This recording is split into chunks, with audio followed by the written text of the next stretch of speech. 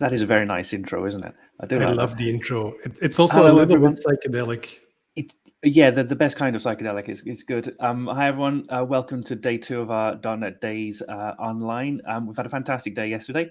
More to come today. I'm Matt, one of the developer advocates at JetBrains, and with me is Martin. Hello, everyone. There we go. Also one of our developer advocates, as I'm sure you all know. So yeah, great day yesterday. A day full of really interesting talks. They're already up there on YouTube. We're not going to make you watch them today, though, because we've got much more content and interesting talks today. But we'll be publishing a playlist and lots of good things about that in time to come. And today's talks, of course, will be available on YouTube afterwards as well. And of course, if you're watching today, you can, of course, pause it and rewind and what have you and catch up later as we go. We've also got Game Dev Day tomorrow, so don't forget that. So it's going to be a lot of fun, even if you're not a huge game developer yourself. If you're just interested in it, or even if you haven't done it before at all, come along and check it out. There's going to be lots of interesting sessions and talks and content about that. What have we got today then, Martin? We got loads of sessions, loads of really good sessions. So let me just scroll the agenda there for a bit. I think we start with François on how to build cloud-native applications with .NET and AWS. And I'm actually really interested in seeing that one. But there's loads of good sessions. There's REST, GraphQL, gRPC, some stuff on reliability, in finding out why our message pipeline may be failing. There's chaos engineering. There is reducing the environmental footprint using F#, which is quite nice. F# for performance and backgrounds on background tasks. So that's a really nice packed agenda. Lots of interesting ones. I'm looking forward to all of them. Yep, me too.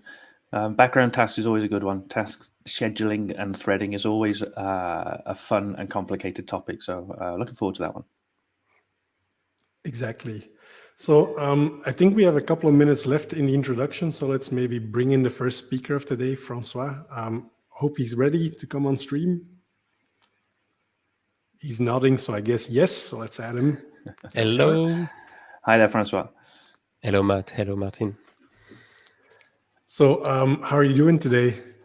I'm fine. I'm really happy to be here and to open the day. It is really an honor for me to open the day 2 of JetBrains.NET Day online.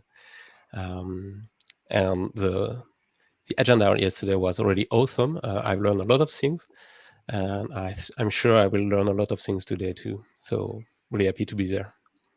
Yeah, maybe a nice question for the people in the chat as well. Who here has been watching the stream yesterday as well? And who's going to watch it entirely today? Curious to see that. We had a lot of good comments yesterday, a lot of people from all around the world as well, which is really nice to see. So let us know where you're from and, who's the furthest afield. I'm in the UK, Martin, you're in Belgium. François, where are you today?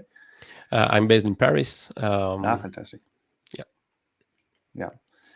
So yes, we've got a couple of people. We've already got some comments there. Paul Graham as well, stuck in bed with COVID, so he's going to be definitely tuned in for the whole day with us. It's great to see people watching us both days. Yep, exactly. So we hope that a whole day full of technical talk can make you feel better. Exactly. So François, if you are ready for it, let's add your screen. Yeah. And then I guess you can kick it off. You have the honor of being the first presenter today. So I'm going to remove Matt and myself from screen, and then you are good to go. Good luck. Thank you. And thanks for making me the honor to be the first presenter today. And I want to discuss about a topic which is really important to me. It's how to build cloud native application, especially with .NET and AWS. I will start by taking the time to review what is a cloud native application, because I think if I ask the question, I would get as much answer as there is people watching the live stream. So I will start by reviewing the definition of a cloud native application, and then I will discuss how we can build an architecture, a cloud native application to solve a business problem.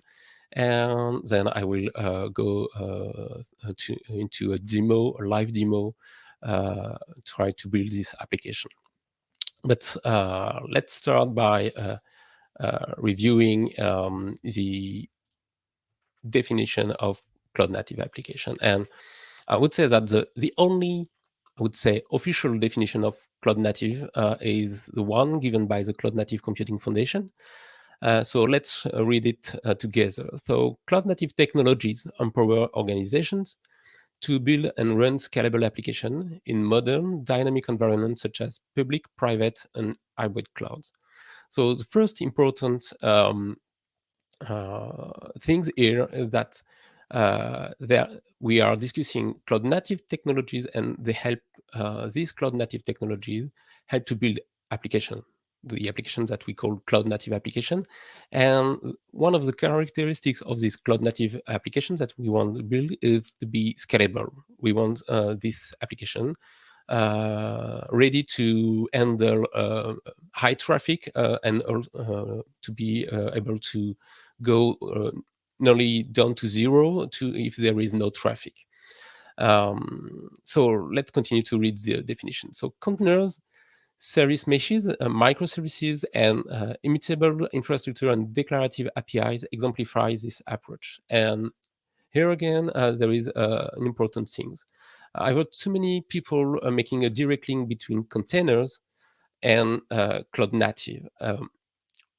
Containers, don't get me wrong, containers are really important to cloud native technologies, as well as Kubernetes, for example, but they are not cloud native technologies.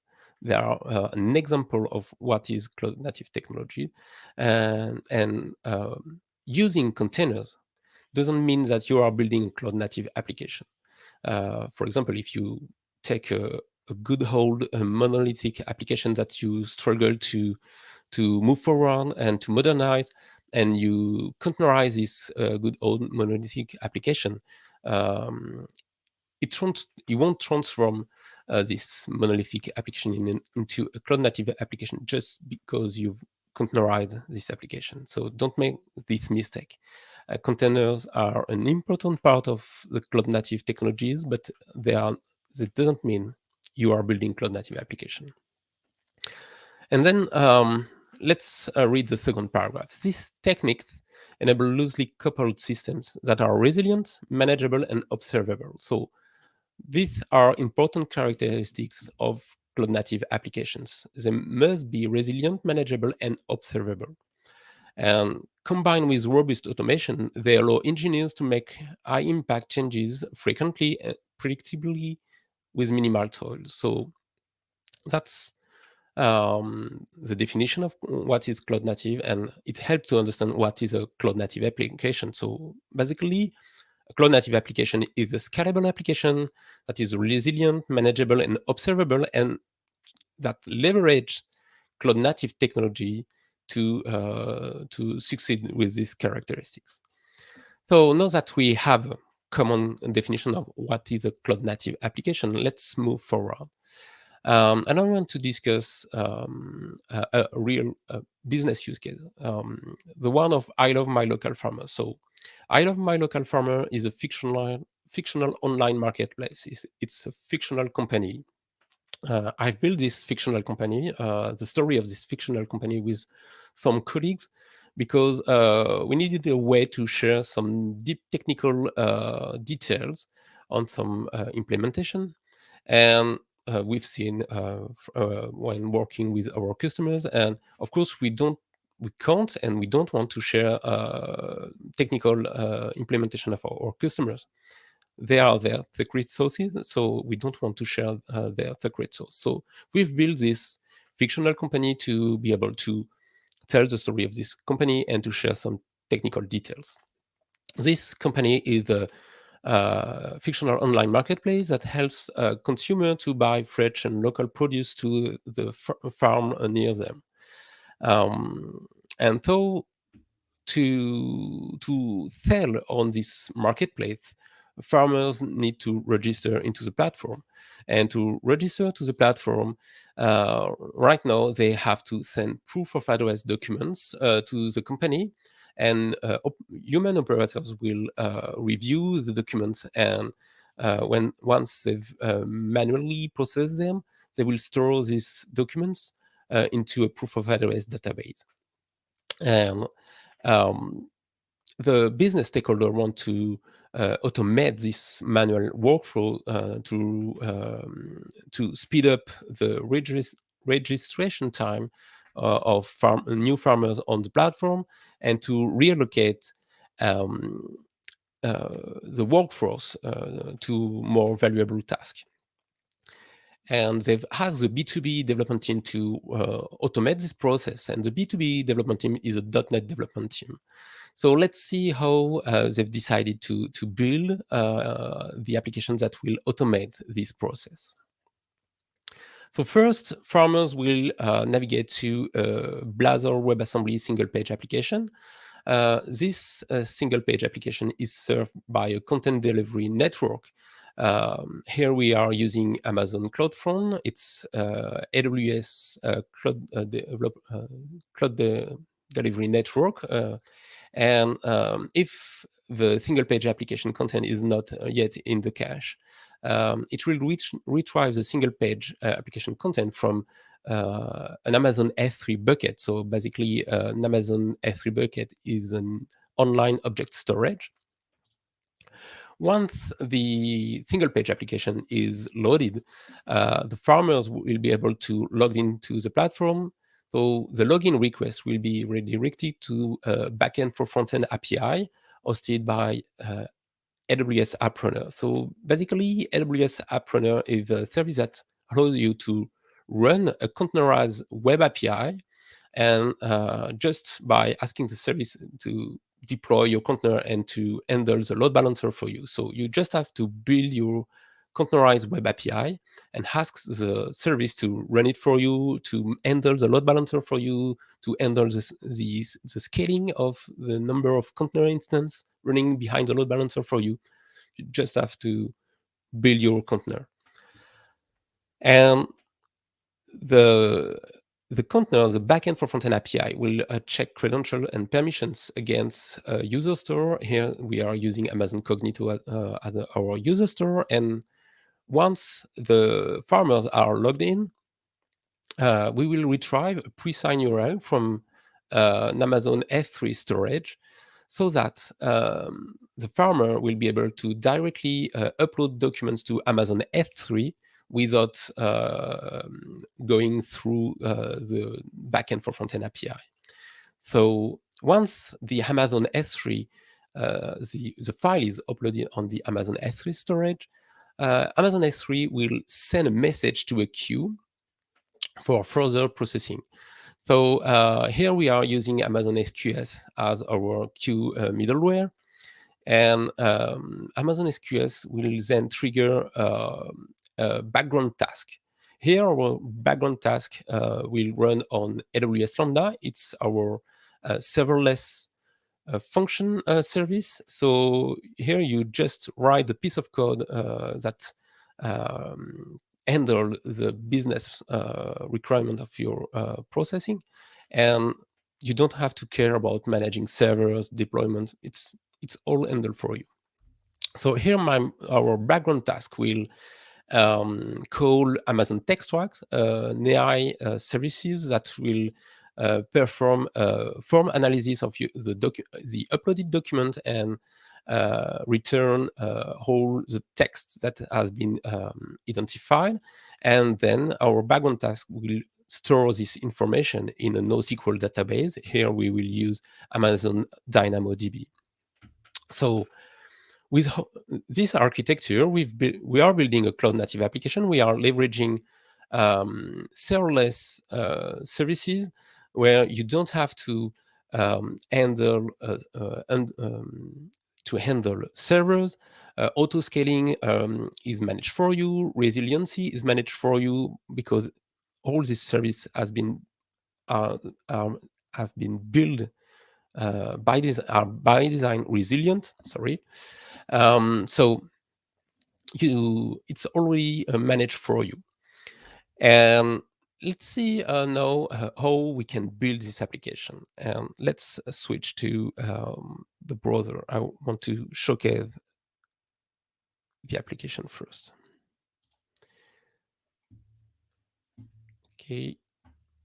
So this is my Blazor WebAssembly single-page application served by CloudFront, our content delivery network. So let's go back. I just want to show you the sign-in workflow. So here I can sign in. I'm redirecting to the Amazon Cognito login page. I can sign into the application. It is. And now that I'm signing, I can choose a file and just upload this file. Okay, it's a real document, so I can upload my file, and this file I've been uploaded to Amazon S3. So let's go into the AWS console. So now I'm in the AWS console, and I can click on my Amazon S3 bucket. So a part of the application is already built and deployed. So here I have my file storage Amazon S3 bucket, and here I have one folder and one object. This is a file I've just uploaded into Amazon S3 thanks to my application. Okay, this part of the application is already built and deployed, but now I want to when file is uploaded to my Amazon S3 bucket, I want to send a message to Amazon SQS queue. So first, we need to create this queue. So let's go to the Amazon SQS service and let's create a queue.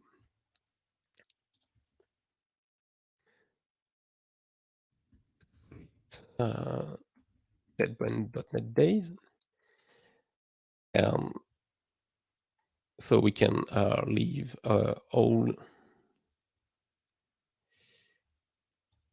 the settings with the default value. Let's create this queue.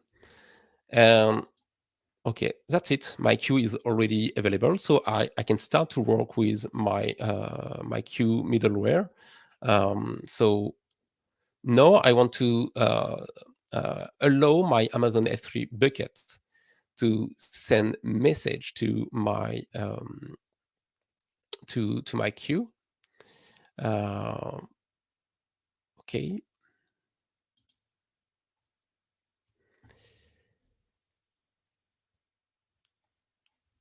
So I will edit my queue and I will go here in my access policy and I will copy paste an access policy I've already prepared before just to instruct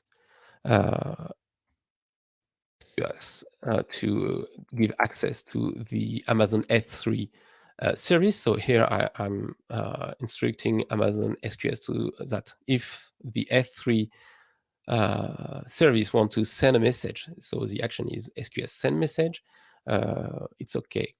So and here I define which queue. So the queue I've just created. That's it. So now I can save the settings. So now let's go back to my Amazon S3 bucket.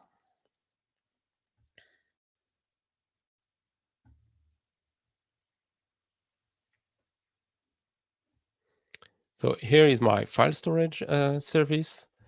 And now in the properties of my Amazon S3 bucket, I will set up an event notification. And here I will create an event notification. I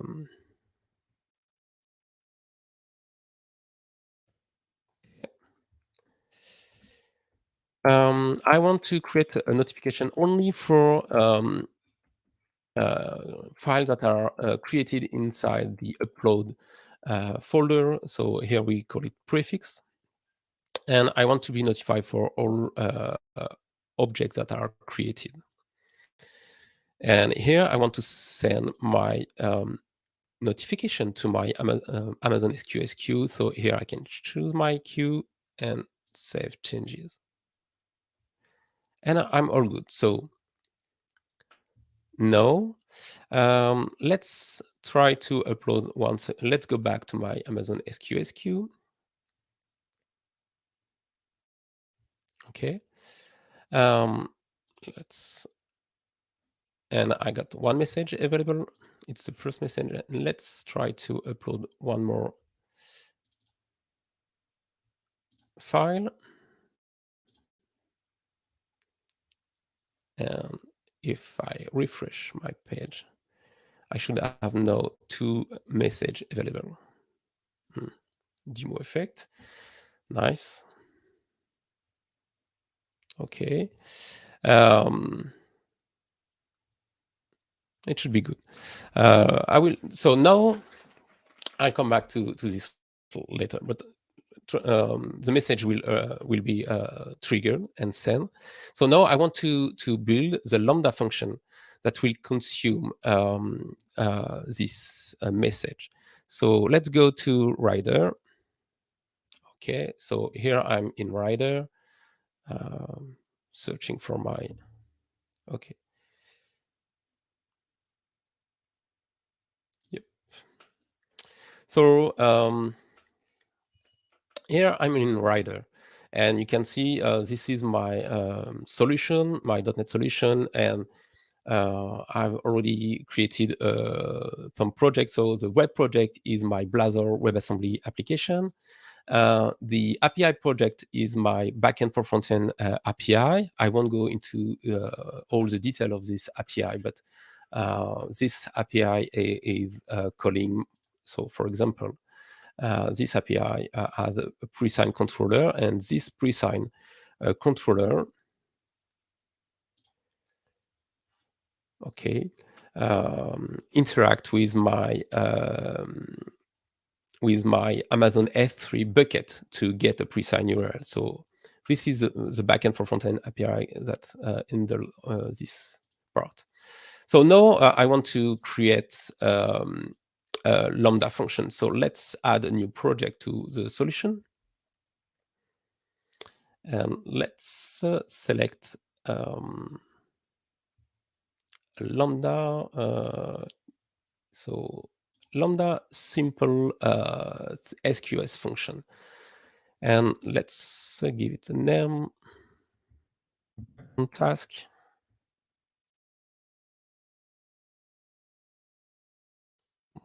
Create it. Okay.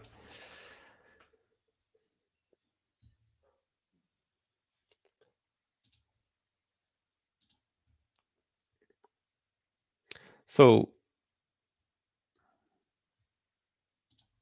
it is. Sorry, I'm struggling a little bit because my cursor is not visible on my screen, so I need to look at on the stream to see my cursor. So it's a bit weird. I don't know why. Yeah. So that's why I'm a bit struggling with the IDE right now. So it is my Lambda function. So basically, it's just one class, and here I define a function handler. So AWS Lambda will call this function. Here I'm receiving a SQS event object and a Lambda context object. So basically, the Lambda context object give me the ability to have some info about the Lambda environment, the environment variables to get access to the logger, for example. Like you can see here, I can call the context object and retrieve the logger to log information. And here I can, so in the SQS event message, the method is iterating on each record inside the event object, because AWS Lambda can process multiple messages at once. So now I want to deploy this Lambda function. So let's go to the terminal. So here I should be in the right.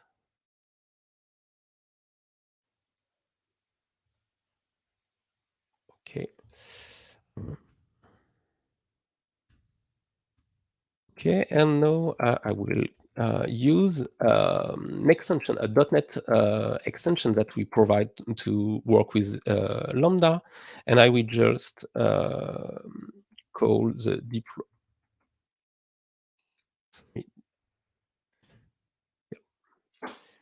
So you can see we have a lot of command here. And I will call the AWS Lambda deploy function.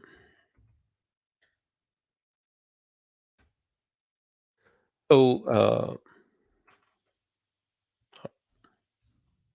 I'm not in the right directory. Sorry about this. Okay, so it will build my my Lambda project. So as you can see here, my Lambda function is built for Linux because Lambda is running on Linux.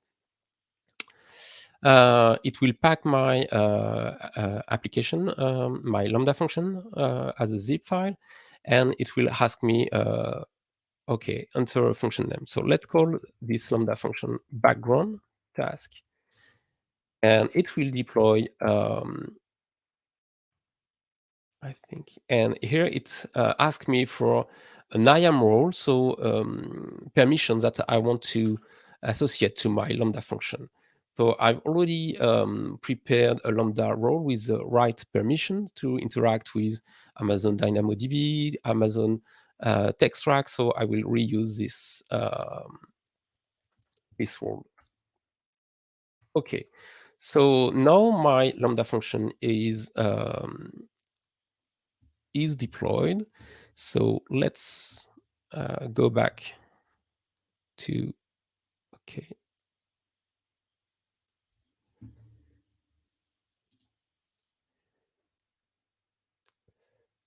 Okay, so let's go back to the AWS console, and let's go to the Lambda console. So now you can see here my Lambda function that has just been deployed. And now I want to add a trigger. So here I will configure a trigger and select a source. So here I want to use SQS as a source. And here I want to select a queue. And I can define my batch size here. So I will let with the default value. We can have additional settings, but here I'm all good, and I can create the trigger. So the trigger is being created. So it's pretty straightforward. So while the trigger is being created, so that's it. So it's already there. So let's go now to my file, to my application, and let's upload once again a new file. Okay. Let's go to my Lambda function. Let's go to monitor, and here from the monitor tab, I can go and view my Lambda function logs into CloudWatch. So let's go to CloudWatch, because I've uploaded a new file. My Lambda function should be triggered. Okay. So yes, it has been triggered. So I can see here. So right now, it's just write down the message it received. Okay, it's a test event, and here another message. Yes, object created put. So I've received my message. So in a few minutes, I've created a SQS service. I've set up the event notification from my Amazon S3 bucket to Amazon SQS. I've created a Lambda function, and I've set up the trigger between SQS and my AWS Lambda function to upload to trigger my AWS Lambda function, and it is already up and running. So now let's go to Rider once again, and let's do something more meaningful. Okay. So we want to first add a few NuGet package to the project. So we want to add the Textract NuGet package to interact with Amazon Textract service. So let's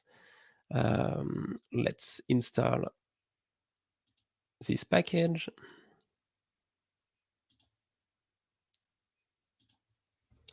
And we also want to interact with DynamoDB.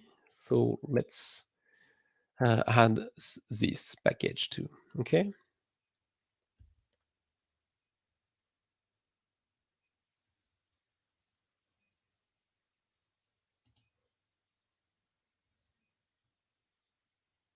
Okay, they have been installed, perfect.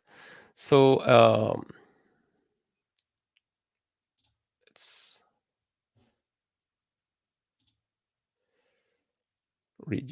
give some space to the code, and now, honest, I've prepared some code snippet. Let's add some code to so here, just import the missing. Okay, so here I add some code, and I want to parse my SQS message here, retrieve some properties. So what I'm retrieving here is the bucket name, where my file is stored, and the key name, so the name of the file in the storage, to be able to process this file. And then I send this info to an analyze document method that I need to create. And then I will store the result in using a store analysis results method that I need to create too. So let's create the analyze document method. So this analyze document method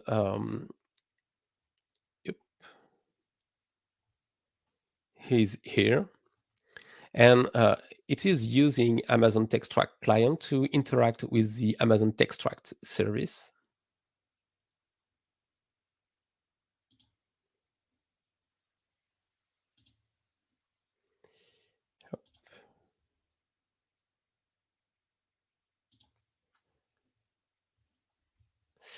And so here I'm preparing an analyze document request. So basically, I prepare an object where I give the info about the file I want to analyze, which type of analysis I want to run, and I just request the service to run this analysis by using the analyze document async method on the client object I've just created before. This service return some data that I need to then process to retrieve the key value pair that it has detected inside the document. The algorithm to process the result is given into the Amazon Textract documentation. So I won't go into the detail of this algorithm to process the result, and just to reveal the key pair value. I've just implemented the algorithm given in the documentation. Now that I've retrieved this info, I want to store the analysis result into an Amazon DynamoDB table. So I will add this method. So store analysis results. Here again, I'm just using the same pattern. I create an Amazon DynamoDB client, and you see here, this is the same pattern for every AWS services. For every AWS services, you have a client object, and for this client object, you create a request object. You call the method you want to call, passing this request object, and you retrieve a response object. So here I'm preparing a document object and call the put item method from on my table just to store the object, and that's it. I've stored my my data, my result into DynamoDB.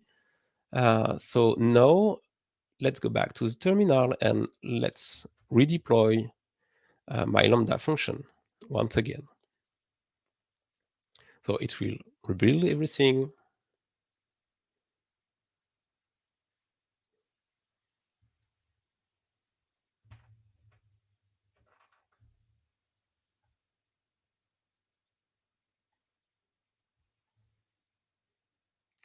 Okay.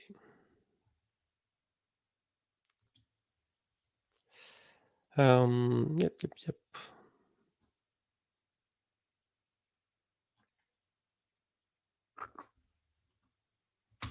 Just once again, I'm unsure if it has updated my Lambda. I don't know why. Just checking. It should be good. Let me check.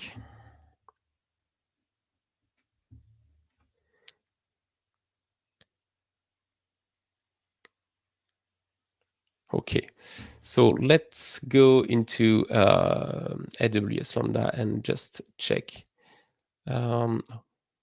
if my Lambda function has been updated. No, it hasn't been updated. Why? Demo effects, sorry about this.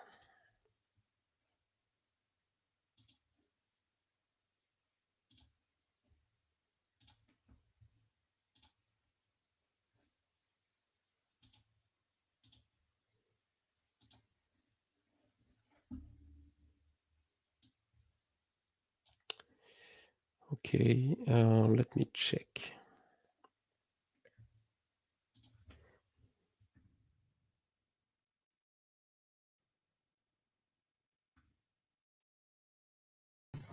Just quickly jumping in, I think there's still a compilation error in your file. So if you click in the scroll bar on the right hand side, there's this red stripe. Yeah, there you go. There's a string builder. Oh yes. So good call out. Thank you. No worries. Okay, that should be good. I think this one.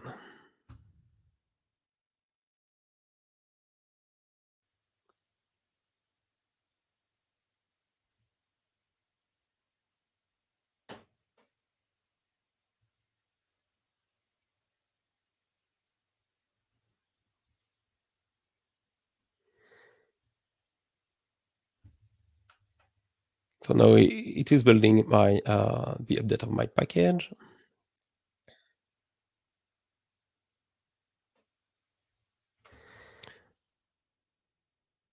And I give my function name, and now it detects that my function already exists. So it updates the code of my function online. So let's go to the portal once again, and here I can see that this time, yes, it's all good. It has been deployed. So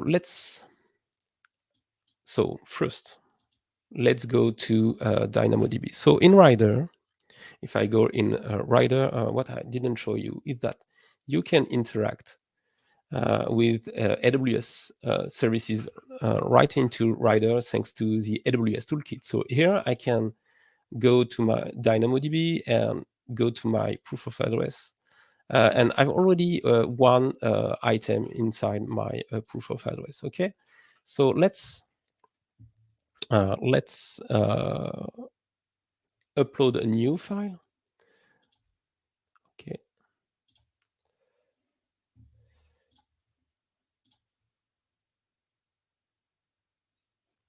Okay. Let's upload a new file. And let's go back to Rider. And let's run once again. And you see a new item has been put into my DynamoDB table near in real time.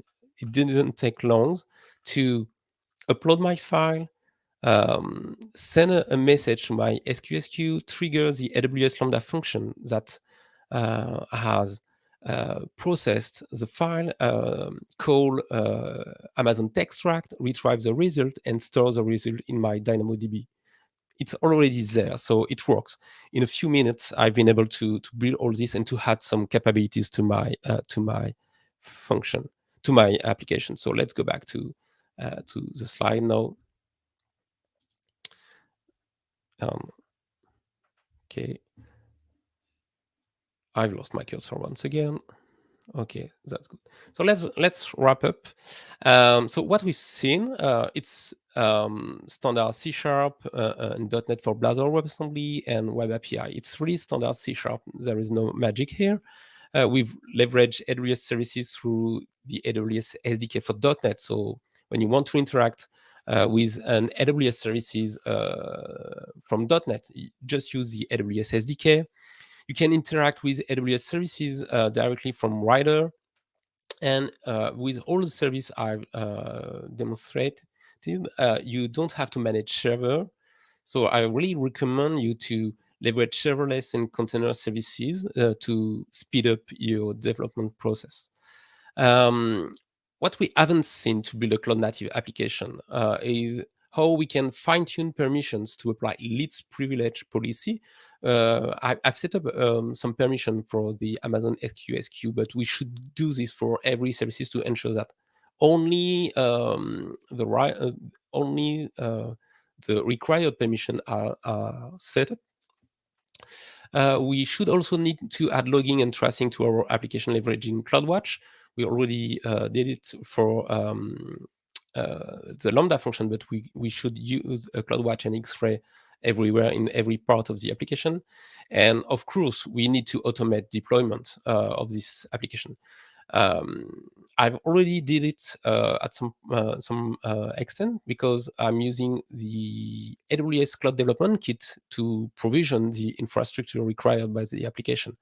But it was not the topic of the day, so I won't go too much into the detail. So my key takeaways for you is really leverage cloud native services. All the services I've demonstrated, and you can find the other these kind of services in other cloud provider, will help you to build faster your application. You don't have to rebuild the wheel each time, and it helps you to focus on your business requirements rather than focusing on the technology and the middleware you want to use before building your application. So you can try it out. You can explore .NET on AWS. We have a landing page. We have also some workshops that you can run by yourself. And the code of this session, so the source code of this application is available on GitHub, so you can give it a look too. So I really thank you for your attention, and if you have questions, I'm happy to answer.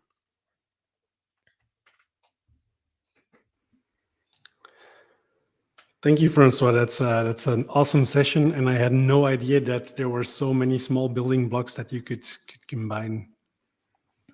Absolutely. I mean, I'm not a cloud developer. I don't use sort of the cloud tooling there, and I was surprised you can just sort of plug and play all of these sort of services together there. There's a load of them though. It looks like there's lots of different things you can plug together and build like Lego blocks and something like that. So is there like I don't know, so some overview of all the different services that you've got available there, some sort of reference architecture or something like that? Yeah, we provide some reference architecture for. We provide a lot of reference architecture, but I think the best is even when we provide what we call AWS solutions.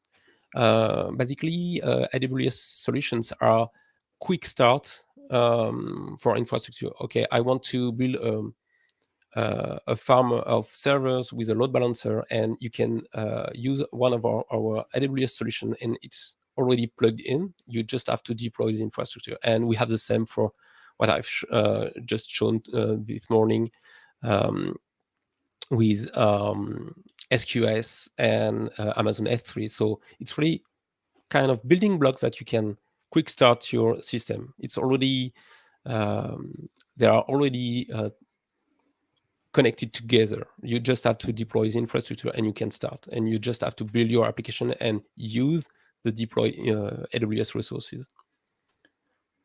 That's really cool. Another thing I noted as well when you're talking about the cloud native application, you described it, was it a public cloud, a private cloud, and also hybrid? And again, not coming from the cloud developer space. What's a hybrid cloud? Could you explain that one a bit more for me? Yeah, hybrid cloud is really when we have customer, they have needs. For example, in manufacturing, they have needs for low latency, very low latency application, and some part of their application needs to run inside their manufacturer. For example, it's the same for video games. For example, they need a low latency, so they want to run some part of their application at what we call at the edge. That's why we have a local zone, for example, and stuff like this, where you can really put some part of your application near to your end customer to reduce latency, for example. And we do provide some solution for this, like Amazon Outpost. So Amazon Outpost is a kind of appliance that you can install into your own locals in your office and run by yourself. It's connected to AWS, so you can build. So it's basically AWS services inside your building. Oh, so it's actual hardware. Sorry, it's actual hardware. Yes, it's actual hardware. Yes, it's hardware that you install into your offices, and you can deploy using the same AWS APIs that you would use if you were using AWS public cloud. And we also have some discussing about container, some other products that helps you to be a hybrid, like Amazon EKS for Elastic Kubernetes Service anywhere. So basically, we give you the ability to deploy the same Kubernetes distribution that we deploy inside AWS with Amazon EKS onto your own servers, into your building. And the same with Amazon ECS. ECS is Elastic Container Service. You can use Amazon Elastic Container Service anywhere to deploy this service on top of your own servers, for example. All right, that sounds really cool. I mean, speaking of the different services and everything, the text extract service, that looked pretty cool. What sort of capabilities does that have? What other kind of things does it do? Can it work with handwriting and stuff? Does it need a document structure which you have to work with? So we have the different service. Text track and works. To be honest, I don't want to say something wrong, because we have different service. We have Amazon Text Track. Text Track is more about detecting the structure of the document and retrieving the text inside some structured document. We also have Amazon Recognition, which is more about text recognition and writing recognition when there is only text in or handwritten text in the picture to process. So yes, we have different service with very specific that as usual with AWS, like you say, it's Lego building blocks. Mhm. And sometimes some building blocks overlaps, but they are really built on purpose for specific requirements. So sometimes it feels that they overlap, but if you take a look at the details feature, you will see that, oh, this service is more will match more these technical requirements, while this other service will be more suitable for this use case. Yeah, it's very cool. I did like that text extract one. I actually have a small follow-up on that extract service, because I also think it's really cool. Do you have to train it, or does it just recognize like most common types of documents like invoices and things like that? No, it's really a pre-trained AI services. So the idea is really to help developers that want to add some AI capabilities to their application to just use the service without having to gather all the data you need to train a good AI model. Because the biggest issue when you want to train an AI model is to gather training data, and to it's the new oil for machine learning. It's all the data you need to gather to train the model. So we want to provide pre-trained service for developers so that they can really have this capability without the heavy lifting to train a model by themselves. That's cool. Also, you mentioned the Lego blocks or building blocks a couple of times, and as we all know, Lego can be an expensive hobby as well. What would your example cost to run? Like more or less, not in detail, but just a general figure. Yeah, with all the service I've showcased here, most of the service I've used have a free tier. So if you don't have much traffic, you won't pay anything, because you will stay in the free tier. And if you're lucky and your application is successful, you will go above the free tier. And then as I'm using serverless services, you pay for what you use. For example, for AWS Lambda, you pay for the execution time. So if your Lambda function run during 100 milliseconds, you will pay only for 100 milliseconds of execution, and that's it. For Amazon Cognito, you will pay per user. So if you have, 50 user, I think, I don't know the limit of the free tier, but you will pay per user. And in addition, you will pay per, you have logging request included. And then if you go above the number of logging requests per month, you will pay for each additional logging request, for example. So it's always with serverless, it's always a consumption model.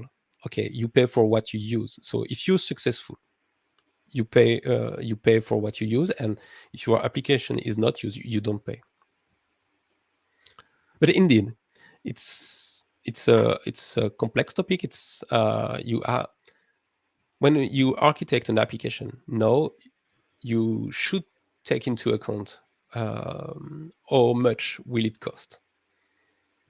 But I think that also sort of plays into how you would architect your application, right? Because if you use serverless and you know that you will pay lots of money because you're just invoking it continuously, then maybe choosing like a virtual machine or EC2 is the better approach there.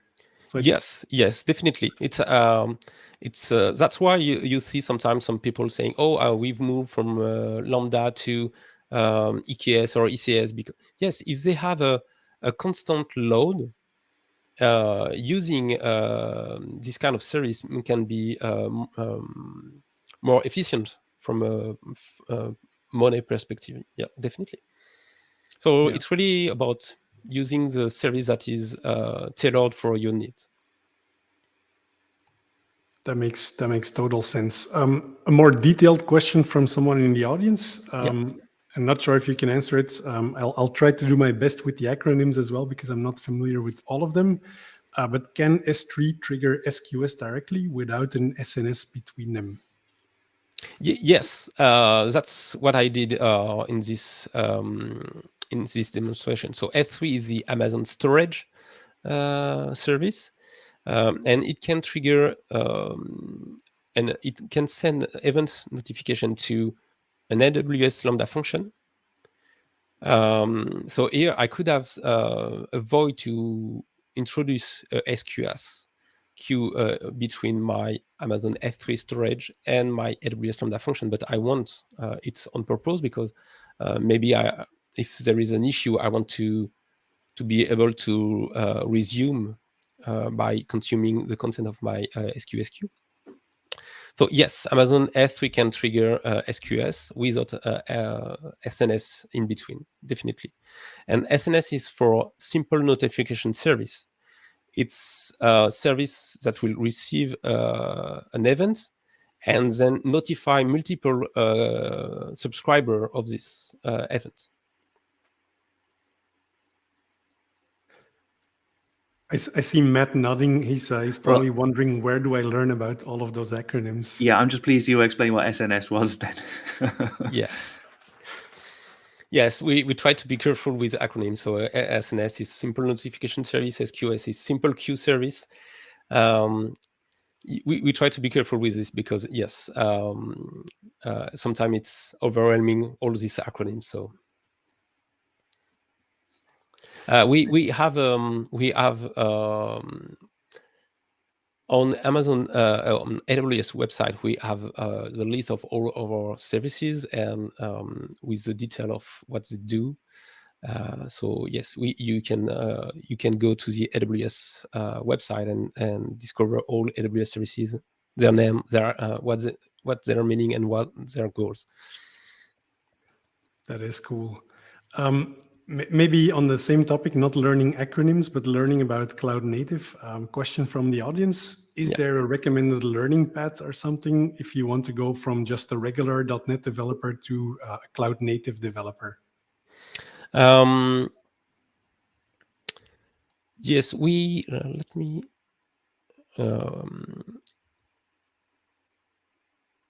In this slide, you will find in the first on this first link, you will find the relevant course that you can follow to learn .NET on AWS and move from a regular .NET developers to cloud native .NET developers. We have some course on Pluralsight crafted by Julie Lerman, for example. And so her courses are amazing. So I would recommend Julie Lerman courses, definitely. So yes, if you go to this URL, you will find all this information. Cool, thanks. Not sure, Matt, is there anything you want to add or ask? I was just going to comment. I think also, I'm not sure if it was on your slides there, to make sure that folk know that there is an AWS toolkit as a plugin to make sure that if you're using Rider, to download that as a separate plugin. It doesn't come bundled, as far as I remember. So that's useful for a bunch of different features in there. But it's, for example, not bundled. What I love is to be able to access my logs in AWS CloudWatch right from Rider. I don't need to go, when I'm testing, I don't need to go into the AWS console. I can just access my CloudWatch logs directly from Rider and see what's going on. So yes, that's definitely a very convenient extension to Rider when you work with AWS.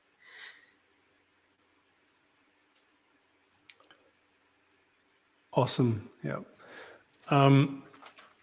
We were also discussing a little bit in the background about building your own side projects, and I think there's a lot of inspiration in your talk and in everything we've seen so far to build more side projects. Like I said, I'm definitely triggered by the TextRact thingy. So I might actually look into that one. Yeah, and we have a lot more AI services, pre-built AI services that you can use about video, about image recognition, speech recognition as well. So So as developer, even if you don't know anything about AI and machine learning, now you can use this API and really start adding those capabilities inside your application. It's at one API request from your application.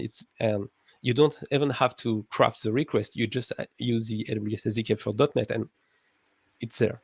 So yes, that's something also that's really,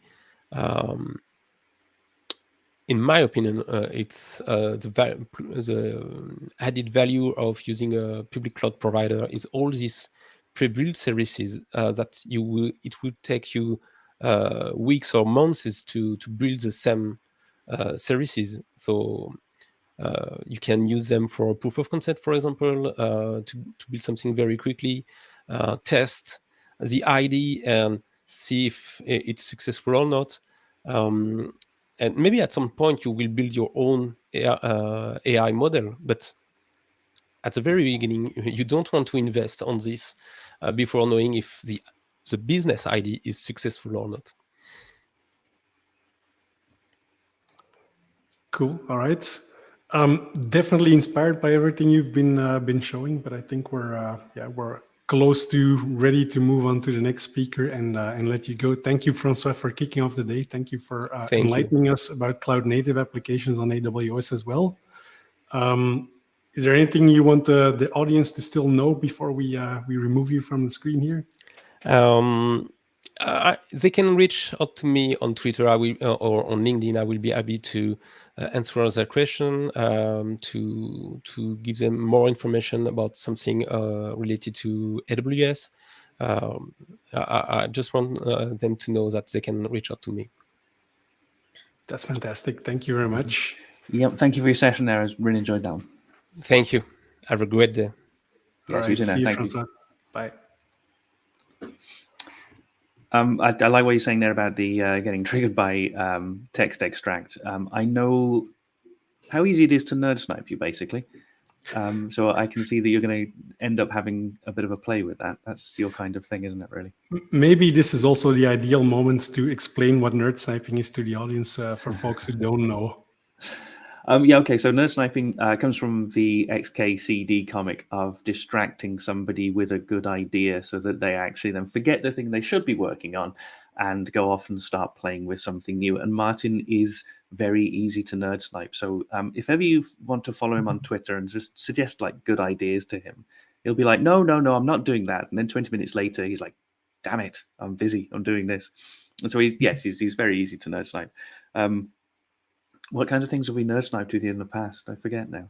Well, I know that I actually managed to nerd snipe you in reverse at least once this year on building multi-monitor support for Rider and the tool window and docking stuff. So I'm really happy that I got that one out.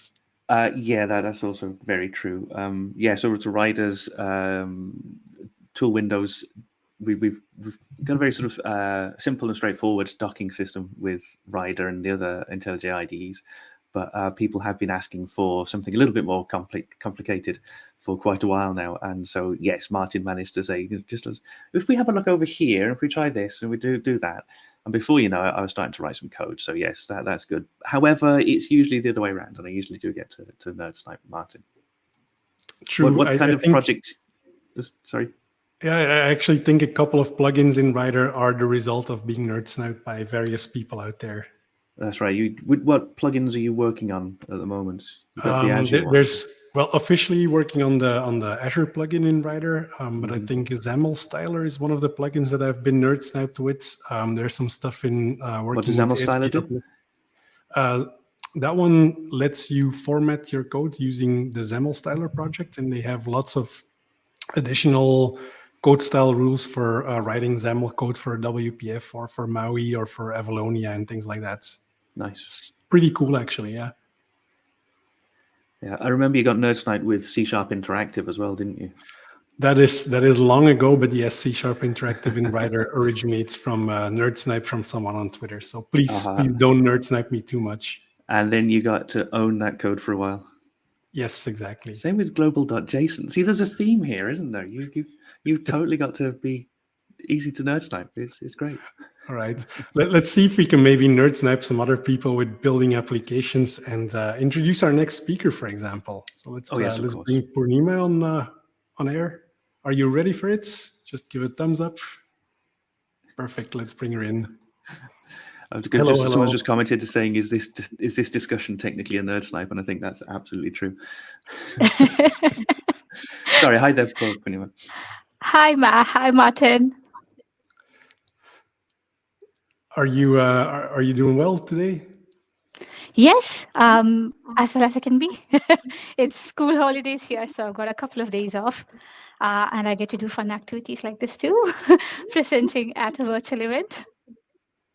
Perfect. Yeah, actually, also looking very much forward to seeing all the differences between gRPC, GraphQL, REST, and all of that. So definitely a good topic to bring here. Absolutely. All right. Without further ado, I think we can just bring up your slides and give you the stage, and then you can kick it all off. Yeah, sure. Thank you very much. Thank you, the team at JetBrains, for having me as a speaker today. I am really excited to be a part of the event and to talk to you about REST, GraphQL, and gRPC, and a comparison between the three API paradigms. A little bit about myself. My name is Poornima Nayar. I'm a freelance .NET developer, and I'm based in Berkshire, UK. I'm a Microsoft MVP for developer technologies, and a lot of my daily work involves work around Umbraco CMS, which is a .NET-based open source CMS, and I have been their MVP for the past 4 years. Non-work me, I'm a mother. I spend a lot of time with my kiddo, as you have just heard about my school holidays. I spend a lot of time reading. That is my way to unwind myself at the end of the day. And I'm also a student of Carnatic music, which is a passion which I have kept alive with me for some time now. And that's my Twitter handle, should you wish to connect with me. My topic today, which is the comparison between REST, gRPC, and GraphQL, has been a big point of debate among developers and has been a point for Twitterverse as well. But that's not the approach that I'm going to take today. It's not going to be a debate. It's not about what is the best API paradigm out there. What I plan to do is compare and learn about these three API paradigms. I do not work with production gRPC or GraphQL, so I am not the best person to say what is the best, but we can always learn and we can always compare so that you can take away something from my talk today and then use that for your requirements going ahead. We have an API, we have something to compare, so we need a common data context. I'm not going to be building the APIs today. That will take a lot of time over a talk, but we do have a common data context to compare, or we need a common data context to compare, which I am using a very simple user database for. Name, title, description, that is it. A very, very simple user database. So we will understand the three API paradigms using the CRUD operations against this user database. From there, we can then think about what if we develop this simple user database to a fictitious social media platforms with each user having comments or likes or stories of their own, and how the API might look like in that instance. We will start with gRPC today. And gRPC is a modern open source high performance remote procedure call framework. It is a flavor of an RPC framework. And the definition of RPC framework as per Wikipedia goes like this. It's a very long definition, but I'll try to break it down once I go through this. A remote procedure call is when a computer program causes a procedure to execute in the address space, which is coded as if it were a normal procedure call without the programmer explicitly coding the details for the remote interaction. So there are a few things that, if we pick out from this definition, will make things easier for us. The first one is procedure. That term appears quite often. So remote procedure call is all about procedures. Secondly, we have a computer program which causes a procedure to execute in another address space. So there is something executing in an address space. But what happens is I, as a developer, have a client program. I invoke a function in my client program. It looks like a normal local function call, but actually that function call jumps the network and executes in another address space. So there is that location transparency. even though I'm invoking a procedure locally, it gets executed somewhere else. So that is remote procedure call.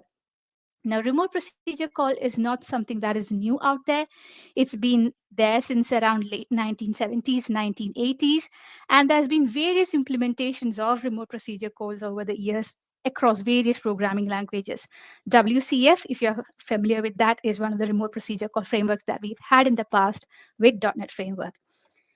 So the star of the show with RPC framework or gRPC is procedure. You call a function on another server as though it was a local function. That is the essence of any remote procedure call. Procedures can also be called function call or subroutine calls or even RPCs. Let's briefly understand how the information flows in a gRPC or an RPC framework. We have client-server architecture. The client functions calls a client stub. A client stub is like a representative of the actual server function. The client stub is also responsible for packing the parameters through a process called marshalling, and it forwards that call to the RPC runtime on the client. That call is then forwarded to the RPC runtime on the server, where you have a server stub, which unpacks the parameters using unmarshalling and then calls the server functions. And this is where your call actually gets executed. And once the call is executed, I get the response back to my client functions exactly the way it went into the server. So this is how information flows in an RPC framework, and gRPC is no different. And talking about gRPC in particular, this is Google's implementation of RPC. It was called Project Stubby initially and was made open source and called gRPC in March 2015. And ever since we had .NET Core 3.0, we have official support for gRPC in .NET. And talking about the support further, we had WCF in the past in .NET Framework, but when we got into .NET Core, .NET 5, .NET 6, and ahead, we don't have official support for WCF, or we have very minimal support for WCF in the .NET realm. Of course, we have the core WCF, which is a community project to support WCF in the .NET realm. But if you are looking for something which is more officially supported by Microsoft in the .NET realm, gRPC should be your favored framework for RPC or message-based calls in .NET.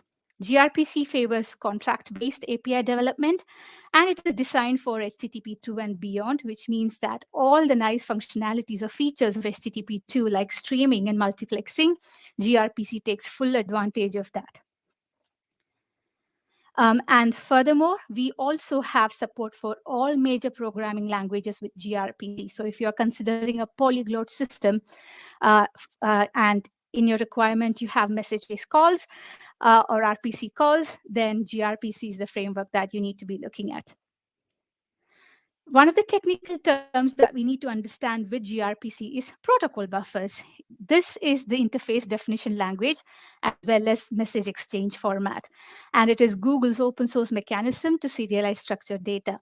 Now, protocol buffers is not something limited to gRPC alone. All of Google Cloud uses that. If you have worked with Google Home devices in the past, you would have come across this term. Not only that, you can actually use protocol buffers as the mechanism to serialize your data in a normal web API as well. That is also possible because it's a mechanism to serialize data. But protocol buffers are language neutral, platform neutral, and extensible. It is incredibly smart about versioning because it's forward as well as backward compatible. And protocol buffers are transmitted in binary format. So with protocol buffers, which are also your message exchange format, each message looks like this. You have the message keyword followed by the name of your message, and each message has a series or set of fields or key value pairs called as fields. And each field has a data type, it has got a name, and it's got a unique sequence number as well. It need not be sequential in the sense 0, 1, 2, 3, and so on and so forth, but it has to be unique. Each field must have a number. There are two things about protocol buffers which stands out when in comparison to JSON. First one is that with protocol buffers, messages are always transmitted in binary format, which keeps their size really small and gives gRPC the faster performance that it needs to as well. Secondly, in JSON, we have the value of a field serialized against the name of the field. However, in protocol buffers, the value of the field is serialized against the unique sequence number that we see here. This is another reason why protocol buffers are smaller in size as well.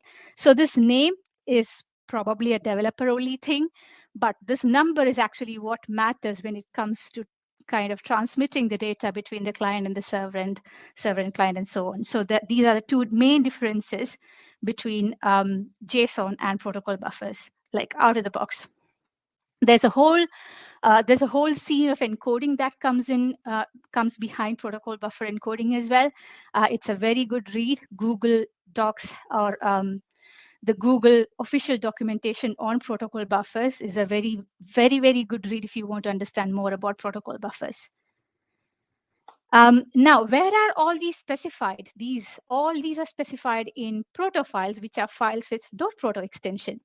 So these files specify the contract of the API, and you also have the definition of the gRPC service in your proto file. So if you take a single proto file, that would be the contract of that particular API, and it would have a single gRPC service definition. So this is actually as a best practice. So if you have a proto file, you have a single service, and that single service can have as many procedures as you might need for your API. And you also have the messages that are sent between the client and the server in your proto file. So looking at how a proto file looks like, this is what I've got from the out-of-the-box template for gRPC projects. First, you have your syntax, which is the proto3. This is the syntax for this proto file or the protocol buffer. Then you have the C# namespace. So the option keyword is a protocol buffer keyword, which can be used to introduce changes at scope level. So this is introducing something at the global level. And C# namespace is like a C# specific option. And underneath the hood, every proto file gives rise to some code behind the scenes. So with this option, I'm saying that whatever code you generate, that needs to be put in the namespace that I'm telling here, which is grpc.basic. Then you have the package keyword, which is the namespace of the protocol buffer messages itself. So you can often have, or you might have, you might have services which are similar or might have the same name. You might have for any reason. So if you want to keep your protocol buffers in separate namespaces, the package keyword can help here. And this package keyword is also the starting point of versioning in gRPC. So if you go into the MS docs and have a look at the versioning, this package keyword is of great importance there. Then you have your service definition. So in my case, it's the greeter service that I have. It's the out-of-the-box template that I'm using here. Then you have your RPC definitions. I only have a single RPC here called the say hello, but you can have as many as you want. Each RPC accepts a single input request, like the hello request that I have, and returns a single message as well. You cannot have multiple inputs like hello request 1, hello request 2, and so on. It needs to be a single object with multiple fields. So it is encapsulated in a single message. And then, of course, you have your messages, the input and output messages. You can list all of the messages that you have across your RPC definitions in your proto files. Now, when the MS build task kicks in, this proto file gives rise to code behind the scenes, which can be found in your OBJ folder. And what happens behind the scene is, on the server side, this service goes and creates an abstract class with the naming convention, the name of the service, dot name of the service, followed by the word base. So my name, the service name here is greeter for me. So the class that gets generated would be greeter.greeterBase. It's an abstract class. And each of the RPC definitions gives rise to a virtual method in that abstract class. So if I want to give my own implementation for this RPC method, what I would do is create my own class, inherit from the abstract class, and override the virtual method and give it my own implementation. That is how gRPC works. You don't have to worry about the input and output messages because they get converted into C# classes, plain POCOs behind the scenes. And because of the tooling that we have with gRPC, that is the grpc.tools NuGet package, which wraps the Proto-C compiler, which is responsible for generating all this code, that gives rise to code, or C# code, which follows all the best practices that Microsoft has laid out with regards to C# coding. So that's also taken care of you. Now, this is on the server side. To talk to my gRPC service, I need a strongly typed client as well. So on the client side, the service gives rise to a service class, which again follows the naming convention, the service name dot service name followed by the word client. And I have my message stubs as well. So for each RPC definition in the service, I have a stub method as well. And this stub method, which is what I would be invoking from my client. And I have the POCOs for my request and reply messages as well. Now, how does the code generation get controlled? That is controlled from your CS proj using the protobuf tag that can be found in your CS proj. So having the presence of protobuf is an indication that it needs to treat this as a proto file and act upon it and generate code behind the scenes. Now, the kind of code, server or client code that gets generated is controlled by the gRPC services attribute. Currently, it is set to server in this example, so which means that the server-side code gets generated. If it is the client, you can set it to client. By default, it is both. If I omit out the gRPC services attribute, that is again considered as a both, and both server-side as well as client-side code gets generated. And if you set it to none, that is also possible. But as you can see, the sharing of the protobuf or the proto file is of key here. How you share it is up to you. Maybe all your clients are internal C# or .NET-based clients in which you can share it using a NuGet package. If you are looking at an API which is more public, then what you can do is create artifacts using your build pipelines. But somehow we need to publish that proto file so that clients in other languages like Go or Node can get hold of the proto file, and the compiler, which is a Proto-C compiler, has the understanding of the language and it creates the corresponding code for you in that language. So the sharing of the proto file is of key here. Now, going back to my data context, which is the user data context, this is how a CRUD operation would look like. So you have your proto file. I have stripped it down for the sake of grabbing a proper screenshot. I would have my user service, and I would have each of those as my RPCs. If I want to get a list of users, I would have get users. I can get a particular user if I want by their ID. I can create a user, I can update a user or delete a user. And each method would have its own request and reply models as well. And what happens behind the scenes is gRPC is a middleware at the end of the day. It works out a path to the RPC method that you're trying to invoke from your client. It normally does an HTTP2 post to your base URL, which is what you have here. And then the URL that it works out goes like so. So that is your base URL slash the package name. In this case would be user dot the service name. In this case, again, would be user slash the RPC name. So if I'm trying to invoke the get users method to get a list of users, it would be an HTTP2 post to the base URL slash user dot user slash get users. So depending upon the package name that I have here, this URL can change as well, which actually provides the basis of versioning in gRPC. So as you can see, it's very action-oriented.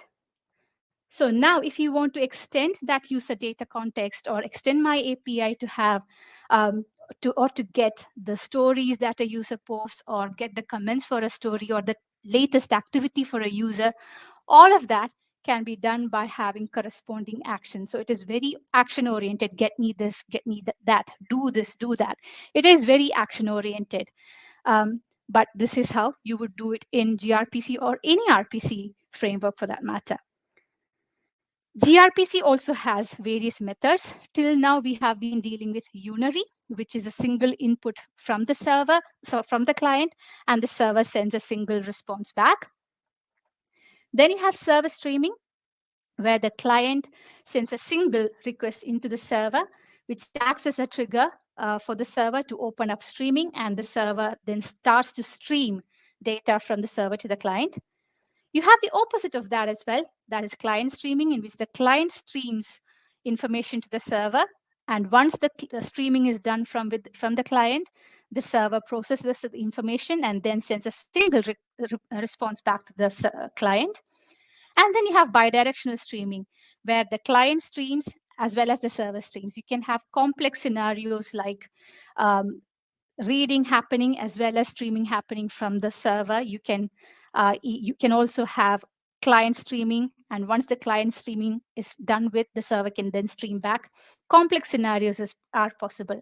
And all this streaming is based upon the HTTP2 features of request multiplexing and streaming, and the order of data or the order of processing is guaranteed as well.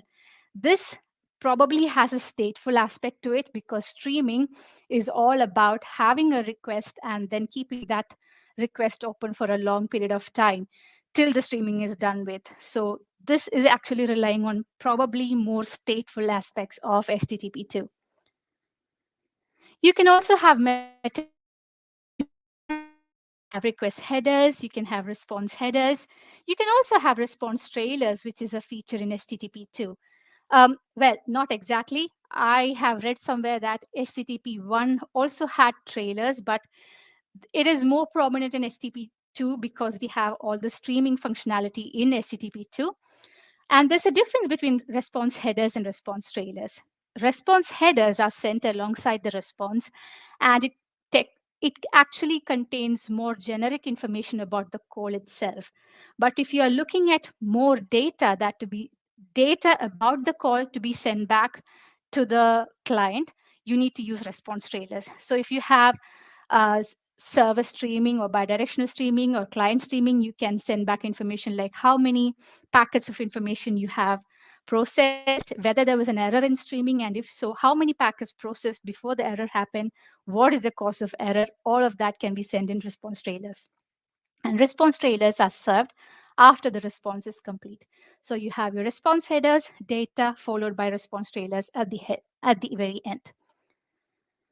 And talking about the pros and cons of gRPC, we have lightweight messages with gRPC.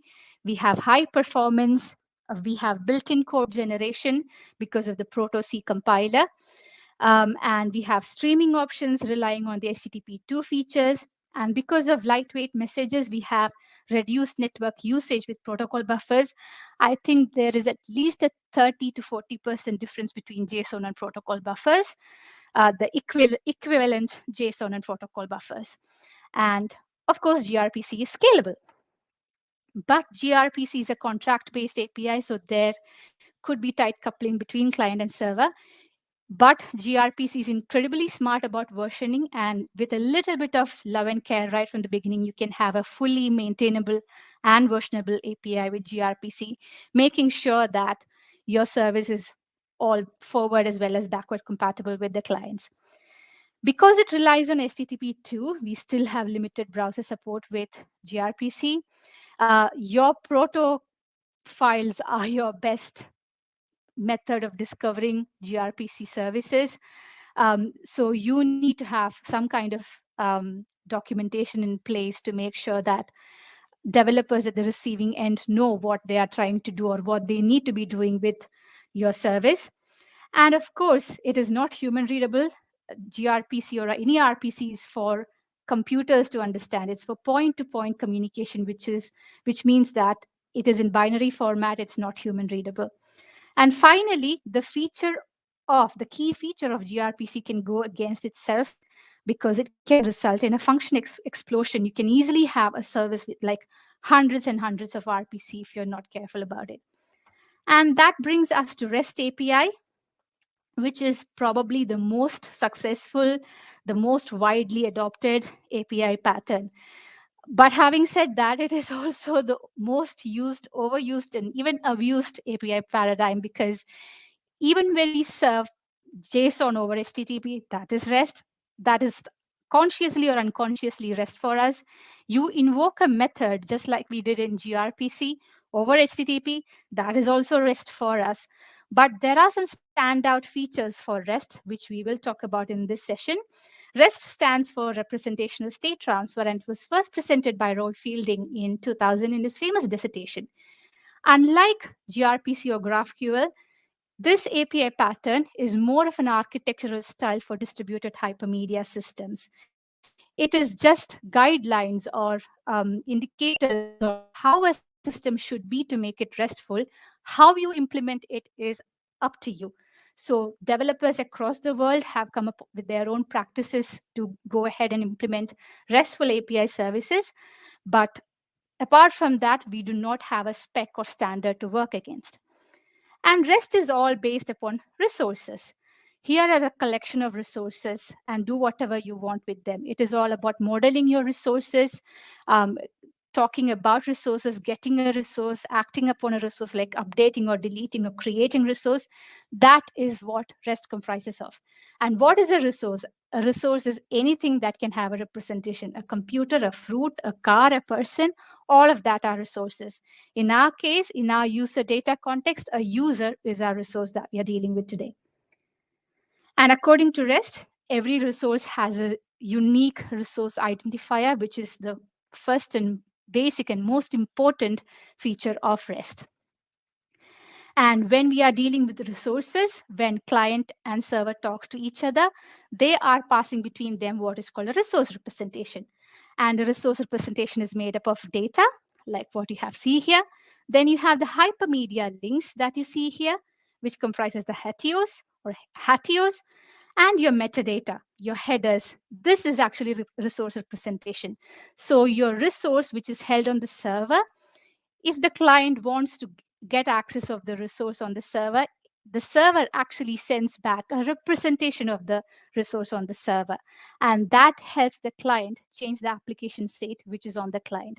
So that transfer of representation of resources, that is representational state transfer for you. That is how I understand REST, or that is how I understand the acronym REST as well. And REST is guided by 6 constraints, which are called Fielding constraints as well. So even though Roy Fielding believed that this is a nice kind of architectural style for the web, which runs on HTTP, he also believed that these 6 constraints can have or make any generic system RESTful as well. So he was talking about web, but with this 6 constraint in place, we can bring up something like an API to be a RESTful service or a RESTful system. So the first one is client server, which states that the client should ask for information and the server should provide that without any interruption. It should be stateless. So this is very, very different from the representational state that we spoke about. Representational state was about using resource representation to transfer the resource state from the server to the client. But this stateless or this statelessness means any session information should be stored on the client or the intermediaries. Any request from the client to the server should have all the information that the server needs to conduct and execute a call or whatever the client needs to do. It should not depend on any call that came before the request or any call that comes after the request from the client. Responses should be able to be marked as cacheable. Caching is not a constraint, but the ability to mark a response as cacheable is a constraint. So you can mark response as cacheable, and then it can be used to serve subsequent equivalent requests. The uniform interface, this is the most important of the REST constraint, and it is further guided by 4 different sub-constraints. The first one is identification of resources, which tells you that every resource must have a unique resource identifier, example, the URI you are dealing with. the manipulation of resources. REST does not tie itself to any format of a resource. It can be text, it can be HTML, it can be an image, it can be JSON, XML, whatever it needs, but you should be able to represent your resource in any different formats. You can also have self-descriptive messages, just like statelessness. Your messages should be complete in themselves. And the final sub-constraint, which is Hatios, that actually completes REST in itself, hypermedia as the engine of application state. We will talk about that shortly, but Hatios simply means the browsability or the continuity which the server provides using hypermedia, which actually completes REST. And that is the most important of the REST constraint as well. You should have layered systems, or you should have the ability to have the layered systems, which means that the client does not need to know who it is talking to. It can be to a proxy in between, it can be to a gateway, or it can be to service the server directly. And your RESTful system can be made up of such layered systems. And you should be able to take away any other layer or add new layers, but the client to server communication should not break during this process. And each layered system must actually, or as a best practice, should actually do just one task, say like authentication or authorization, for example. So these are the 5 mandatory constraints. The last one is code on demand, which says that you can serve up code applets as well. And this is an optional constraint as well. But if you actually stick to all of these constraints and the sub-constraints, you will have a RESTful system in place. That was Roy Fielding's idea about REST. When it comes to REST, there are myths all over the place. Just because you serve up JSON or HTTP, that doesn't mean it is REST. I have been there, done that, but JSON over HTTP is not REST. REST doesn't talk about JSON. REST is built for web, which runs on HTTP. So we have RESTful APIs implemented over HTTP. But just because you serve up JSON over HTTP doesn't mean it is RESTful. Just because you invoke RESTful procedures over, say, over HTTP, that doesn't mean REST as well. What REST actually does is REST should be reusing HTTP using the constraints that we have in place.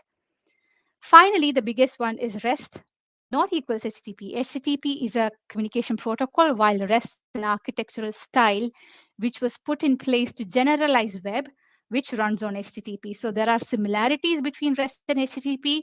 REST actually reuses HTTP. Because Roy Fielding was involved in HTTP as well as REST, you would find similarities. But because REST reuses HTTP, like the rich HTTP toolkit that HTTP provides with, like the headers, the caching, the URI, all of that, it is easier to implement a RESTful system or a RESTful API over HTTP, but REST is never equals HTTP.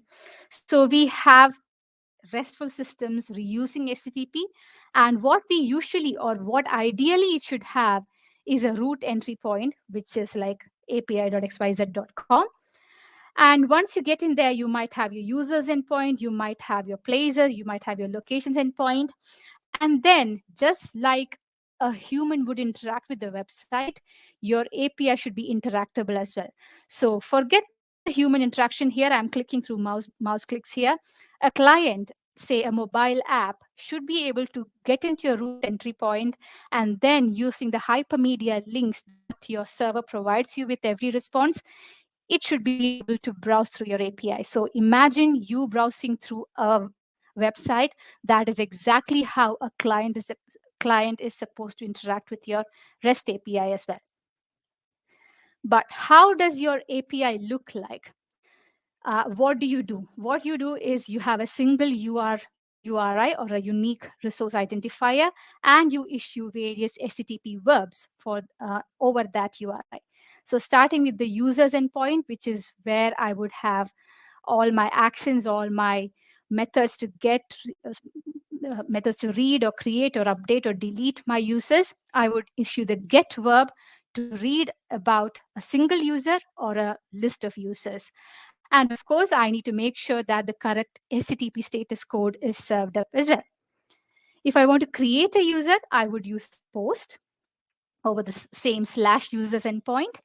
Of course, I would issue a request body, and what I would get is a 201 created with the URI of the newly created resource in the location header.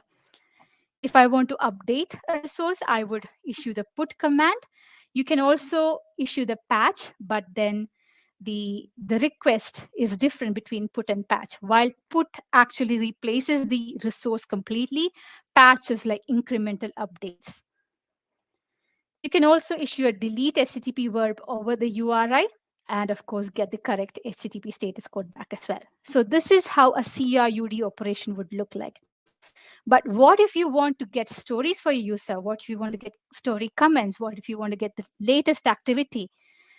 This is not how you would do that in REST. For that, you would have Hatios or REST Nirvana.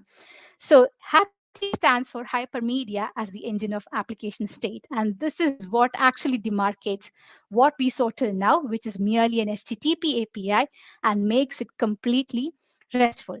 So let us break this term down, hypermedia as the engine of application state. So we have a resource state stored on the server, say something about a user.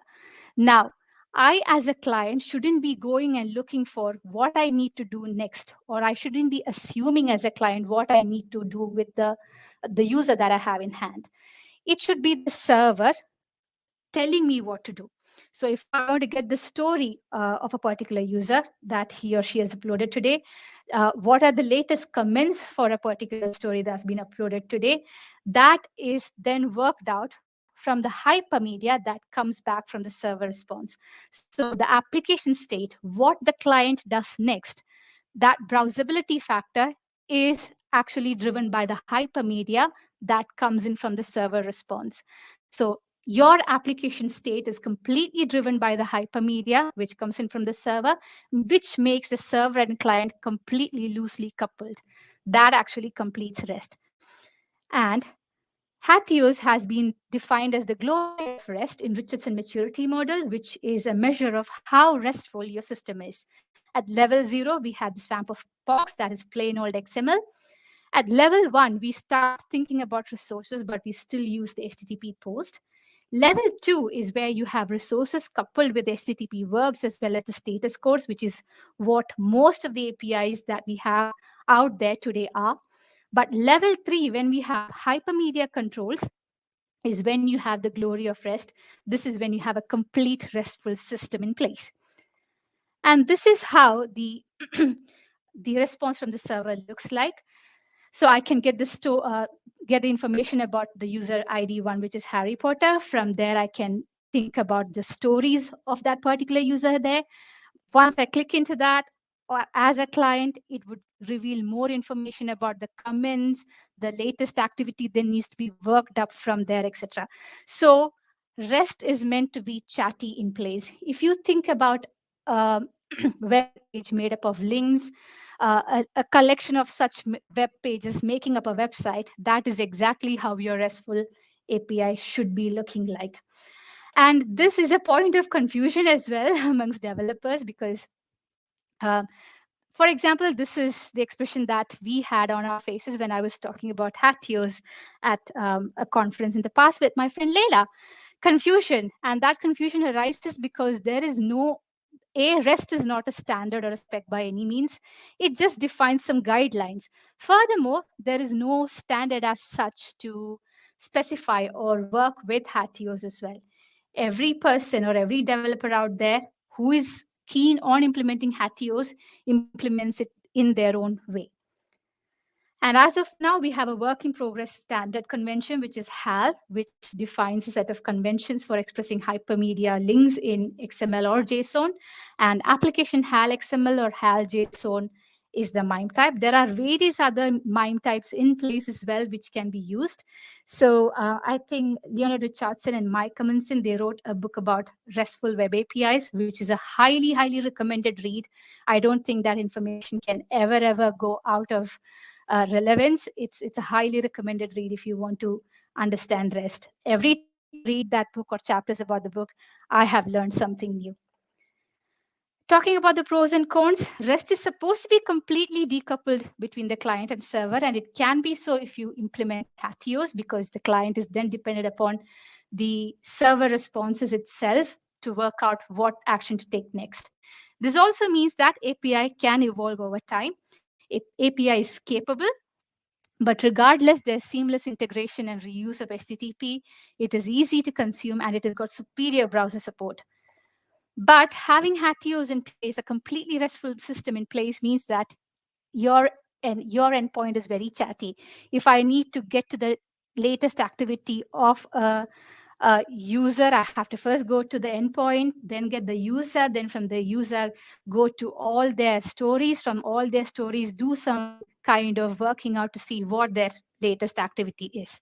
So it can be really chatty. It can lead to overfetching. That is a lot of information being fetched and little used and the rest discarded. And because you don't have all the information coming into you at one go, it can lead to underfetching, which in turn leads to overfetching. It's a vicious circle, which also leads to N+1 problems. This also means that we have big fat payloads with REST. And finally, REST not being a single spec makes it all the more confusing as well. Every time I speak about this topic, it's the hardest for me to talk about REST because there's something new that I always needs to add. There's something I always discover. Plus, I always get the most interesting questions around REST as well because it's not a spec or a standard. But the chattiness and the overfetching and underfetching and the N+1 problems is the very reason why we have GraphQL today. GraphQL is very different from REST or gRPC in the sense that GraphQL is actually a query language for your APIs. And it is then supported by a runtime for fulfilling those queries. And GraphQL is actually a layer on top of your existing data. So your GraphQL can fetch your data from any database. It can fetch data from another GraphQL endpoint or even a REST endpoint. But all GraphQL does is it understands the queries that you ask for, and it understands that queries and parses and executes those queries and gives you the data that you ask for. At its simplest definition, GraphQL is all about specifying types and asking for specific fields on those types. We will come back to that point a little bit later. But what GraphQL gives you is a single but smart endpoint that takes in complex queries and builds the data output. So what it means is that I have my query here where I am asking for a course of an ID 1045. This query to me looks JSON-ish. And what I get back is JSON. And there are two things which is particular here. I only get what I asked for. There's ID, credits, title. The course might have a description. I'm not asking for that. So I'm not getting that. I'm asking for enrollments, which could be related data pertaining to this course. It could be somewhere else in the database. It could be in a different endpoint. But this single smart endpoint makes it easy for me to query not just the information I want, also the related information that I want. So I can ask for student enrollments as well. And again, I am asked after only specific fields on the student, like first name, last name, and email address. So I get what I asked for, and that is it. And that's all what I get. The data that I get back is JSON. And the data is also a mirror image of the query. So which means that as a developer, the shape of the data that comes back to me is more predictable. And as you can see, it's the client who specify what they are after, and what they get is data in the shape that they asked for. And server responds back with the exact same data graph as the query. And the reason why it is termed GraphQL is because GraphQL understands your data hierarchy and visualizes the relationship between your objects into a nice graph. And GraphQL helps you extract parts of that using your GraphQL queries, and that is why we have the name GraphQL in place. It's a very experience-driven, client-focused API, which means that your query, what the client issues as query, is the king or the star of the show here. You ask for the data that you want, you receive what you ask for in the shape that you ask for. So it's like a very smart person in between saying, hey, tell me what you want, where you want it from. I'll fetch that exact information for you in, and I'll make it happen. That is what GraphQL is all about. Talking about the features of GraphQL, it is strongly typed. It's got something called a schema at the heart of every GraphQL endpoint against which your queries are parsed and validated so that your query is always right when it actually gets the point of execution on the server.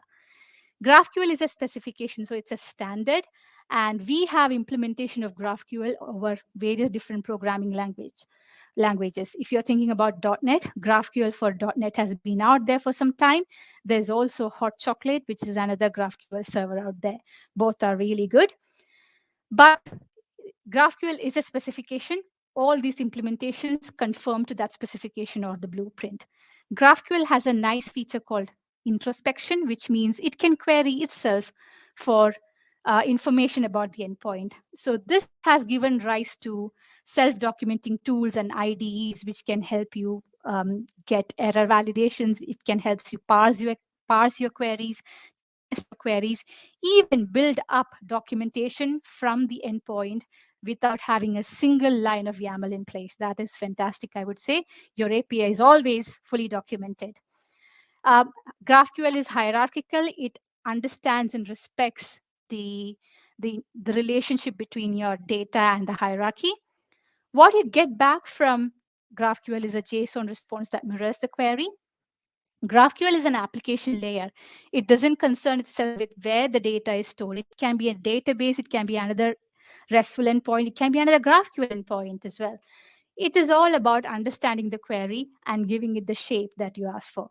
GraphQL is deemed version free because unless and until the client is after something which is not implemented yet, or a field is completely taken away, it is business as usual for the client. If you add something to the GraphQL endpoint, the client doesn't even get to know about it until they consume it. It's a very client-focused API.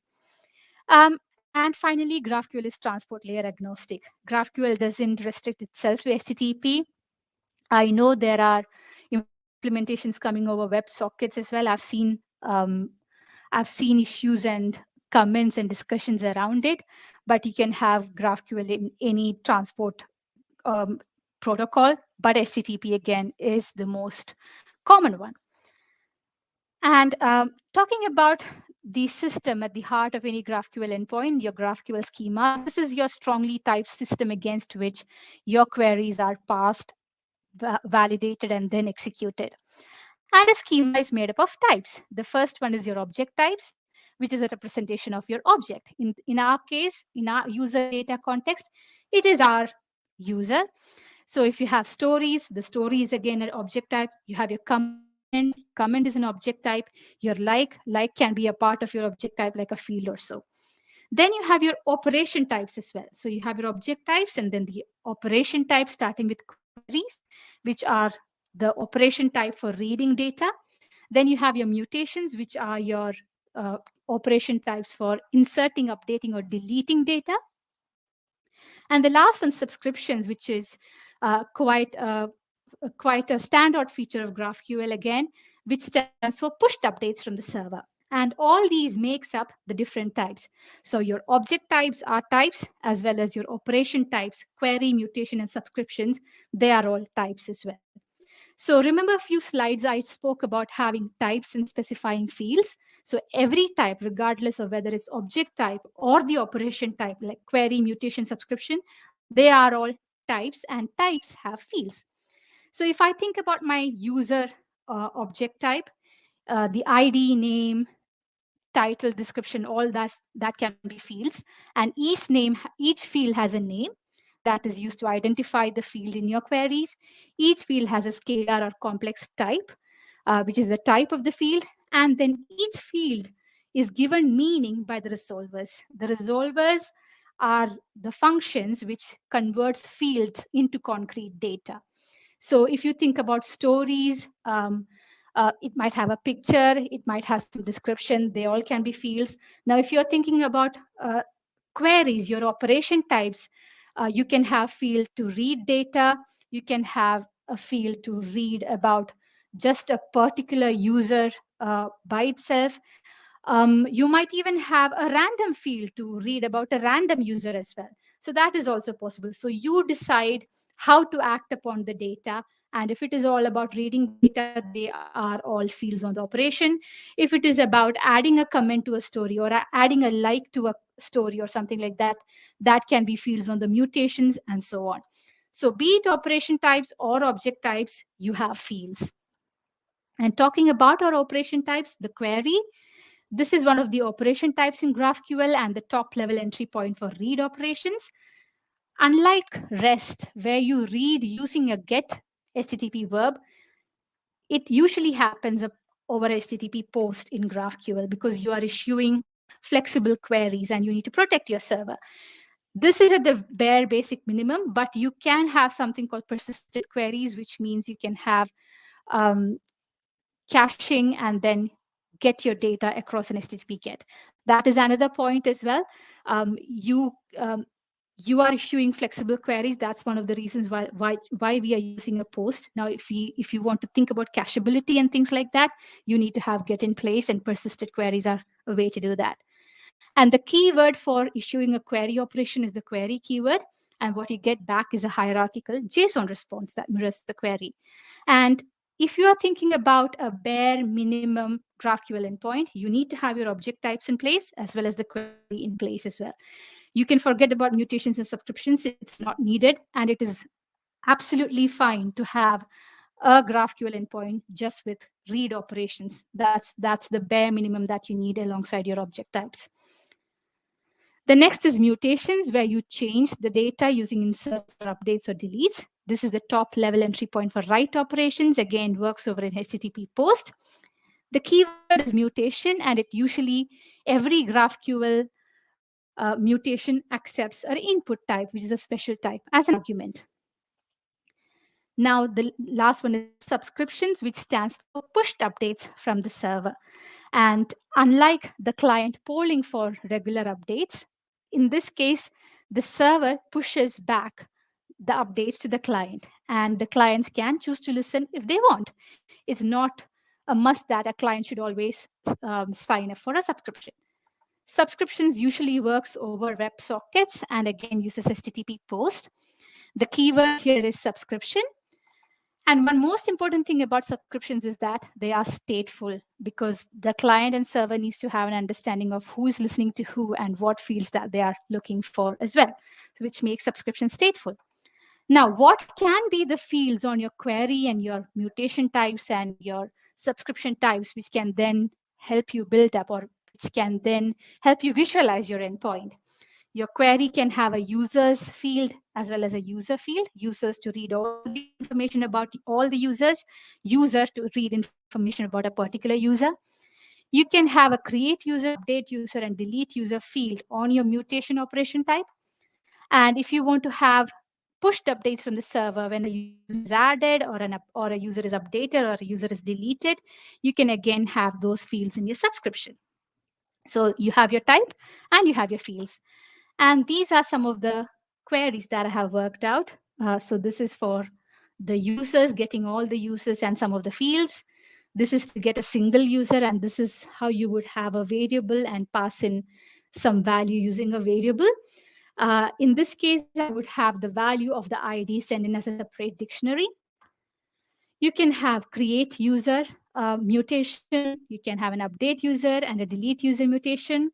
You can even have subscriptions signed up from the client as well. Every time I add a user, the client would get the notification of a new user being added.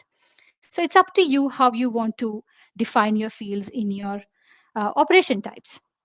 And what if you want to read related information, like you want to get hold of the stories or the comments of a particular user? You can do that in a single query. So you can ask for nested information, related information, all of that in a single query. And this is one of the examples. Forget the squigglies, I haven't implemented this. So this is a screenshot taken from a browser-based IDE. And all these IDEs have schema introspection, which means that the minute they start up, they connect to the schema.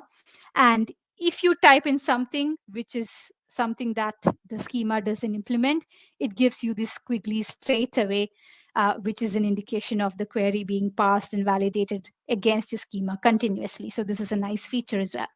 But point here is that I can ask for related information in a single go. The client is in control over what they want to ask for here. And that takes us to the pros and cons, which is first one is exact fetching. We only get what we ask for and nothing more and nothing less.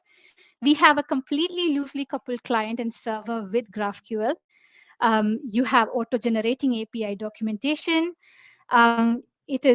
Your API is regarded as version free with GraphQL, which means none of the headaches with REST comes in with GraphQL on that front. But we have caching complexity. We need to be careful about file uploading, but I know that Hot Chocolate has tackled this, and there is a video on the YouTube channel on how to perform file uploading with GraphQL as well. You can have performance issues with complex queries, but again, then you can limit the amount of nesting that you can have with your queries, which would be then validated the minute you send something to your GraphQL endpoint. So the schema can validate that for you. GraphQL has a learning curve. Out of the 3 API paradigms, it took me the most of the time to understand even the basics of GraphQL, because GraphQL is that query language and then all about the types and the fields on those types. So once that slots in, it gets easier, but the learning curve is highest with GraphQL, and the community out there is also smaller with GraphQL, which means lesser people to ask things around as well. Now, talking about the comparison, which is the point of the day, the fundamental unit of REST is resources. With GraphQL, it is queries. And with gRPC, it is RPC or function or procedures. Coupling is the highest with gRPC compared to REST or GraphQL. Chattiness is highest in REST, followed by gRPC at medium and GraphQL at low. Caching, REST uses HTTP caching, while GraphQL and gRPC can be quite custom. Discoverability is the best, is really good with REST, provided you have the hypermedia links in place. With GraphQL, it is good owing to the introspective feature of GraphQL, while as with gRPC, you need something in black and white. Versioning, GraphQL is versionless, while REST and gRPC can require versioning, but gRPC has out-of-the-box techniques to support versioning, which means versioning a gRPC service is very, very easy compared to REST. REST is completely stateless. GraphQL query and mutation are stateless, while subscriptions are stateful. With gRPC, unary is stateless because it's just client and server. But when it gets to streaming, we are looking at stateful parts of HTTP2, which means that the streaming modes can be stateful. Talking about performance, gRPC and REST is good, while GraphQL can suffer in complex queries. The payload size can get very, very heavy with REST, while as it is medium and lightweight with GraphQL and gRPC respectively. Payload format is usually JSON or XML over REST APIs. With GraphQL, it is normally JSON. With gRPC, it's binary. Browser support is okay with REST and GraphQL, while as with gRPC, it is none. You need gRPC Web or gRPC JSON transcoding, which is a feature upcoming with .NET 7 as well, if you want browser support. As far as standards and specifications are concerned, REST is just best practices. It's not a standard or spec by any means, but GraphQL and gRPC has a formal specification. REST is very mature, but GraphQL and gRPC are still in early days compared to REST. Learning curve is medium with gRPC and REST, while it is the highest with GraphQL. Learning resources, there are many with REST, but with GraphQL and gRPC, there are fewer. Coming to .NET support, GraphQL only has third-party implementations, while as REST and gRPC is out of the box. Visual Studio and Rider templates, you are looking at external templates for GraphQL, while as with REST and gRPC, you have out-of-the-box templates. And coming to hosting on Azure, REST has superior hosting possibilities with app service, Azure Function, container services, all of that. GraphQL, again, with app service and Azure Functions, you can host in Azure. With gRPC, you need Kubernetes service or container service. You have Azure app service with Linux plans alone supporting gRPC. Windows is still a no-go. You need gRPC Web for that. And tools to test your endpoints, you have Swagger, you have Postman, you have your command line interfaces for REST. You also have nice extensions client and the HTTP client, which is a JetBrains rider extension. It's really, really useful. You have a file with .http extension, which you can then source control as well, which means your team gets the HTTP file, your team gets every endpoint that they need to test, and you do not need to leave your IDE to test your endpoint as well. You can test your endpoints from within your IDE, which is fantastic. With GraphQL, you have GraphQL or GraphQL Playground, Insomnia, Banana Cake Pop. All these are IDEs which can be used to test your GraphQL endpoint. Some of these can be even baked into your endpoint so that your developers can test your GraphQL endpoint on the browser. gRPC has gRPC curl and gRPC UI, which is a nice UI which is built on top of gRPC curl to test your endpoints. Again, gRPC UI can be baked into your endpoint, just like Swagger or OpenAPI or the GraphQL or GraphQL Playground. Bloom RPC and Postman uses server reflection to understand about the gRPC endpoint first, and then you can test your API endpoints. I personally use gRPC UI when I build my endpoints. Use cases, that's a final point. REST is really good when you come to management APIs, that is CRUD, when your focus is on objects or resources, when you have varied client usage, or for microservices. When I mean varied client usage, when you have browsers, when you have mobile apps, IoT devices, all of that, any device or anything that can issue an HTTP request can work with REST. With GraphQL, it is suited for mobile APIs, where you really need to think about your mobile devices, where your data is like a graph or it has relational data information. That is one use case of GraphQL. Again, if you have to fetch data from multiple sources, like a database, a REST API, and a GraphQL API, and putting all that data together and serving it over a single endpoint, like a gateway, GraphQL can help out there.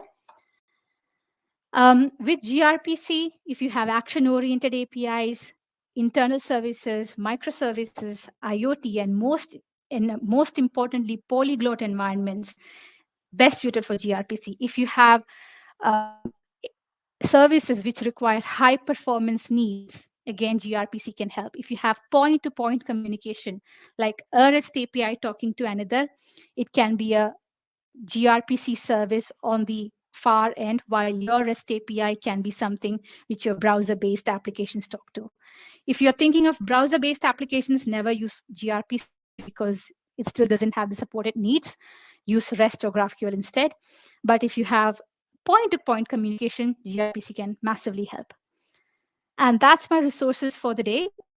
And that is it from me today. So let me know if you have any questions. I can be out here answering some of the questions. And that's it from me.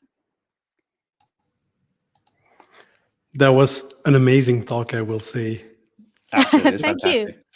you. Really good overview. And actually in the comments, there's similar remarks being made. So that's really good. Okay. Maybe in terms of, yeah, go ahead.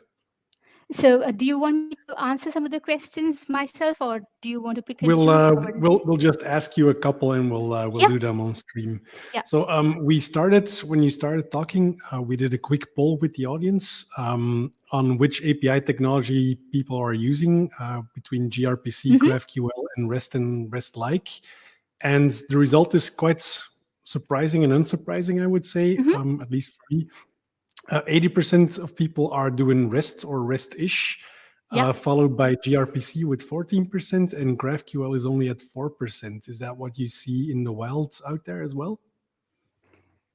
Yeah, absolutely. So when I was doing the research for my talk, this is exactly what I had as well, which is the reason I put that in the slides as well.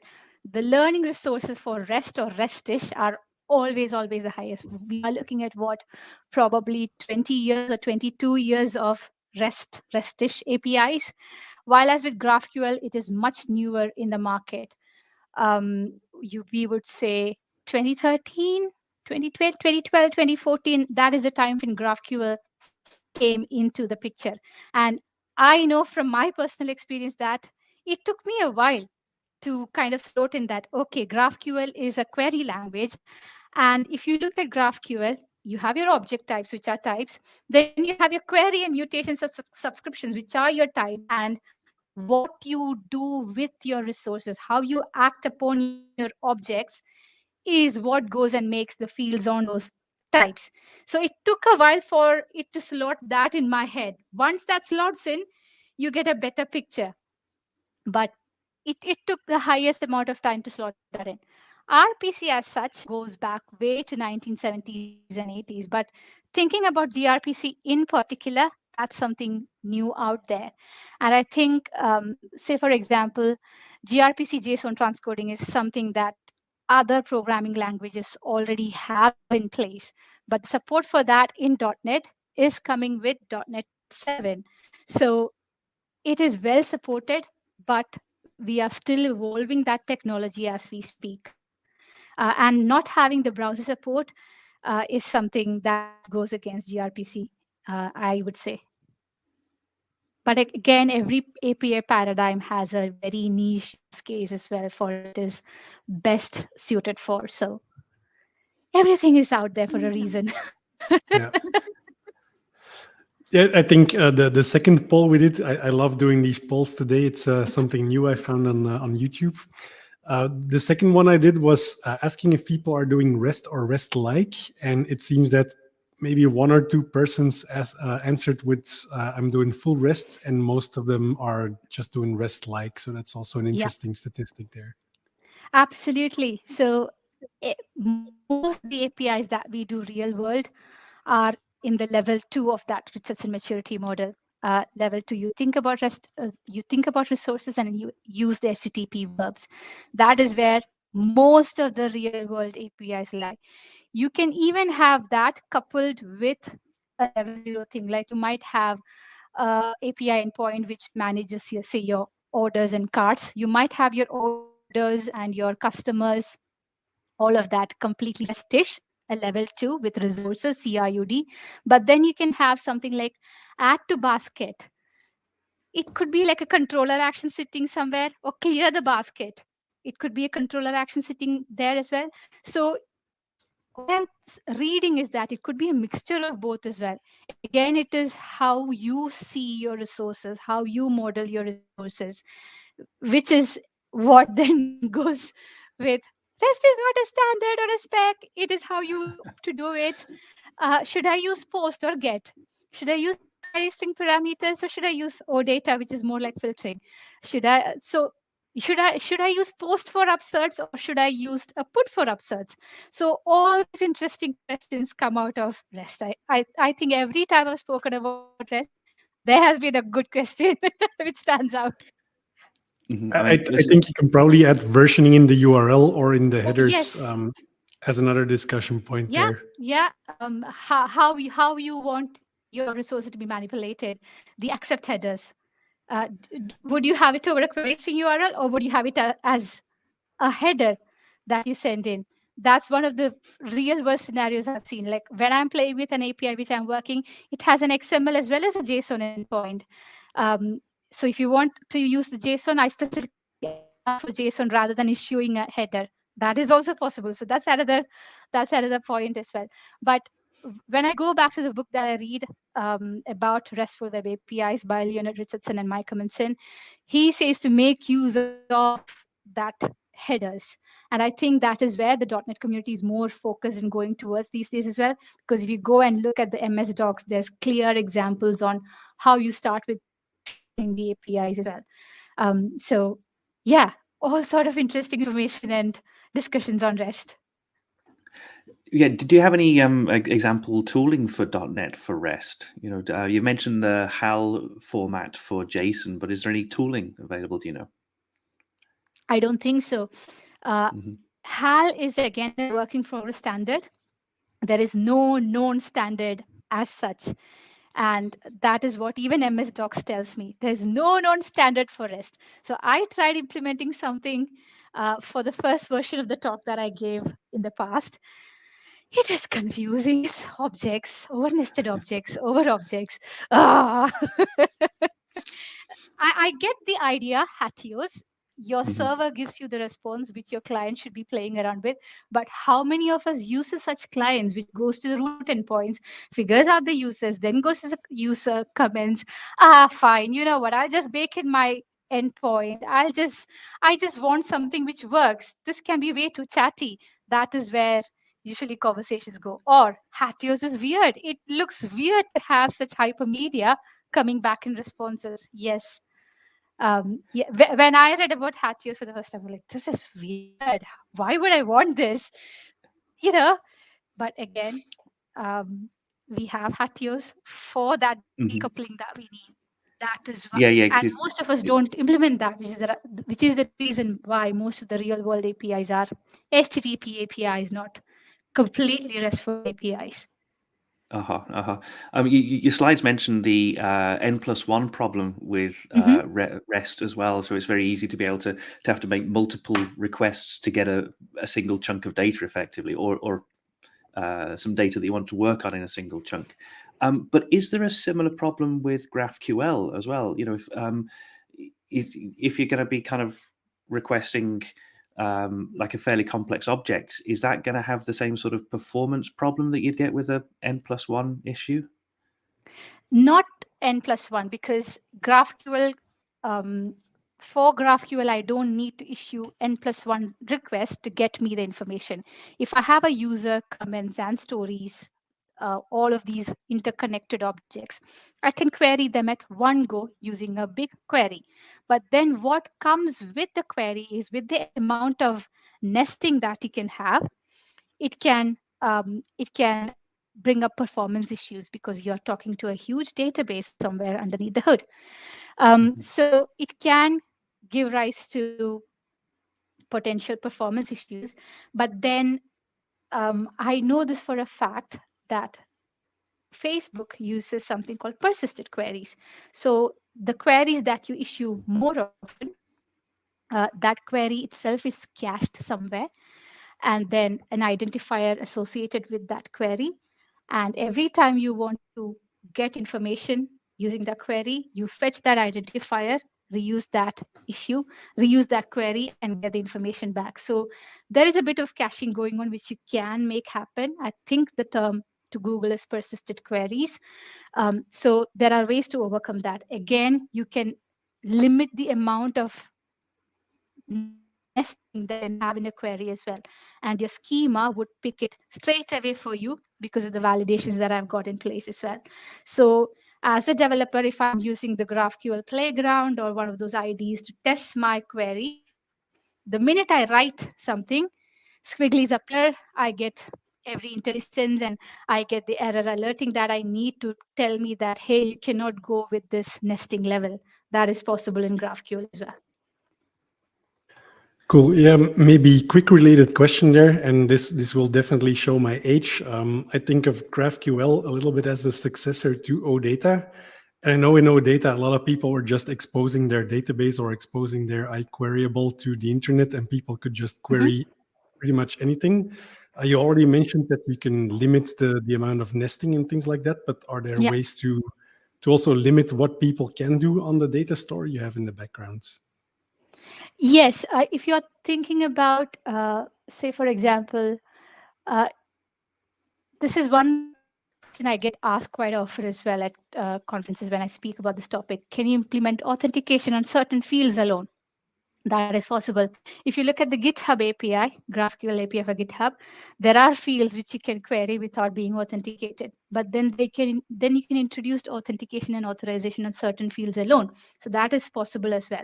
So you can have that. You can limit what users see. I don't know specifically about limiting what users can do because this is a client-specific API. The clients are in control, but you can have things like this. Say, for example, you want to mark a field as authenticated. Fine, that is fine. And I am pretty sure I've seen something else as well on the similar line. Can't remember what, because I was reading on there could be potential ways to versioning things, and what GitHub has done is not kind of versioning, if you understand what I mean, limiting things to certain uses alone. You can have field-specific directives again to make sure that they execute only when something's happening. That is possible. So a lot of things are possible with GraphQL, I would say. Yeah. Cool. All right. I think we can wrap up. There's a couple of really interesting comments in the chat as well, so make sure to check those afterwards. But I guess we are ready to let you go. Again, thank you for a fantastic session and a great comparison between all of the different API technologies that are there. Yeah, absolutely. Thank you very much. I guess we'll see you next time. Yes, of course. Thank you once again for everyone who was on my talk. And thank you, Martin and Matt, for hosting me. I had fun presenting and I had a very good discussion as well. Cool. Thanks for joining us today. Thank you. Bye. All right, Matt, I think we got another series of nerd snipes for ourselves, exploring all of the differences and other things there. So definitely yeah, I'm gonna be busy. All right. Yeah, I've done REST before. I haven't done gRPC and I haven't done, well, I've done RPC. I haven't done any GraphQL yet. I think I need to have a play with that. Yeah, keep us posted on how that goes. Will do. All right, I guess we are ready for our next speaker. Laila, if you're ready, give us a thumbs up and we'll add you to the stream. I see a thumbs up, that's perfect. Welcome. Thank you. Hello, everyone. It's so Laila. cool to be here.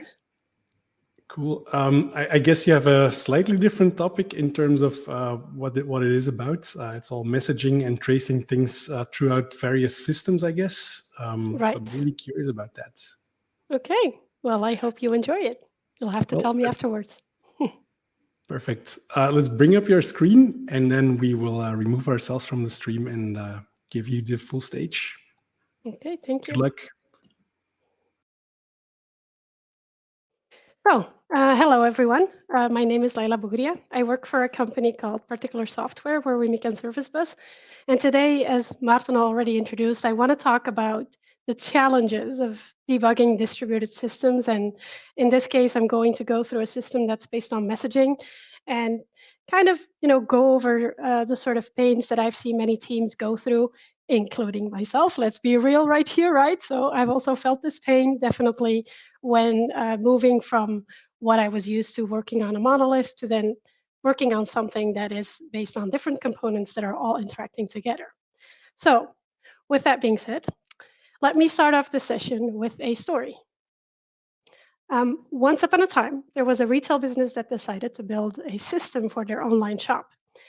And they started small, but as their business venture grew, so did their system.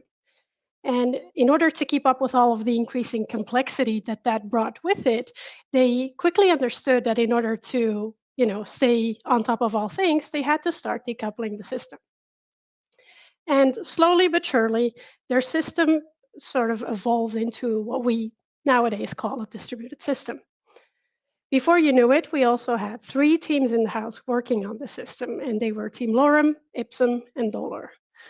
For those of you who don't know, Dolor means pain because, there's always one team that may feel more pain than others, right?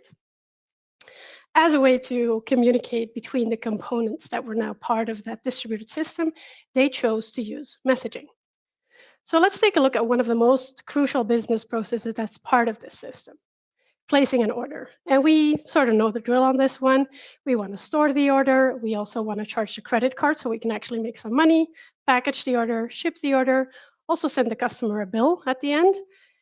And based on the sale that we just completed, we also want to adjust the stock so that reflects reality and figure out maybe if we want to order some more stock if we see that stock is about to deplete, for example. Another consideration is that we may want to verify the customer status to understand, okay, are they now eligible for some kind of a discount code, or maybe they could get some type of a gold status because they have ordered more than 100 orders in a month, something like that, right? Depending on the business requirements.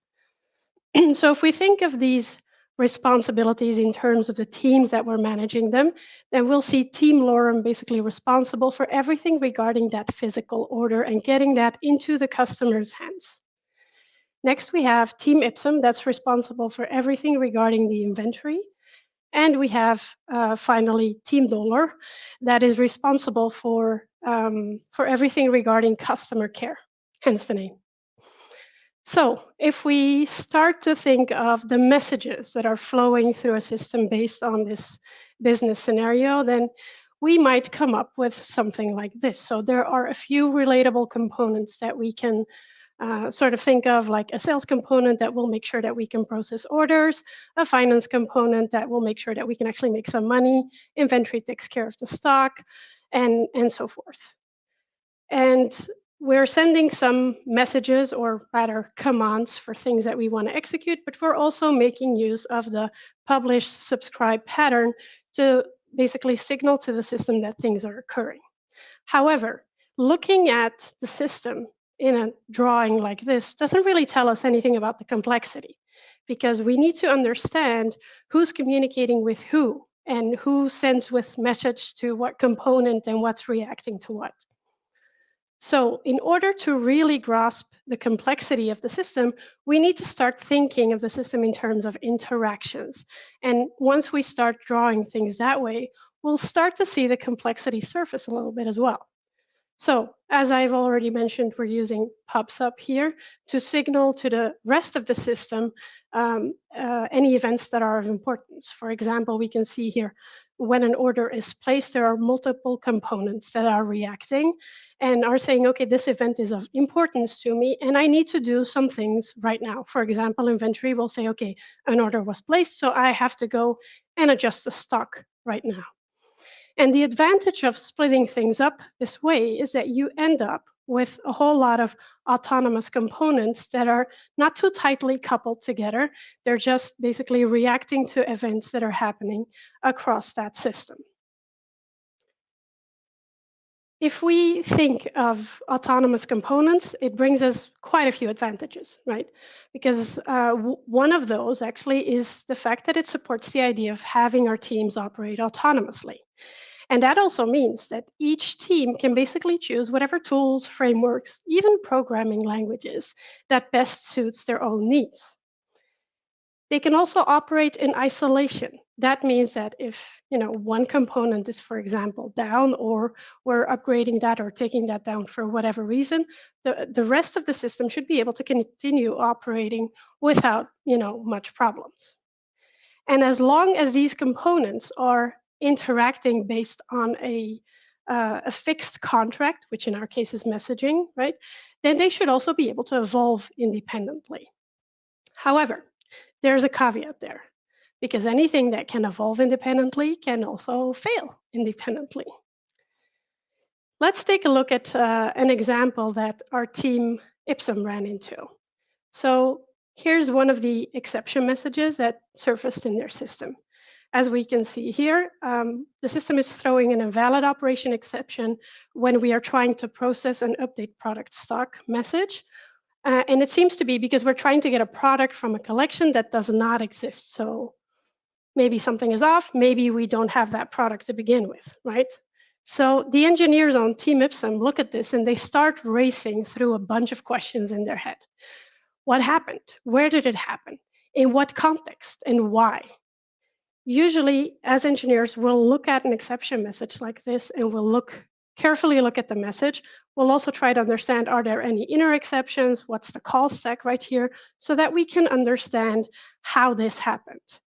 Usually debugging is the next step, because it's basically a tool for us to build up a sort of step-by-step context of what is happening. What state were we passed? How are we modifying that state? What order of operations are we calling? And how is all of that sort of causing this issue to occur? However, in a message-based system, you're going to have to ask yourself a few more questions. First of all, we're going to have to understand which action started the chain. We also need to be able to understand which components were basically part of this business transaction, if you will, because as we saw earlier, we split that up into multiple components, right? We also need to be able to understand which specific chain of messages was sent, and also in which order did they arrive, and how could that be affecting things? So let me take a moment and step into the shoes of the engineer that's assigned this issue And I'm going to let you decide for yourself if I'm drawing from experience, okay? So I look at this exception and I think to myself, this looks simple enough. Let me just debug through this. So I start the component in which the operation fails, and boom, immediately I run into the exception. So I start looking at exactly where I am, what state is around, and all that. And I think to myself, okay, how did I get here? So I look at the call stack and I start scrolling down to understand how I got here. But at the bottom of that call stack, I'm ingesting a message off a queue, so I don't really know how I got there. Okay, I'll just start the initiating component then, because then if I just, step into the next method, F11, F10, whatever, then I should be able to follow what's happening. But that's not going to work either, right? Because at some point, I'm creating a message, sending that off to another queue, and that's being handled by another component. Okay, what else can I do then? Okay, let's start the entire solution with all of the components in it, and then I should be able to debug through everything, right? But that's not going to fly because at some point we decided to split everything up into separate solutions and even separate repositories. Who came up with that idea again? Okay, I know. Let me just start up 13 instances of Rider and connect the relevant ones to the necessary processes, and then I should be able to debug through everything, right?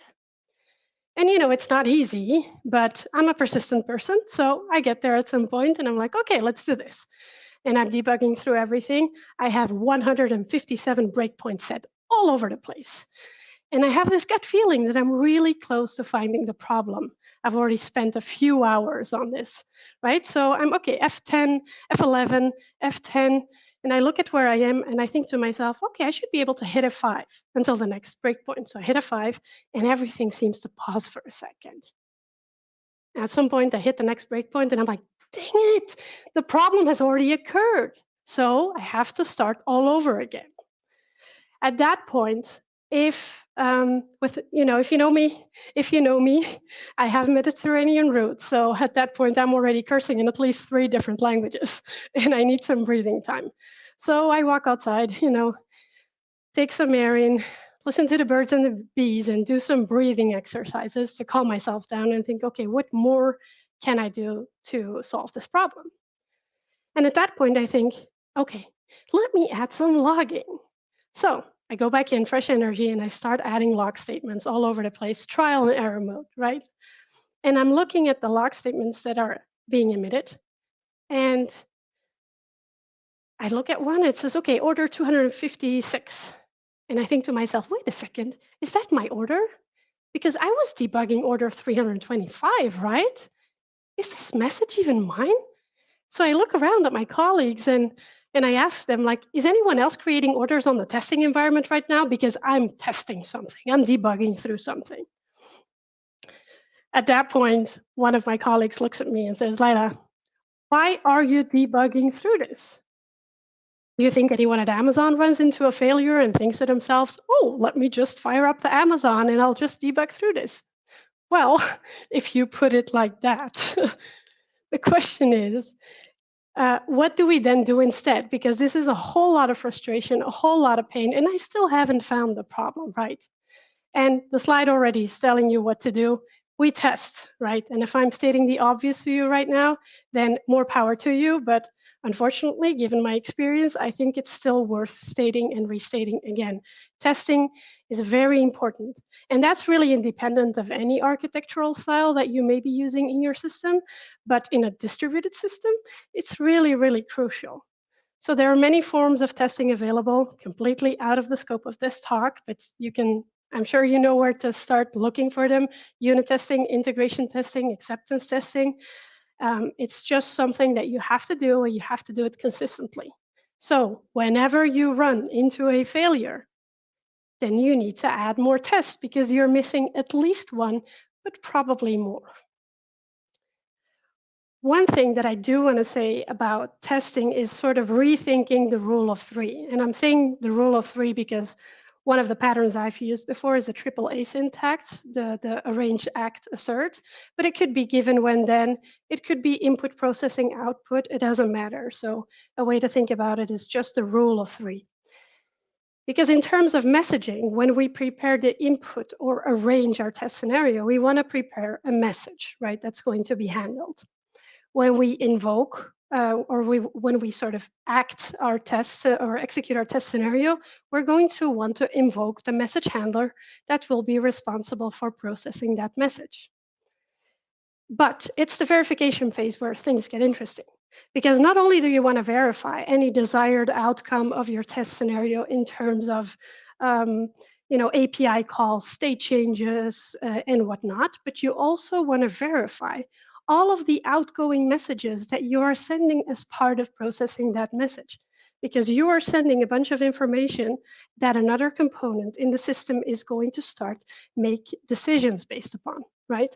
We also want to verify which properties are we sending off and ensure that we're doing a proper handoff to that next component in line.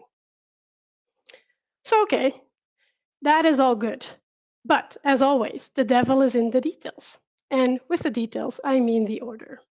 Because one of the common mistakes that I've seen teams make that are new to messaging, including myself again, is that we tend to make, or when we write code, our code is making a bunch of assumptions about the state of the system.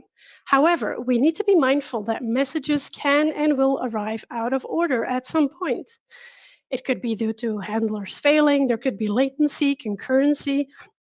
There are many possible reasons that could cause some messages to arrive in an order that we don't necessarily always expect. And if we then have assumptions in our code and they don't hold up, then things will start failing all over the place. And it's like, oh my gosh, what's going on, right? So let's make this a little bit more concrete and look at an example. As you can see here, this is a very sort of naive stock implementation for the sake of the example, right? So this is the handler for the update product stock message. We're getting the relevant product, and we're either increasing or decreasing the amount of stock that we have available for that product at that time. The team also added a guard clause because, negative stocks, that's something that we shouldn't allow because it just doesn't make any sense. We can't have -5 PlayStations in stock. That doesn't make any sense, right? However, that is an assumption right there. Because is it really true that you can't have a negative stock? Let's sort of zoom into a part of the domain to think this through a little bit. So the way that it's currently modeled, the inventory will be updated after the order is placed. However, ordering can skew things here. Imagine that we've just ordered a whole new, truck of PlayStations to have in stock, right? And someone has actually gone and put that into the system, and there's an increased stock message waiting in the queue. But at the same time, we have a bunch of customers that are ordering that PlayStation nonstop. Ordering can skew things there because from the inventory perspective, we could be running into a negative stock at that point. We have the stock available, system doesn't reflect it yet. Things like this can happen, right? And what I want to sort of convey to you today is don't let these scenarios fail, but model for them instead. Try to make them part of the reality that is your system, because things like these can actually happen in practice, right? So one thing that you might consider is to say, we are just going to introduce a, sorry, I lost my train of thought right there. Where am I? Let me take a look at my slides. Okay, so we are just going to reserve some stock whenever we place that order, right? And although that might sort of alleviate the problem a little bit because we're reserving stock a little bit earlier in the sort of pipeline of this business process, we might not solve this problem entirely, especially if you have very high throughput and you're doing a lot of concurrent sales at the same time. So you might consider next, okay, let me just start reserving the stock when people add products to their shopping carts. But that also has a bunch of side effects that you have to think about. For example, I like to shop around on web shops all the time. I add a bunch of stuff to my shopping cart. Does that mean that I always buy it? No, because then I would get a few very angry phone calls from my bank, probably. So the question is, how can we then solve it? And one thing that we need to do is let go of this assumption that the stock cannot be negative. Once we do that, a bunch of other possibilities are going to open up to us. What if we can just say, let's solve the problem of an empty stock when we run into it? And it's not even that crazy, because a while ago, real life scenario for the sake of this example, I was shopping around for a new screen for my home office, and I wanted one of these huge screen, 49-inch, because, reasons. And I was looking for one that was available in stock, and it was COVID at the time, so a bunch of stuff was sold out. And I spent some time looking, found finally a web shop that had like 1 unit in stock, ordered it under the assumption that it's going to be arriving the next day. And 2 hours later, I receive an email saying, sorry, we don't have this screen available right now. We are going to back order it for you. If it doesn't arrive within 3 days, then we're going to refund your order. And otherwise, please, be patient with us. So if we want to implement something like that, then one thing we could do is we reserve the stock when the order is charged. And then inventory can say, okay, I have the necessary products available in my stock. That's going too quickly. So I have all the necessary stock available right now in my stock, so we can just proceed. And at that point, the system will just go through what it has to do, and everything is good in the world, right? But in a scenario where there is not sufficient stock available, then we could, for example, say, okay, the finance component should be aware that if we're unable to, ship this order within 3 days, that we want to, at that point, send a partial refund, okay? And I know that a bunch of you are looking at this solution and thinking, wait, but I could do this and that and that. And that's probably true. I'm not saying that this is a perfect solution. What I'm trying to get you to remember is that you need to let go of the assumptions that you are making. Try to get rid of them and understand how can you model that as part of your system. Talk to the business, and they can maybe help you understand how to deal with these types of scenarios. One thing I also like to do when I talk to the business is ask them, for example, if you had no system, if you had no online system, you just had an actual physical shop and you were just using books to manage all of this, how would you solve this type of problem? And that sometimes can also lead to a greater insight of what exactly is the underlying business need. Okay, so let's recap this first part. As I said, if we run into failures, we want to test, add more tests, and test a lot more, right? We also want to assert all of the outgoing messages that we are sending when we are handling one specific message, because that's how we can ensure that we're doing a proper handoff to the next component. Be aware of any assumptions that you are making about the state of your system. Am I saying don't make any? No, that's not what I'm saying. I'm saying try to get rid of them when it makes sense and try to model it as part of your system. And if in some cases you're saying, no, this is actually an assumption that we want to keep, okay, but then be aware of it and think about how that may cause the system to fail at some point as well. Expect out of order messages. I mean, they will happen at some point. Concurrency, process failures, network latency, even infrastructure reliability, right? We can't always just rely on the fact that everything will happen for us in the exact order that makes sense to us.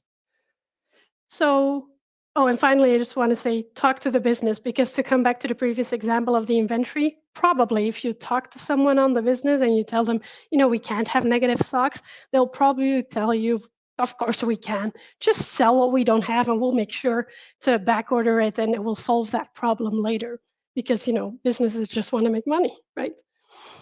Okay. So, our teams say, okay, we have to be serious about our testing strategy. And they've done that. All the tests are green. And they say, okay, let's, move this to production. So they deploy to production, and they've been running, pretty good for a while. But at that point, there's this guy, Murphy, that comes knocking down their door and says, okay, here's a failure for you in production. Well, easy, right? I just told you earlier that whenever we run into a failure, that we should add more tests. But what if you look at the message that is failing to process and you think to yourself, but this data doesn't make any sense. This input is completely invalid. How did we even get here? Let's take a look at an example. And this is the previous example that we saw the call stack of, right? So we were trying to update the stock, and we ran into an invalid operation exception because the product that we were looking for does not exist. In order to understand where that product ID came from, we need to understand who sent us that update stock message. That will then lead us to the order packaged event being published. And as part of processing that event, what's happening is just for reaching over the order lines and sending an update stock message as part of that. But that's just copying the data that was sent to them in the first place. So we have to move a little bit up the tree and understand, okay, it's when the order was placed that the product IDs were actually incorrectly mapped. So how do we solve a problem like this when it's traversing multiple components of our system? Well, we can't just focus on a single step if we want to find the root cause of a failure. Instead, we need to be able to follow a business transaction through all of the participating applications and subsystems that are a part of your system. Think of databases, message brokers, any APIs that you're calling, right? All of those are basically part of your system, and you are sending them data, they're sending data back, and you're making decisions based on those. You also want to be able to collect the context that is part of each of those units of work that you are executing as part of that bigger transaction, right? So basically, you want to be able to zoom out to see the big picture and then say, okay, something is off right there, and zoom in on that specific part so that you can understand what is going on right there. And that's exactly what distributed tracing is for. So distributed tracing is quite the hot topic right now with the rise of microservices, but really it's not new. It goes back to the beginning of the century when service-oriented architecture was all we were ever talking about, right? But it's important to understand that distributed tracing is important independent of the architectural style that you are using. Once you start decoupling your systems, you're basically going to have this need of understanding how things are traversing through all of these components that make part of your system to get to the root cause of any failures that you are experiencing. So our teams have looked into this. They have felt so much pain debugging through their distributed systems, and they say, okay, distributed tracing is something that we have to do. So they start looking at the information out there, what tools are available, what frameworks, and they understand that there's actually a pretty wide offering available. And if you remember, our teams are autonomous, and they could choose whatever programming languages, tools, and frameworks that they wanted, right? So what happens is that we have Team Lorem that says, we've used Jaeger before, so we're going to go with that one. And then there's another team that says, well, we're using Azure Monitor to look at our components, so we're just going to go with Application Insights and Azure Monitor for that. At that point, they hit another wall. Because what happens is that although they are storing a lot of very valuable information and valuable telemetry about their subcomponents, the problem is that each of those is stored in a vendor-specific format, right? And it's problem like these that led to a higher need for standardization. And what happens? Well, standards start popping up all over, right? That's what usually happens. So we had the Cloud Native Computing Foundation that then came out with open tracing, which was a standard for distributed tracing. And around the same time, we had Google that open sourced their Open Census project. At that point, the vendor started looking at this and saying, okay, we love the idea of having a standard, but how many standards do you want us to support? Can't you just please, marry the two and let them have a beautiful baby? And that is exactly what happened and how OpenTelemetry came to be, right? They merged these code bases together. They also took into considerations any users of the previous specifications. That was certainly one of the considerations that the team made. And they created OpenTelemetry to be the industry-wide supported specification for tracing.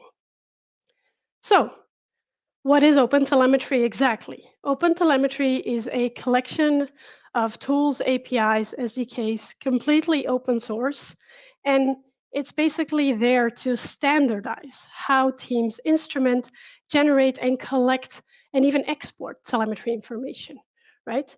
It's there so that we can analyze and understand our system's behavior and even the performance of our system and how things are flowing through it.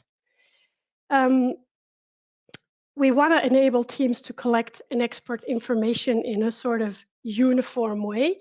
And a very important part is that it's available cross-platform, cross-runtime. So the same standard will apply independently of any underlying tech that you might be using in a system or even in a subsystem, right? So it says OpenTelemetry is an observability framework, but what is observability then exactly? Well, for software to be observable, you need to be able to understand the inner workings of the system and any state it may arrive to, whether you expect that state or you don't expect that state. Basically, you need to be able to know what you don't know up front. You also need to be able to achieve that without changing any code or releasing any new versions to understand what is happening in your system, what might be going wrong, what's the performance, right? And there's also a sort of expectation that the data that we are collecting from our system is stored somewhere else outside of our system, and that we can basically query that information with specialized tools. And if we think of OpenTelemetry, it actually supports different ways of increasing the observability of a system. There are actually 3 so-called observability signals, and you could think of every signal as something that can be sort of a standalone component that you can configure, right? So we have traces, logs, and metrics. Every one of them provide value on their own in a different way. And I want to hammer this a little bit because I see that there's a lot of confusion about OpenTelemetry being the same thing as distributed tracing, which it's not. Tracing is just one part of this sort of ecosystem, although I would say it's the most crucial part. It's where you want to capture, I guess, the most, but you can also capture logs. And actually, we've been doing that for years, right? Metrics is also a very important part to sort of proactively look at what is happening in our system and see whether there's something that's struggling somewhere. So let's start with traces, because for me that's the most important part, and let's dive a little bit into that. So what is a trace exactly? A trace is basically going to track the progression of a request or a business transaction, as I like to say, and that may traverse multiple process, network, security boundaries, okay? It's basically composed of a tree of spans, and each span represents a unit of work that is part of that trace. It also carries the context that that specific unit of work was operating on, and it's usually accompanied by a set of key value pairs that are basically giving you a little bit more insight into that specific span. That's a little abstract, so let's take a look at a visual representation. So this is not a screenshot from any tool. I spent way too much time drawing this. But this is basically the visual representation of a trace. I hope you can see it on the left. But we're basically starting in the browser where we're going to create an order. And then what's happening is we're sending a message to another component. So you can also see the sort of colors changing, which means every color is basically representing another component of our system. So we have that sort of trace of understanding, okay, how are things flowing through our system independent of any subcomponents? We can see queues, we can see databases, we can see REST APIs, and we can see our own, subcomponents, subprocesses there. And that looks very familiar, because if you step away from just a visual representation, it's basically a distributed call stack at this point. And it gets even better, because one of the things that you can do is get a way better understanding of each of those specific spans to sort of figure out what is going on in the system. So you can drill into one of those and see, okay, what context did that carry? What type of information was that unit of work operating with, right? So if you look at this one, we can see the message ID, we can see to which destination that message was being sent, whether that was actually a send operation or a publish operation, right? And we can see some information about the order that has been added there. And if we want to bring this back to the example that we were trying to fix earlier, what we could do is basically go into whatever tool we chose to use to capture all of this information, and we're going to be looking for failed spans or traces. At that point, we'll find a few that are marked as failed, and we can start to understand, okay, what's happened here? And we can basically move up a tree and look at each individual span and understand if the mistake has happened before or not. In this example, we'll end up at the order placed event, and when we drill into that, we can see, oh, look at that. Instead of actually passing the product ID, by mistake, we had mapped the order ID to be passed. So how do these things get connected when we have spans that are basically emitted by completely separate components? Well, for a trace to be distributed and therefore propagated across multiple components that are part of the system, we're going to need some kind of a propagation mechanism. And propagation usually happens through a standardized protocol. One of those protocols that is recognized by the OpenTelemetry standard is the W3C trace context for HTTP headers. I always feel like I need a breath after saying that, such a long name. But basically, what it does is it adds a header to any outgoing operation, and which is called the trace parent. And that looks something like this. It basically looks like a bunch of IDs that are glued together.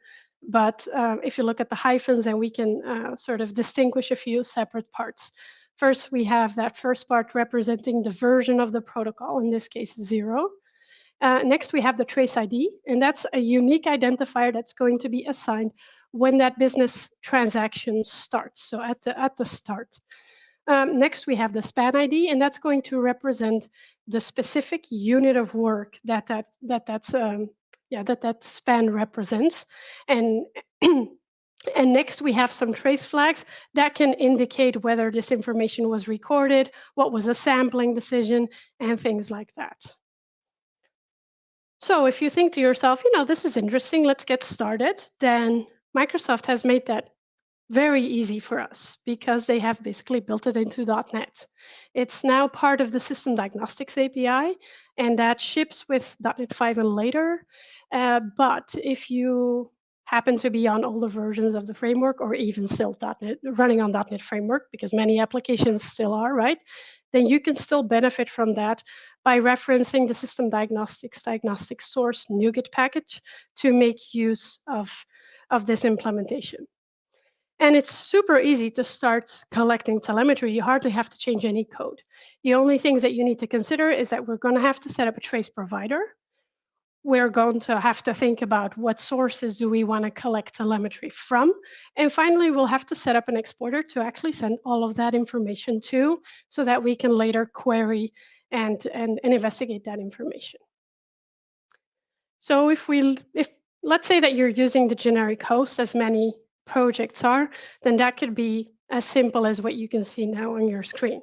So I'm using the OpenTelemetry extensions hosting package here, and that makes the add OpenTelemetry tracing method available. At that point, I can register a tracer provider, and that's basically going to be the starting point of the telemetry pipeline. Next, what I want to do is set up, is actually give our configuration the name of our component, and it needs to be something that we can recognize because we are going to have to use that information later. So something that conveys this specific component, like in this case, inventory, right? Next, we want to set up the exporters that we want to send the information to. You can add as many as you want, but it might be useful, for example, if you're running locally on your machine, to add a console exporter and then have the exporter that you use in a production environment configured correctly for production environment, and so on. Next, you're going to have to choose what type of telemetry do you want to collect. And in this case, you can see that I'm collecting information from the SQL client, and Service Bus, and also from the Azure SDK. So if you think about the exporters that may be used, then, I usually say, are you already using one of these? Then maybe you just want to continue with that because it's the tool that your team already knows and is used to working with. If you're not using any of them, then get a trial of each and see what works best for your team. Because the beauty of a standard is that it doesn't really matter which specific tool that you are using. Some are free, some require a license, but you have to see what works best for your own situation, right? But before you start adding any specific tracing to your applications, we also need to start looking at which libraries are we already using today that may already have support for OpenTelemetry, because there's actually quite a few. This is also referred to as auto instrumentation, because the only thing you need to do is just reference a NuGet package, add those sources when you configure OpenTelemetry, and that's it. You have instant value. You're instantly collecting a bunch of information. Think of, for example, the HTTP client. You have now recorded all of the HTTP calls that you are making as part of your system, right? Look at that information. Try to understand how that's already helping you sort of get a better view on what the system is doing and enhance and enrich from there, right? We don't want to reinvent wheels. So once you say, okay, I'm really ready to start tracing, then I'm still going to stop you right there, because once you start looking up some documentation, you will probably look at the OpenTelemetry specification and read a bunch of information there. And you will also look at the .NET implementation for OpenTelemetry, and you will quickly figure out that things are named a little bit differently. So there are just a few things that you're going to have to hardwire in your brain. Why is the naming differently? Well, because instead of creating a completely new API, Microsoft actually decided to implement the OpenTelemetry specification in the existing activity API. So these are just a few things you need to hardwire in your brain. A tracer in OpenTelemetry is in .NET represented by an activity source. A span is represented by an activity, a span context by an activity context, and the span attributes are basically called tags in .NET. If you really can't live with this and you say, no, I need to be using the same OpenTelemetry terminology for whatever reason, there's also a shim available if you prefer to do that instead. So we're slowly building ourselves up to actually add some tracing. But before I show you some code, I want you to consider a few things about what should I be adding tracing for, right? And one of the things that I like to bring up is think of how many issues we close because we cannot reproduce them. I mean, we even have banners for it that says works on my machine. Well, that's super cool. Can you then ship your machine to the user when you can't reproduce their problem? Because they actually ran into a problem in a production environment, right? But ask yourself, what if you could easily connect a specific user action to a trace? Then you might actually go to that information and try to understand in what scenario that user was running, what were they doing, and how did it happen that they actually experienced that friction in the system. Another question to ask yourself is how easily it is for you to connect similar traces together. Because one thing that you might want to do is understand if there are specific traces that deviate in performance or in duration, and why is that so that you can identify those. You also want to be able to understand the operations in your system that are generating the most load so that you can understand the properties of those. Like, are they occurring at specific times? Is it maybe specific to a user segment? Or is it maybe specific to a location? And do you maybe need to adjust your physical infrastructure to cater for that, right? Another question is ask yourself which users are stressing the system, and are you able to deduct that information from the telemetry that you are gathering? because you might want to be able to understand what are they doing, in what order are they doing things, like how come they're able to create that friction in the system. And the final one I have here is, let's say that you actually found the bug in the system, right? At that point, you can say, mea culpa, we're just going to fix it. But it may be very important to the business to understand how many users were actually affected by that. Let's say, for example, that you then want to send them an email or a discount code or whatever to make up for that fact. Well, how easily can you find those events based on specific maybe attributes, right? So these are just a few of the questions that I want to plant as seeds in your brain when you're trying to add tracing to your application. Now let's actually look at some code. Okay, so in order to start, we're going to have to create an activity source. That basically has to be uniquely named. And what you want to consider is to create one per subcomponent. What does that mean? So as we've split the system, we have inventory and sales and whatnot, right? And we might say, okay, we have one activity source for each of those components. But it might also be that the telemetry that you are gathering there is not relevant for everyone that is actually tapping into that. So if you have specific traces that you think to yourself, I want to be able to opt out of these, then you should be considering to create a dedicated activity source for that. And if you use the naming correctly, for example, inventory and then inventory dot whatever, for the users that want to collect all of that information, they can just add source inventory dot star, and they will be collecting also from those sort of subcomponents, right? Another way to think about it is, no, I actually want all of these traces, but I want to be able to control the specific attributes or tags that are being emitted on those spans. And if you're in a scenario like that, actually, I'll give you an example. For example, the SQL client instrumentation library will allow you to configure whether you want to capture the SQL statements specifically, right? So that's disabled by default, but you could basically opt in.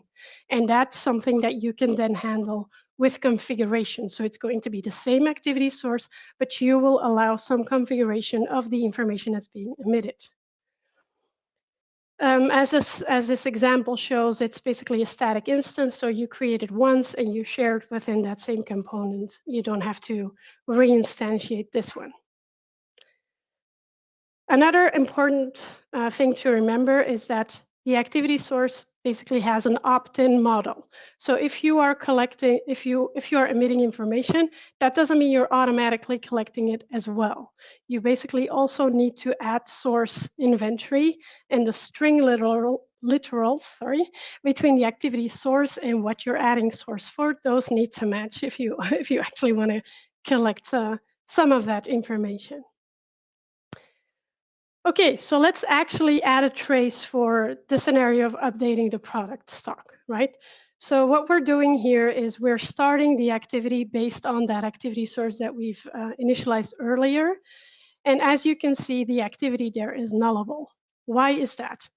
Well, it's basically a performance optimization because as I've already covered, the activity source works based on an opt-in model, right? So if nobody's collecting those sources, the activity returned will be a null reference because why would we instantiate any objects that we're not going to be using, right? I'm also making use of the using statement there. And the reason I'm doing that is because I don't want to have to care about stopping the activity. So whenever the activity is going to be disposed, then stop activity will be called for me. And I'll also make sure that I'm disposing everything correctly. Next up, I'm adding some tags, the attributes, right? And what I want you to keep in mind here is look at the piece of code that you're trying to add telemetry for and ask yourself, if I were debugging this piece of code, what would be of interest for me? Like what state is coming in? What state am I modifying? What am I using to basically make decisions upon? What might be going wrong here? And that's the type of information that you want to be adding to your tags. Those are the key value pairs, right? There's also a balance to be kept. You can't just add everything because that's also going to have some downsides, which I'll cover a little bit later in the presentation as well. Just, as with everything, it's a balance, and it's sort of something that we have to grow and learn in. Next, you can also add some events. And events are basically a very, very simplified form of logging. So you can add a few pointers that are purely textual there that can help you understand what's happening. That information will be captured as part of the trace, right? It's not a log statement as the ones that we traditionally know. Those will be covered later. So it's basically going to be part of that trace and available with the store tracing information. And at the end, very important one, I'm catching any exceptions that may occur, and I'm using that as an opportunity to set specific tags and then rethrow the exception. So there are actually multiple ways to set a sort of failed status on the activity. But this is really tricky. I have the guidance linked at the end of my presentation as well. If you are using certain auto instrumentation libraries, then you might be able to use here activity.setStatus and then basically pass in the exception message, or even other methods that will propagate that information correctly to the exporter. However, if you're not using those auto instrumentation libraries, then that will not be emitted and you will be missing those tags. And that is crucial because if you then look at the exporter and you look at the information that you have there, then those tags are not there, which means that those spans are not showing up as failed. So I prefer to do it this way because then I am sure that the information is being basically emitted the way that I expect it to be. So very important note there. Okay, I want to circle back to when we created that activity source because we can also pass in a version there. And I've totally ignored that. Not because it's not important, but because I wanted to spend a few minutes dedicated to talking about this, right? Because as your code evolves, so does the instrumentation code that you are emitting, right? And it's very important to also signal that and that you basically version those changes to be very explicit. So the version is going to be emitted as part of those traces. When you look at those traces in whatever tool you are using, then you'll basically be able to see, okay, this information has been emitted from activity source inventory, and it was 1.0 or 1.1 or 5, right? So it's very important to also make sure that you evolve that as you evolve the information that you are emitting so that you can also always see a clear picture. And again, it's going to be visible in any tool that you are using. So, okay, our teams, they've gotten the hang of this distributed tracing thing, and they look at the code and they think to themselves, this actually looks a lot like logging. So at some point they ask themselves, should we stop logging altogether? Like, is it just not worth it? And it's a very complicated question, and there are many, different opinions on this, but I'll share with you mine, and happy to have discussions about that. But I would say trace first, right? Because that is going to give you the sort of connected information across multiple components. But log what you also can't trace or what you don't want to trace, right? So you have to keep in mind that sometimes you want to be limiting that information because of the throughput of your system, the tracing information, and some things you just might want to log. But what's more important, and this is one that I like to hammer a lot, is that you need to be mindful of connecting your traces and logs together. Because what that will enable you to do is basically independent of what you're looking at, whether you're looking at your logs in isolation or you're looking at your traces in isolation, you'll have that trace ID there to basically take it and say, okay, I'm looking at my logs. Let me now look at the traces based on that trace ID, and the other way around. You're looking at your traces. Let me see if there were any relevant log statements that carry that same trace ID. Right? So that's going to give you a lot greater value and basically allow you to connect things together across multiple observability signals. So how do you do that? Again, pretty easy if you're using the Microsoft Extensions logging package. because basically when you configure the logging, you're going to have to configure the OpenTelemetry, and then also specify what exporter you want to send that logging information through. I'm using a console exporter. Of course, in a production environment, you'd be using something a little bit more reliable and more widely available. So you might be sending that to Application Insights or Splunk, or doesn't really matter, right? What really matters is what this does, because what's happening behind the scenes is that the OpenTelemetry logging format is going to be applied to all of your log statements. And that looks something like this. So as you can see there, what's really important is it's a lot more structured, right? And you have a lot of information there. But what's really important to sort of create that connection is the fact that in your log statement, you now have the trace ID and the span ID available so that you can connect that information together. And the way that that works, by the way, is whenever you log, you can basically look.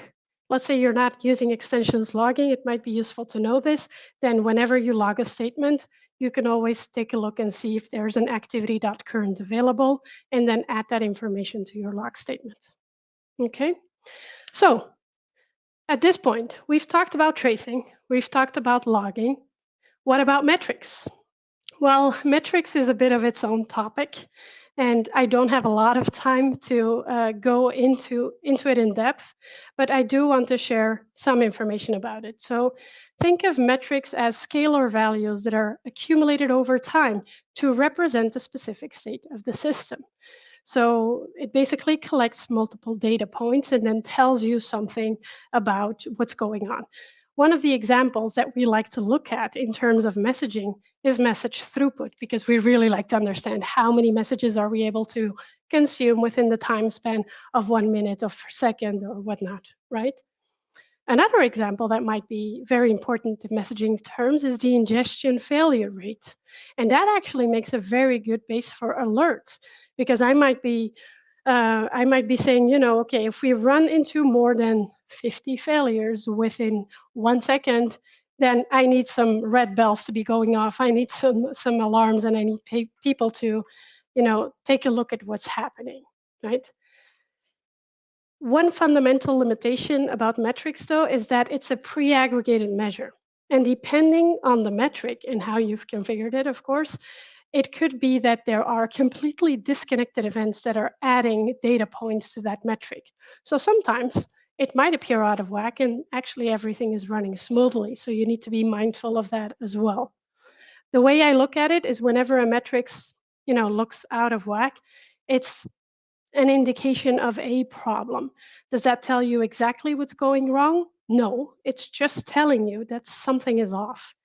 What do you do then? You go back to the traces and try to understand, okay, at that point, it's very important how much thought you put into what tags are important, what attributes are important, so that you can start querying to understand why a certain metric is out of whack, right?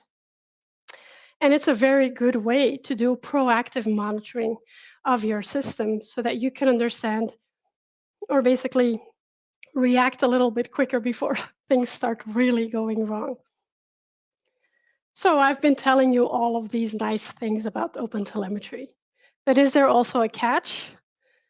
Well, of course there is. I mean, with every benefit comes a cost, right? I mean, I tell my kids all the time that nothing in life comes for free. It's like a lesson that I like to really hammer on them. But basically, there are a few things that we are paying when we increase the observability in our system. The first one is that there's going to be some memory overhead, right? And although these APIs have been created with performance in mind, it's important to realize that if you have very critical parts of your applications that are facing a lot of throughput, basically the hot path, if you watched Daniel's session yesterday, then that may have an impact. So it's something that you need to keep in the back of your mind. If you're adding tracing there, you are allocating additional activity objects, you're adding tags and all of that, right? Another thing to consider is that we are adding latency. We are using more bandwidth because we're collecting all of that information. We're also propagating some of that information to a next component, and we're sending all of that information eventually to whatever we configured as our exporter tool, right? when we send that to the exporter tool, we also have to store all of that information somewhere. And although storage is pretty, cheap these days, it's something that you need to consider if you have a very high throughput system. Then you also have new tools. We talked about those exporters. Let's say you weren't using any of them, and you look at some and you say, okay, I really like this one, but it has a license cost. Then you're going to have to pay for that too. Some of them are free. Depends on what you and your team need, right? And then the costs are getting bigger as I'm talking about them, because you're also going to have to educate your team, not only about, adding tracing, how to actually do that. I would say that's the easy part, but thinking about what tracing should I add?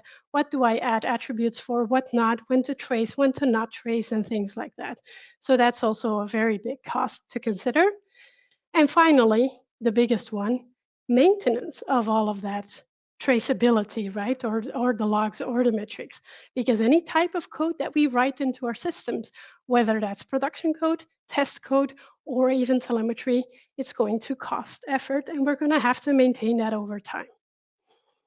However, that's not to say that you shouldn't be, adding observability to your system. I've just spent an hour saying that you should. I just want to make you aware that, with every good thing comes a few bad things that you just have to be aware of. So throughout this session, I've actually been focusing on failure investigation, but we get a bunch of more added benefits when we start to increase the observability of our systems. And one of those is the ability to perform postmortems. And I know it's a very dark word, but let's think of a Black Friday or a Cyber Monday for that matter, right? So we've actually had a pretty good weekend, or 4 or 5 days, right? Lots of sales, everyone's happy, the business is happy, nothing went completely down, but we can basically use the observability in our system to go back and understand, okay, at which points was the system struggling? We also like to auto scale. Like, how did that affect things? Did we auto scale sufficiently fast? Like, did we change the infrastructure quickly enough, or should we be doing that differently next time? These are the types of questions that you then want to be able to answer at a later point, right? Another one is feature flagging. So especially in very large systems, sometimes you want to basically create a feature and just roll it out to a specific user segment without affecting the entire population of your system, so to speak, right? And once you start doing that, when someone runs into a failure, you also need to be able to understand, was a specific feature turned on, or even what combination of features was enabled, and how might that have been affecting things when the user experienced whatever friction, right? Finally, I want to mention chaos engineering, because with services like Chaos Monkey or Azure Chaos Studio, we can now basically intentionally unleash chaos on our systems to basically understand how resilient they are, to basically push everything to its limits and understand what could we improve here in a production environment. And those tools are incredibly powerful. So I highly suggest that you also watch the next session by Jacob, who's going to go into chaos engineering specifically. But imagine having all that chaos in your system, looking everything just, break, and not having any observability in the system. You're going to be looking for lots of needles in many, many different haystacks. So I would highly suggest that you first increase the observability of your system and then use chaos engineering as a tool to understand the resilience of your system. Okay, so at that point, I'm ready to wrap up the session, and I want to, repeat a few pointers for you to take home. So observability is basically another way to replace our call stack. So if you've been used to working in monoliths, then you can use that call stack to basically understand how things are flowing. Once we decouple that, it's something that we give up. We get benefits, and again, we give something up. And observability is a way to basically recreate that call stack so that we can understand how things are failing. Does that mean that you're never have to gonna debug again if you have observability in the system? Well, not really, right? But the big horrible pain that I portrayed in the beginning, that really should be gone at that point. And you should be able to, using the observability that you have, pinpoint where things are going wrong, add tests, right? And then as part of running those tests, you might say, okay, something is failing here. I don't understand why. And you will use your usual debugger to basically understand what's going wrong there. So it will be localized and hopefully pain-free. If you haven't looked into OpenTelemetry before, then I would highly suggest that you look at what frameworks are you using. Do they already support OpenTelemetry? And look into auto instrumentation so that you can just start collecting telemetry without a lot of effort. You don't have to go back to your manager and say, I need 2 sprints now because I need to add observability to the system.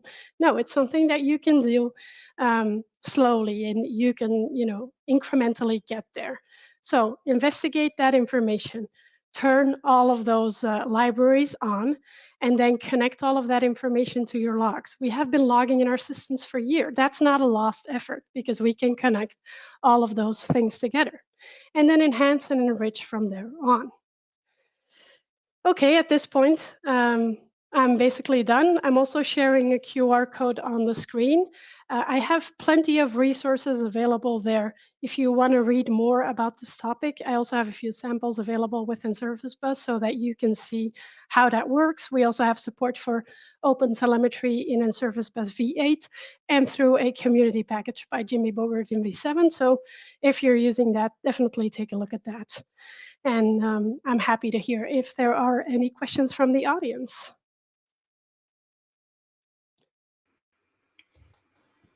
That was an amazing talk. Thank you, Laila. Thank you. I like how you say that OpenTelemetry enables you to build a distributed call stack. That's very useful, but I also like the insight there that you say it's also on business logic. So not just going through the code and through all of the technicalities of whatever underpins your code that you have. Right. Yeah, one of the things that people are sort of more used to, so to speak, is business metrics, right? But if you start thinking about OpenTelemetry as a sort of wider ecosystem, then you can start to ask completely different questions and understand how can I answer questions that I can't really, achieve to answer with metrics right now, and how can I add some tracing to basically solve those equations, so to speak. Yeah, exactly. I did have a technical question. I'm a big fan myself of Azure Application Insights, and I like the fact that you can do distributed tracing and all of that. But there's one thing that I'm not sure, I haven't come across it in OpenTelemetry, and that is in terms of capturing like memory dumps or automatic profiling whenever some exception occurs or something. Is that available somewhere in the framework? That's actually a good question. I'm pretty sure there is, if I'm not mistaken, but I can't answer that off the top of my head. However, it's one of those questions that I sort of when I said that it's a tricky question whether you should log or not. That was one of the things that I was thinking about, right? Because especially if you're changing your infrastructure on a dynamic way, then you might want to be able to collect telemetry on those fronts as well. I'm happy to look into it, though, and then we can continue the conversation somewhere else online later. Cool, thank you, yeah. Yeah, there's a fantastic presentation. I've learned a lot. I mean, I haven't used OpenTelemetry myself, and I was surprised actually to see that it was implemented in .NET through the Activity Source API. I don't quite get where the data goes, though. Is that the exporter stuff that you're talking about? Would you mind sort of clarifying a little bit of that for me? Right. So basically, OpenTelemetry is basically a pipeline. You have that tracer provider. You have processors that you may be plugging in. There are a few defaults, of course. Then that information goes through exporters. And what that does is it's going to send that information over the network to store that somewhere. That could be application insights. That could also be Honeycomb. It could be, what are all the other ones now? I can't think of any. Datadog, whatever. Jaeger, was that one of the ones? Jaeger, yeah. Or I say, maybe it's Jaeger. I say Jaeger. I don't know. I mean, this is all new to me. So well, it could be any of those. And these are basically tools that have had support for distributed tracing for way longer than the existence of OpenTelemetry alone. But they've also, implemented this specification, this standardization, so that all of the information is stored in that, universal sort of format, if you will. Does that make sense? Yeah, very much so. Thank you. The other question that I was thinking about really was how to sort of integrate that with third-party components. If you're using a NuGet package, which is doing logging or tracing, will it just pick things up automatically if it's using the activity source API, or do you have to do something special? If you just add source and you say, I want to add source Azure SDK, right? Then you don't have to do anything specific. Then if you have your exporter set up, then that information is just going to be stored. But if you have your own application tracing available at that point and you're creating activities, and let's say I'm creating an activity when I'm updating the stock and I'm sending a message there, then you will see that you actually have that parent-child sort of relationship built in automatically, because whenever you create an activity, that's going to be your current activity.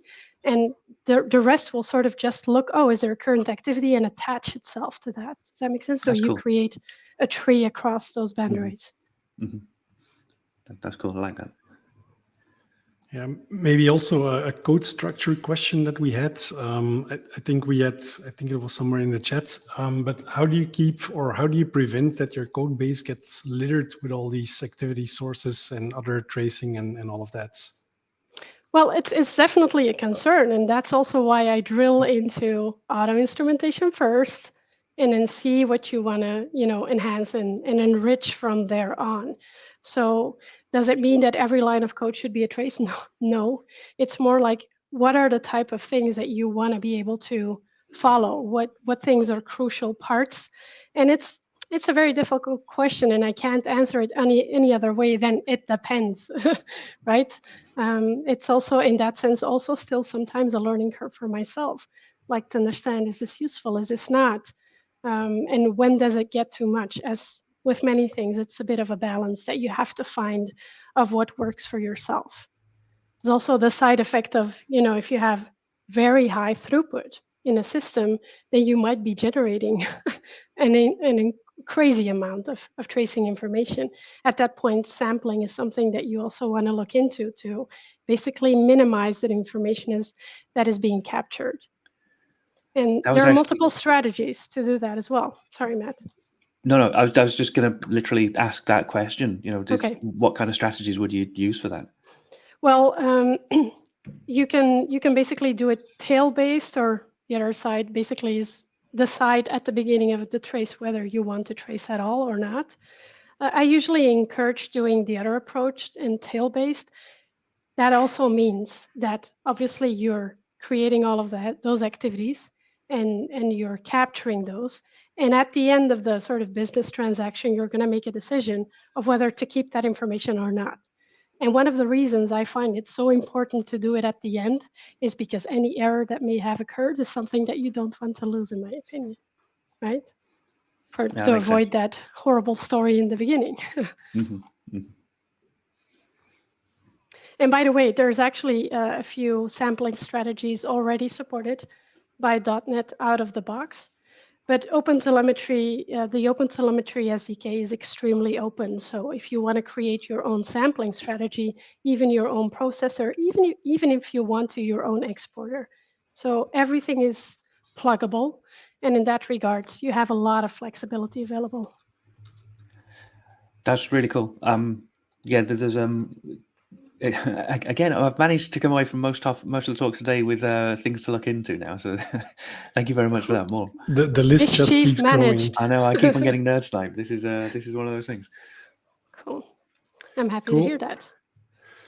Yeah, it was an amazing talk. Thank you, Laila, for doing this for us. And thank you for having me. I think it's about time to bring in the next speaker, but also the next host. So Laila, we will get you off screen and first bring our new host in, which is going to be Rachel.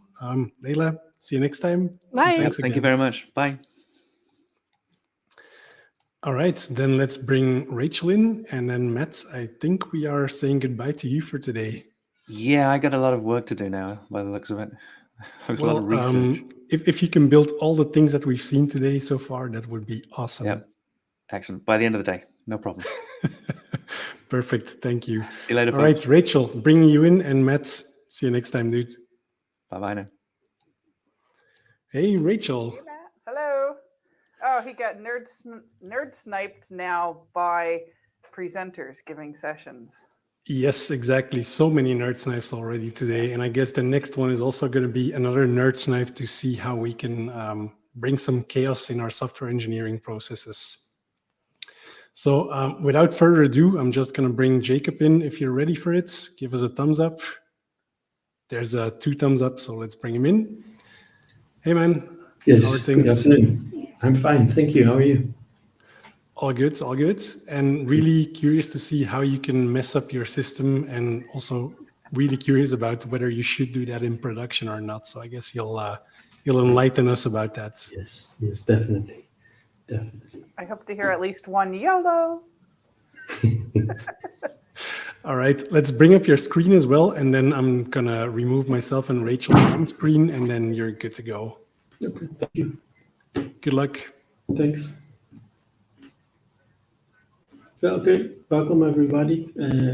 As said already, I'm going to talk about chaos engineering, unleash the monkeys. Well, I have to disappoint some people maybe, because everybody thinks we are going to break stuff, but that's not really the goal of chaos engineering. We might break some stuff, but it's not the goal. And chaos engineering is also not about injecting chaos in production. Again, it's not the main goal. It's not that we're not going to do it, but the goal is not to break stuff. What the goal is, I will talk about it later, but first let me just introduce myself. My name is Jacob Duijzer. I'm 43 years old. I live in the Netherlands. And actually, I've been thinking about what do I do? I like to help people grow. That's what I've been doing almost all my professional life. Giving talks, giving workshops, things like that. And I like to read a lot to get more knowledge, but maybe that's not the most interesting part. So let's just start about chaos engineering and what chaos engineering actually is. Well, it's a discipline. It's not about creating chaos as much as possible and try to break things. Although what they sometimes do, and I think there's some famous talks about Amazon, where they just break cables, they cut cables in their data center, and they do everything to break it. But that's not really what you want to do. You want to do it in a disciplined way. And as this statement says, it's a discipline of experimenting to build confidence. So what you want to do is you want to be sure that your system does what it should do, even when there's some turbulent conditions. And turbulent conditions can be anything from earthquakes to maybe just failing hard disks. There's a very broad spectrum of chaos you can think about. But the main thing is, it is about experimenting, but it's experimenting with a hypothesis in mind. You want to prove that you actually know what you're doing, and when you break stuff, things will still work. So just to recap that again, it's experimenting, but it's carefully applying chaos or failure. Just remove one hard disk, see what happens. See if your hypothesis is correct, and if not, how you can solve the issues you just found. And you want to try and find weaknesses and make your systems more resilient. So many people think you just start like a monkey, break things, break cables, break hard disks, whatever you can do to break it. And maybe at the end you could do that, but don't start with just removing cables. And I will talk about how and what we are going to do that, but first, how does an experiment look like? And it's very cool. I hope you all saw just Laila's talk, because he's talking about telemetry, tracing, and logging.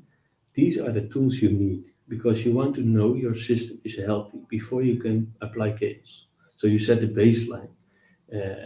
if you think about like Netflix is doing chaos engineering, they have a baseline. They say every minute a certain amount of people are clicking the play button. That's our baseline. If we are going to apply some chaos or do some experimenting, you should be sure that that baseline doesn't drop down too much. Like if you have 0 starts in a minute, something is wrong. You need to cancel your experiment and make sure everything works again. So you set the baseline, then you create a hypothesis. And the thing is, many people say, they will say, what will happen if I do this?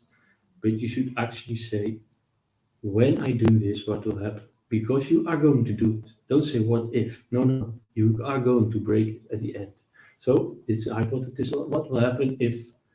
What will happen when I remove a service?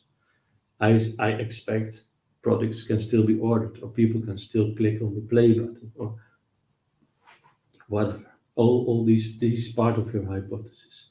Logging and tracing, I already said, it's very important because you want to be sure your system is still working. And you only can do that when you have good dashboarding, good tracing, good logging. I also the same thing as Laila said, it's a very broad topic. So too much to go into details right now. But it's one of the basics you really need. And maybe I will show a bit of it, but not that much. Do state what will happen. So I just say, then you go to test. So you test, is it really true what I said? So I kill the service and I said it will still serve. Maybe I have a website and I can still order. Is that true? Then at the end you evaluate. Was it really true? Did we find anything else? How are we going to fix it and document it? If it failed, do the test again and repeat until it works. Then there's some things to consider when you start experimenting. The first thing is you have to be careful, especially when you do it in production. If you have a web shop where you can order products, you might want to be sure that people can still order products at all times. So either you do it for a small group of customers, or you do it on a staging environment before you do it in production. But be sure you have a plan to cancel your chaos experiment. So maybe like for Netflix, they say if less than 100 people are starting a new video in a minute, we are going to cancel it. Also prepare a rollback plan and a backup plan. You know, if you kill a service, maybe when you bring it up, it might be difficult. So yeah, really have to have a good plan for getting back into production. And the last part you have to be very careful about is the blast radius. And the blast radius is if something fails, will it not affect other systems? So for example, maybe when you kill a product service, maybe the order picking process will also stop because they need to find where the products is. And maybe because of the order picking service fails, the trucks cannot go out of the warehouse again. So you have to be very careful that you start small and make sure your blast radius is also small. Don't affect your whole system. Make sure if you kill one service, don't let it cascade failures into breaking down the whole system. There are a lot of different terms for chaos engineering. And when you talk about chaos engineering, it's also maybe not the best term to use. Everybody uses chaos engineering, but it might scare people because everybody thinks, well, chaos, we have not enough chaos in our daily lives. Maybe let's skip this, we won't do this. So there are other terms like Google is using site reliability engineering. Reliability is a very powerful word, much better than chaos. So maybe you can turn it around and start talking about reliability engineering instead of chaos engineering. Especially when you talk to management, when you talk to stakeholders, don't tell them we are going to experiment with chaos, but just tell them you're going to experiment to enhance your reliability. All these terms are kind of related. So SRE, site reliable engineering, game days, which I will discuss later on also, is also part of chaos engineering. Then the next question might be, why would you want to do that? We are already testing. We don't want to kill our production environments. Why would you bring in more chaos than it's already there? One of the biggest reasons is chaos is inevitable. It will come, and it probably will come in areas that you don't expect. People are saying, but we have unit tests, we have integration tests. Yes, but these tests are reasoned about, and chaos can really bring up other issues. And it's also about creating a mindset. You know, when you start talking about chaos with engineers together, it creates a mindset of, we know people will start doing experiments, so maybe we can already make our systems more resilient before we even start experimenting. So by creating a combined mindset of building resilience, you're already creating a better system. And it's also a thing that when you start working with chaos engineering, you are going to discuss with your team about chaos. You are also learning your system. You get a better understanding of your system. Like when you have a distributed system with many microservices, it can be quite complex. And when you start talking about scenarios of how to try chaos engineering, you get a deeper understanding of your system. These are all very valuable outcomes of chaos engineering without even breaking a single thing. It's just a discussion only already helps. One of the things I also remember, and I don't know if that's maybe because as I'm already 40-something years old, I'm kind of old as an engineer maybe, but I remember that many times we had issues with backups. People in the office, you had a backup strategy, they worked with tapes, they backed every document, and when something broke down, we wanted to restore backups, they always fails. All the time they say, no, it doesn't work because whatever reason. And I think maybe the biggest part is because they never tried it. And that's what you are going to do with chaos engineering. You really try if your hypotheses are true. You are going to break things. And you are going to test in production at the end if your software still works, even if you remove certain services, certain parts of your system. So that's a really good part, a good argument why you want to do chaos engineering. There's another good example that I remember is a few years ago we had an issue with NuGet. The NuGet servers were down, and it's something you never think about. You have unit tests, you have your CI/CD pipelines, but the problem was because the NuGet servers were down, all our pipelines failed because they couldn't restore packages, and that's something you might not think about when you're talking about production. You want to put your software in production, and somehow you can't because NuGet is down. Well, I'm not sure if you would find that issue with chaos engineering, but it is chaos. You know, it is a scenario that can happen, and if that's the case, you can't put anything in production, then you can have serious issues. So it's good to reason about all the issues that can come up and what to do about it. Well, there are some business values. Actually, you also need to discuss. You know, by creating more reliable systems, you create business value. Because if you talk about service level agreements, putting things in maybe in 2 data centers can really improve your reliability, can really make your systems deliver bigger business value too. So the availability percentages can go up. Another thing is debugging, just like Laila said, debugging systems is way too complex. Testing can help, but testing is normally, you have some very reasonable test scenarios. But a test scenario normally wouldn't say, just remove a product service and let's see what happens. And that's what you're going to do. So it's kind of the next step of testing your distributed system as a whole, is chaos engineering. And the last thing that's stated there, the emergent issues, maybe you kill a service, you say, okay, I have a product service, when the product service is down, I use a cache. And you test it in production, and you can find something completely different. Or what I said, maybe the warehouse is also using the product service to find a location of a product, and you didn't think of that scenario. These emergent issues are very important. You were not aware of them. You couldn't reason about them. You couldn't test them because they were out of your radar. Experiments might fail in unexpected ways, so you should be prepared if you do it in production that you have to roll back because something happened that you just didn't expect to happen. It's good to have that in mind too. So we are kind of making it more practical right now. And the first question is, but how can we start?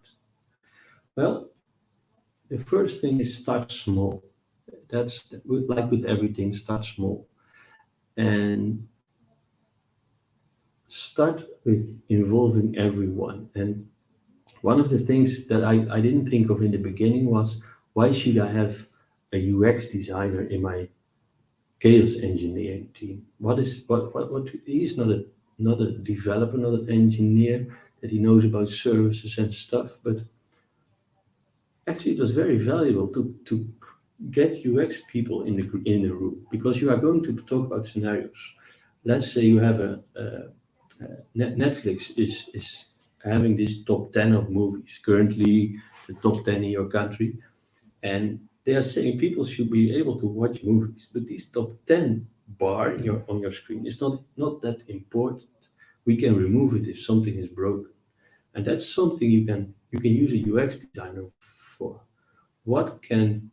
How can my website look like if something is broken? What if cross-selling fails? What if the login fails? What kind of messages do we show? All these kind of scenarios are also very important in your case. You can't just start showing error messages. Sorry, something is wrong. No, that's where you get UX designers, front-end designers, also in the team. They also might think about different scenarios, different fallback scenarios, better messages, better experience. Also, it's very important to have managers, to have your stakeholders involved, because maybe you think a certain part is very important. Well, they might say, no, well, this part, if it fails, it doesn't really matter. You can just remove it from the website. As long as people can still order, I'm okay. It's kind of finding a balance between cost and damage control, so to say. So, well, I said, start small, think about the blast radius, don't kill your whole system, and start locally. Don't start in production. As they say, the unicorns, they are doing in production, and at the end, maybe you should do it in production, but it's not the first goal. Just start small. Start on your development environment. Maybe start on your staging environment, and when you have everything in place, maybe at the end you can do production. But it's not the start. You can't just start killing services in production.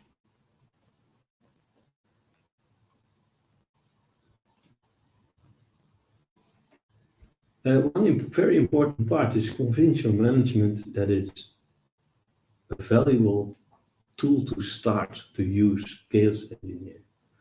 And maybe they find it difficult, but chaos will come. Chaos is always there. There are always issues. There are always problems, and it's good to start testing these issues.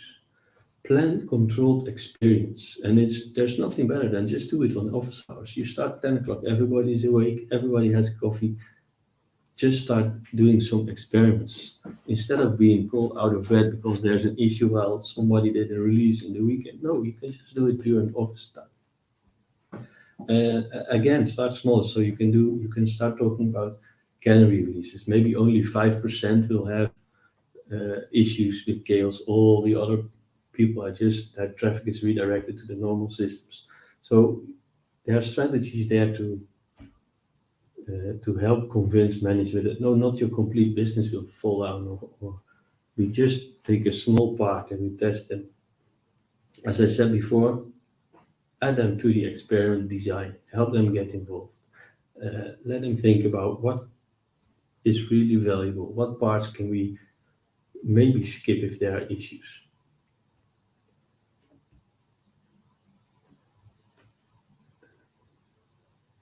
Yeah, one of the things I sometimes ask is, would you rather improve your system and just by let's just start talking and improve your system? Would that be would you not prefer to have these kind of discussions instead of finding out that maybe something breaks when we do releases, or maybe in the weekend, or these? You can plan a little ahead for chaos. Don't you want to plan ahead for that? And many times it takes time for management, for stakeholders to really allow you to do it in production, but it's very good to help. Well, these are some of the things you could discuss about. So what scenarios could you think about if you think about chaos? Well, there are many parts where you can start. These are some of the most used, maybe the easy parts. So you can start with maybe traffic, maybe load, network issues, hard disk failures, host failures, just remove some hosts, things like that.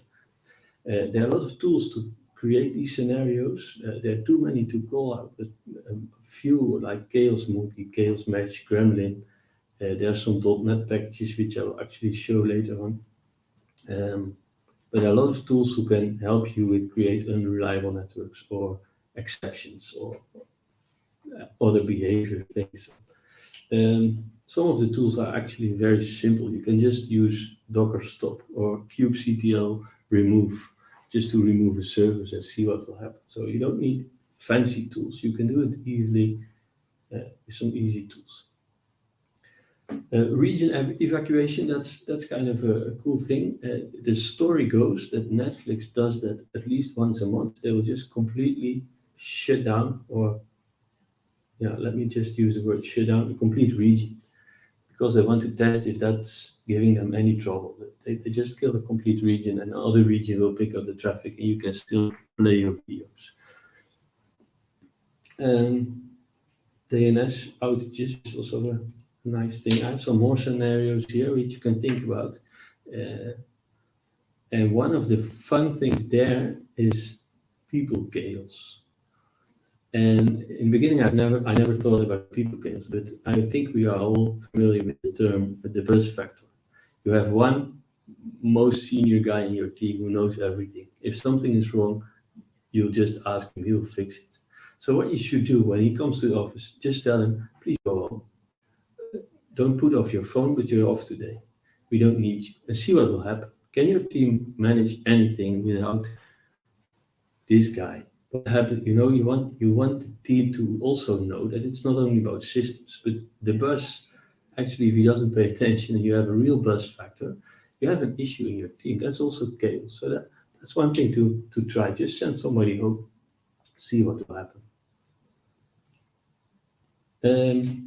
A very fun thing to do is plan game days. You just take a few people from a few teams, you sit together, as I said, start 10 o'clock, grab a cup of coffee and start experimenting.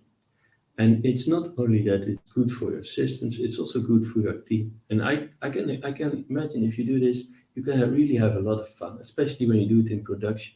It can be scary in the beginning, but it's very cool to do, because if you plan ahead, you have tested it on all your environments.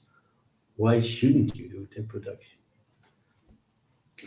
But again, be careful, plan ahead, design your experiments well, make sure you have fallbacks, and execute and document the results. If you don't document the results, you don't have anything. No outcome of your experiment. So it's good to document and to share it with your organization. Maybe just tell them that you did a game day, you did this and this experiments, this was the outcome. Maybe you solved some issues, maybe you found some new issues. And it's also like kind of practicing. If you don't do it often, people might not know how to do it. The same goes for when chaos happens for real. It's also kind of a practice to have game days, like firefighters, they practice. Why do they practice? Because if something happens, they know how to act fast. So by doing game days, you also create some muscle memory for people to really solve issues when something happens. So it's a very fun thing to do. Well, let's start with the fun part then. Bring in the real monkeys. Demo time. Before I start, I want to show the design of my application. I created the Chaos Monkey Pizza web shop. It's kind of a simple web shop. It has a web application. It has 3 services: product service, cross-selling service, and order service, all with their own database, and that's it. And I think if I ask people, can you tell me some weaknesses? We can find at least 10 right now, because it's just not a resilient system. How does that look like in production? I have a website here, which doesn't really look nice, but it's just the idea. I have products. I can click on a product. I see the product, and I get some cross-selling products. So if I want to order a pizza, I can also get an appetizer, a drink, and a dessert. I have a cart, and I haven't really made it that well, so the cart is just a random number of products for which I can just place an order. It will give me my order number. And then if I'm correct, I can find, yes, my order has been processed. Going very fast. That's my website right now. So let's start doing some experiments on this website. Oh.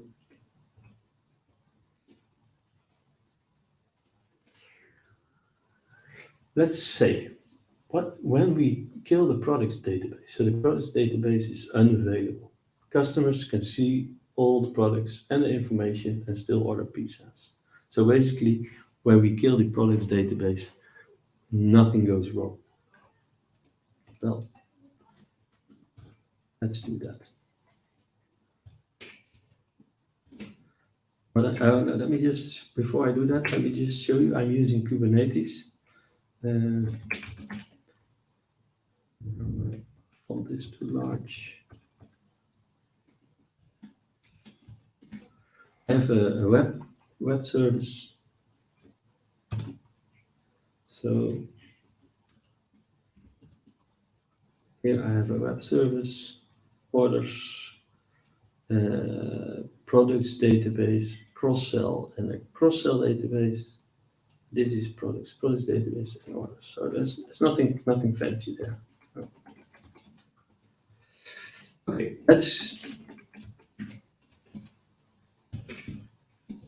I'm going to scale down my products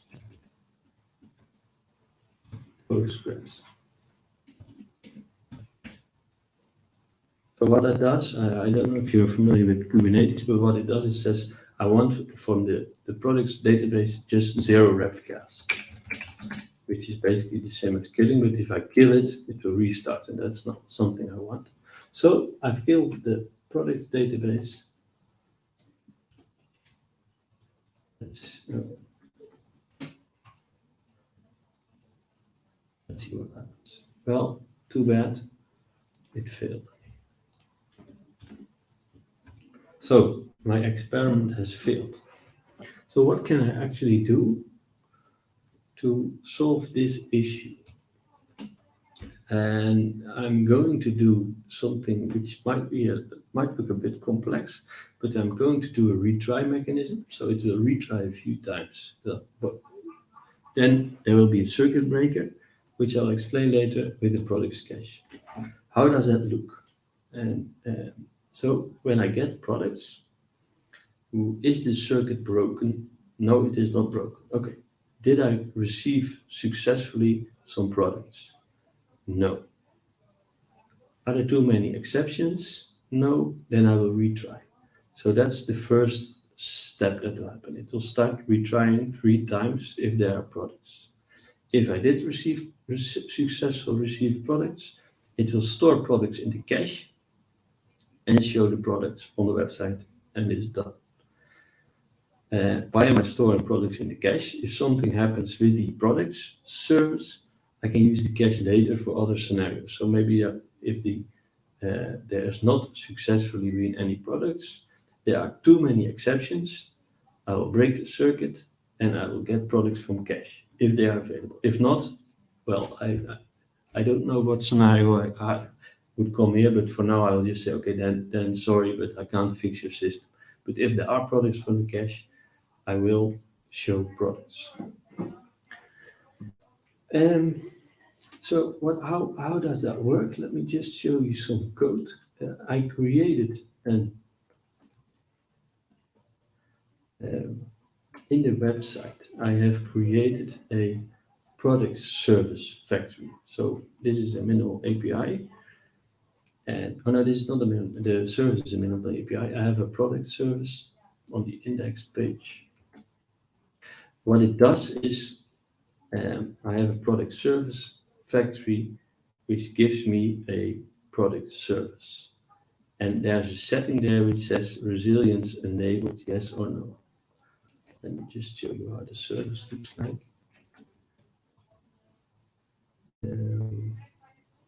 Product service factory. If the product service is just telling me, okay, it's resilient enabled, then I want a resilient variant of this product service, and otherwise I'll just return the normal product service. Just show you how this looks. Maybe I won't get into details now, and I'll show later. There's one very cool thing I wanted to show, and that is what I'm doing here is I'm using something called Azure App Configuration. If I go to the website, I can go to settings and I can see the settings of my application. And actually here it is saying resilience enabled is false. So I can just enable this setting and there will be some kind of resilience. What I do then is I go to Azure App Configuration, and there I can Configuration Explorer. Let me zoom in a bit. These are all my settings from the app settings file. Show the values. And I'm going to enable resilience.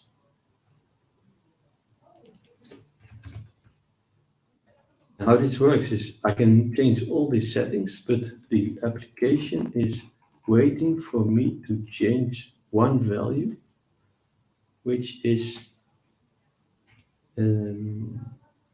quickly go here. It is waiting for the Chaos Monkey Pizza Sentinel to change. And as long as I don't change this value, which is actually this one, it won't update my settings. So I can just do some arbitrary thing here. I put it to 49. Now if I refresh, as you can see here, my resilience is enabled. And I go back here. And I was hoping that I would have some products right now, but maybe my cache is not working. It'll take a while before it gets back.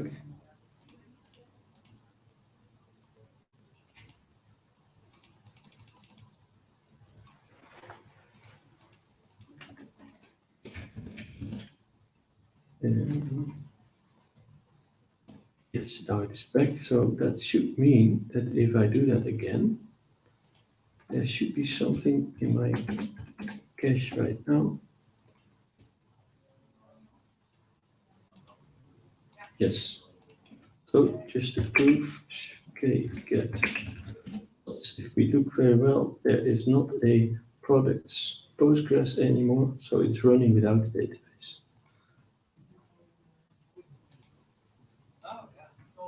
And I can still order pizzas.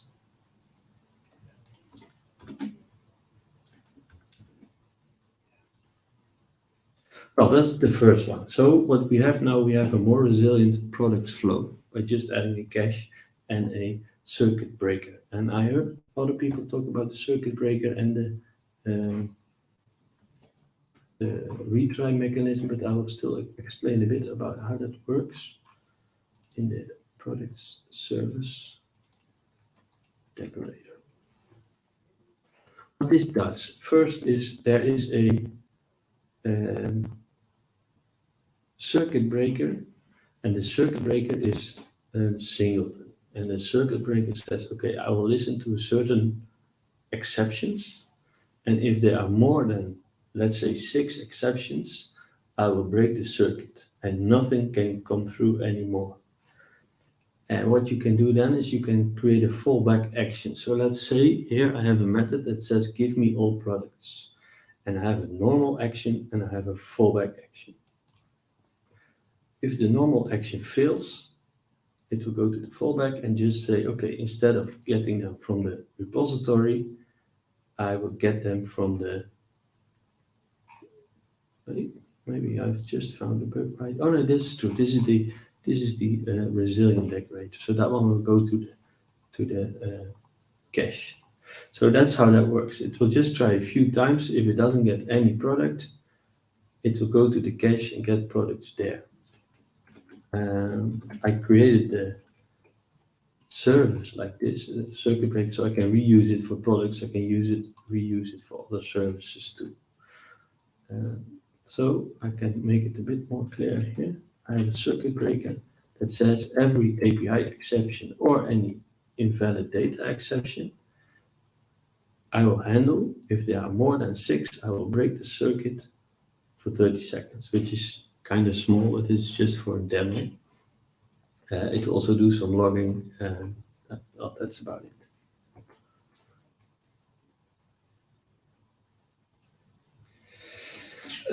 The next experiment is about cross-selling. Cross-selling is less important. We want to sell pizzas, and if people don't buy cross-selling products, well, too bad, but it's not our main business. We want them to buy pizza. So the hypothesis is when the cross-selling information is unavailable, customer can still see all products and information and order pizzas, no problem.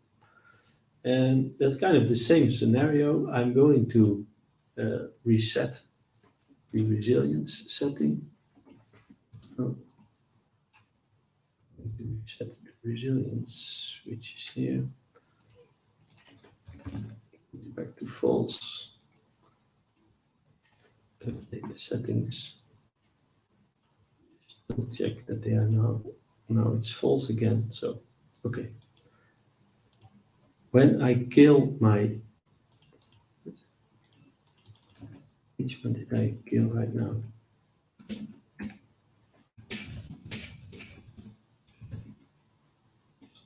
It's faster to restart product service and it gets connection to the database back.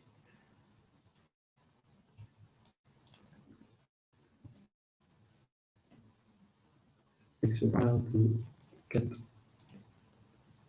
my products back from the database.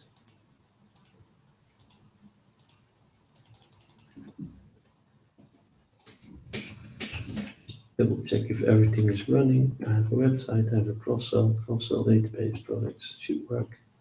Yes, there it is. So when I click here, I get my cross-selling products. What happens when I kill the service again? So now I'm going to kill the deployment for the, let me just call this, kill the cross-selling products. Too bad again. Well, it is expected, of course. The outcome failed again. Why is that? Because if you remember, the design of the application is very simple. There's nothing there that hides it from anything. So I have a different scenario. I have a retry mechanism, and I'm just going to hide cross-selling products when the circuit is broken. The only thing is, if you go back here,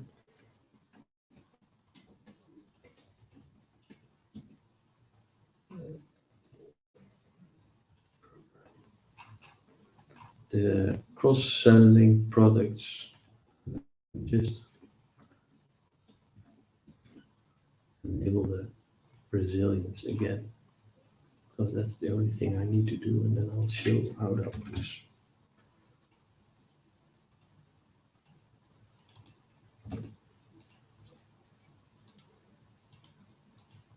Yes, I've enabled the resilience again. When I click here, oh, why is that?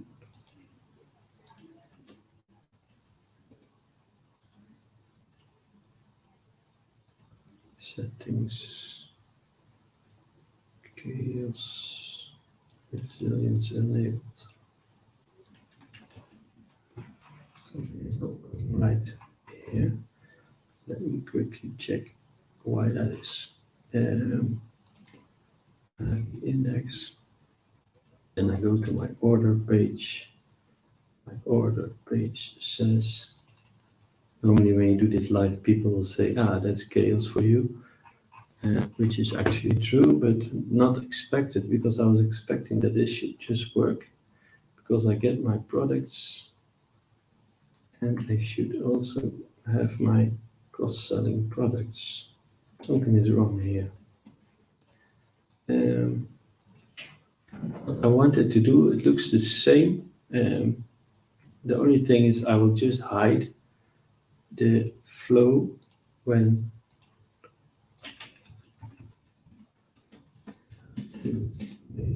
cross-sell.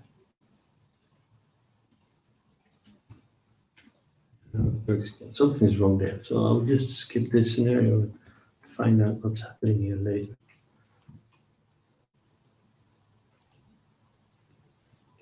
If that works, I guess that works. Okay, so let me go into a new experiment. Ordering should be possible at all times, because ordering is our main business. We want people to be able to order. So even if the cross-selling products are not available, whatever happens, people should be able to order. Well, it's kind of the same scenario as I had before. What happens if I kill the order service?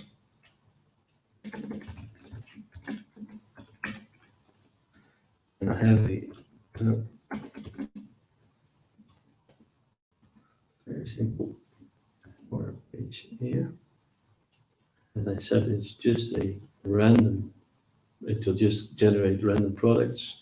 When I place an order, I cannot place an order anymore, which is actually very simple to reason about. I just have a service, and this connects straight to the service. I put this order there, and that's it. So what can we do to fix this? Well, I think normally I would just say, let's add it to a queue. Let's add it to a RabbitMQ cluster or something like that, because it will just put it in the queue, and a worker can just process my orders. So let's do that. Okay. What I've done here is the same scenario. I have a order command factory, and the order command factory decides how I'm going to manage place my orders based on the setting used bus for ordering. If I go back to my browser and show you the settings in Azure, I have here use bus for ordering, which is false.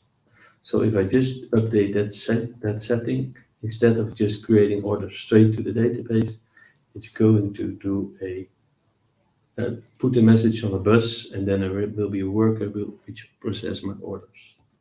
It's already in place. I can show you that. Worker 2. The worker actually doesn't do much. It just says there's an order, put it in the database, and well, that's it. So let me demonstrate how that works.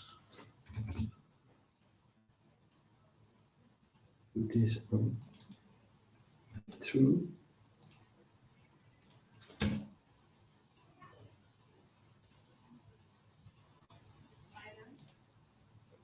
And now I can order again, because now it is using a queue. And I will show you how I know that it's using a queue later, but what we currently did is from a very simple system with 3 web services or 3 microservices, we have evolved our system just with a few experiments with this. It's already growing. We added the cache. Here we did nothing because we said if cross-selling is failing, we just remove the products from the website and that's it. The other services, instead of directly using it, we put them in a queue. They will be processed, they will be put in a database, and we can still get the other information on the website from the service. But if the service is not available, I cannot get my status, but I will still receive my pizza.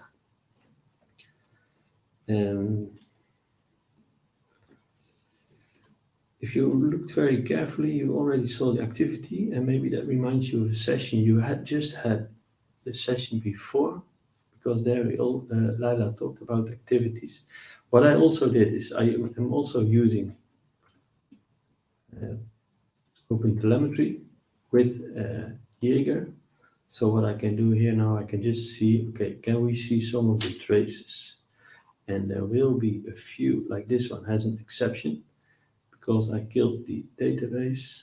Maybe we can see somewhere where the exception is. Error is true. There might be some information, but it's not really interesting because I was expecting this. What I wanted to show is a successful trace now, which has 10 spans, where you can actually see that the message has been going from the website to the order worker, from the order worker back to the website. So that's how I know that it has reached the event bus, or the RabbitMQ in this case. Okay, so this is my current system now. Well, it's a pity that my cross-selling is not working, but I don't think that will affect my other demonstrations, because what I wanted to show now is some .NET packages which can actually help in creating some monkey behavior, just some randomness, just to see what will happen, because it's actually fun to do. And what I'm using is a .NET package, Simi. Simi is from the same family as Poly. Poly is the policy part we just discussed, so the retry mechanisms, the circuit breakers, they are using Poly, and Simi is to create exceptions, latency. It can also do some behavior or some actions before something is happening. And exceptions, I think that's clear. You can just say, okay, just throw exceptions. Latency, well, it's also clear, but behavior and actions are a bit different. With behavior, you can just do something different than you expect. So maybe you say, give me products, and this Simi package can just return some cross-selling products, just to really make some monkey behavior there. Or you can delete the database before you can start querying the database, just to see, okay, how would your system react if you delete databases? Let me go back to my settings here. I have maybe I show them on the website first. I have some settings here. Let's show you the product service. I have not enabled chaos, so let's start with enabling chaos for the product service.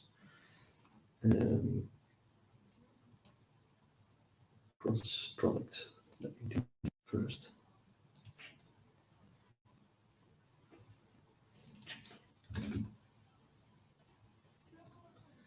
And then the next setting is the injection rate, and 0.5 means 50% of my traffic will end up in an exception. Well, that's kind of high, so let me just put it on 30%. And I think that's enough for now. Let's start there. And let's disable resilience first. Just to see what will happen.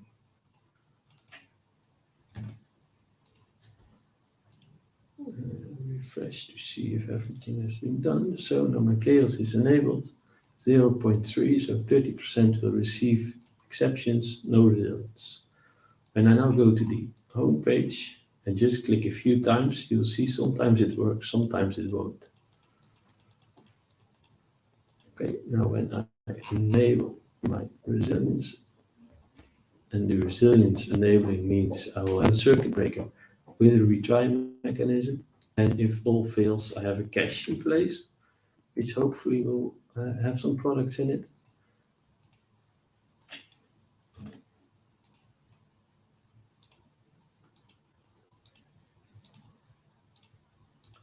And now, well, that's kind of hard to see, but sometimes it might be slower, but there will be no exceptions anymore.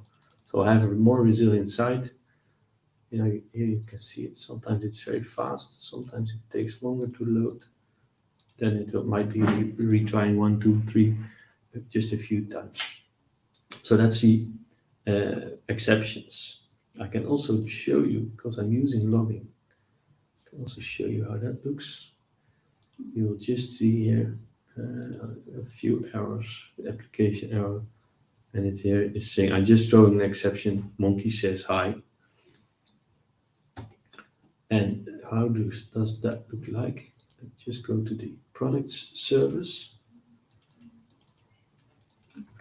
And what I did there is, this is a minimal API. I'm requesting all products, and I have two different repositories. I have either a normal repository or a chaos repository. I'll show the chaos repository. The chaos repository has policies. So this policy is, I will inject exceptions. It will throw an invalid data exception with a message chaos says hi with the injection rate I just explained, and I will enable them all. I could have added a different variable here, but just by just putting the exception rate on 0, also puts it on disabled. So that's kind of double, and I had enough parameters already. The latency I didn't show yet, but I will show. It's just going to throw in some latency once in a while. Let me just enable that quickly. Products, latency of 300 milliseconds. I could have made it random, but I just decided to do it this way. And well, I think actually I already enabled it. Disable the exceptions and just add the latency. Let me check my time. Still okay. Like this. And now nothing will happen because my retry mechanism will just catch every exception and it will just continue. So that's all fine. But what I did in the website is I have a timeout of 500 milliseconds. So now everything will happen, but what will happen if I change my latency of my product service to 550 milliseconds?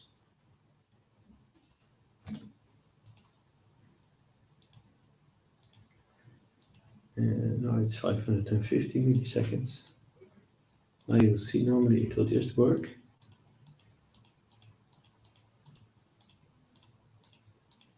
And it will keep working probably because I have these retry mechanisms. So it will just restart 3 times, nothing will happen.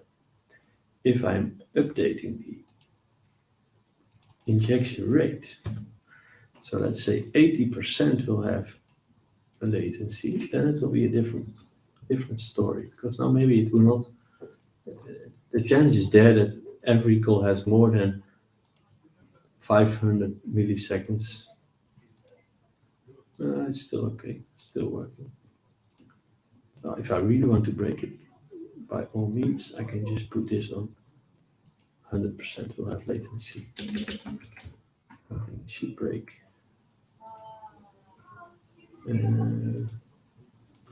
Maybe it's getting my products from the cache. Anyway, you know, you see that's the difficult thing is you might have so much resilience already that you forgot what will happen already. And when you reasoned about it with your team, maybe somebody would have told me already, maybe one of you is telling in the chat, but of course it's working because you enabled resilience. And maybe it will use the cache. So that's something I didn't think about right now. There are other things we could do. We can also say, well, let's just kill pods randomly. I could do that. Let me just do some random. And I created some custom scripts myself because I didn't want to use any tools. They are quite complex to start with. So what this does is it kills services once in a while, every 30 seconds. So now the order of service is killed.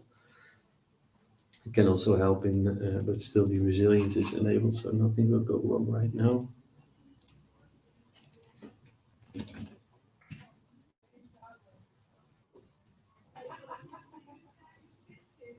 Just enable this, and it will fail.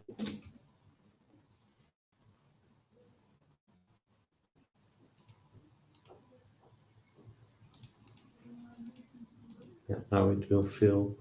Let me just bring the resilience back to maybe 20%.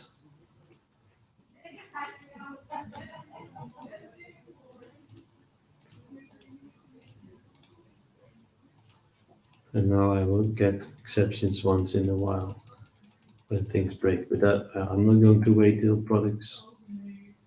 Oh, there you can already see it. So that's chaos again. Okay, so let me just stop there with the demo and just do a little recap of what we just discussed.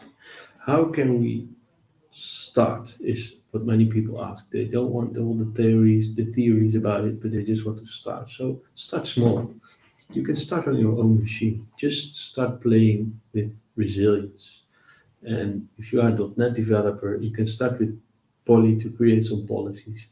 You can did the same as I did with Simi. I have some links at the end, so you can play with Simi just to try on your local machine. Then, when you have done things on your local machine, maybe get your team involved, do something on a testing environment, on a staging environment. Don't do it in production, just start small. Get everyone involved. I can't state that enough. It's very important to have everybody on the table when you talk about resilience, when you talk about chaos, about experiments. They have different angles to look at problems. They have different ideas about how you can actually solve issues, fallback scenarios.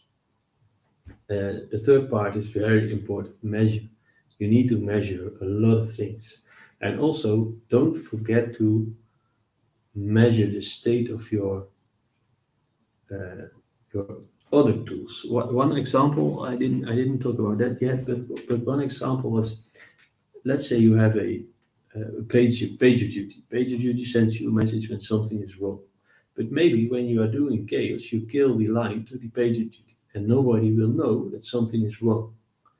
So if you don't measure everything, it might be possible that you think, okay, I have my dashboard, everything is green, but still things are broken. So you also need to test some systems you use for testing. Don't forget that. So be aware that you might kill things that are actually helping you to see if everything is working. Plan ahead and think about abort conditions. When do we stop this experiment? How do we stop this experiment? Are we sure that when we stop the experiment, everything will work again? One of the things I just had with my demo, I had it multiple times. When my database is coming back online, it takes a while for the product service to have a new connection to the database. There's actually something I need to work on, but well, it's chaos, so I don't care. I have it on my backlog. I will fix it later. But yeah, you need to be sure if you abort, will everything work again? Maybe you need to restart some services to get connections back to the database. Plan ahead, test it before you do it on production, test it on your staging again. Think about blast radius. One of the things that's also important is, let's say you have an API, you sell data to customers, and you are going to start with chaos engineering, and you did not think about your customers. Maybe they can't get connections to your system. Then you are in trouble. And you can say that maybe they also need to start working with chaos and they should build more reliable systems. Yes, maybe they should, but you can't just expect them to do that without knowing you are doing it. So think about blast radius. discussing about experiments already helps. That's maybe the best start you can make with your team. How can we create things more resilient? What is resilience? What is reliability? Have a discussion about what that is. That already helps. If people have it in mind, they will actually develop better systems. And some of the tools I've used, well, Polysimi, Azure App Configuration, showed them all. Seg for logging, Jaeger, Kubernetes, OpenTelemetry, RabbitMQ. I've not showed RabbitMQ, but it's there. I've used Rider, and maybe there were some observant people who saw that I have a different operating system than many people. I'm using Arch Linux. Well, and I think that's the end of my talk, and I think I'm 2 minutes early, so that's okay. Thank you very much. If you have any questions, you can ask them after the session, connect me, and thank you very much for listening.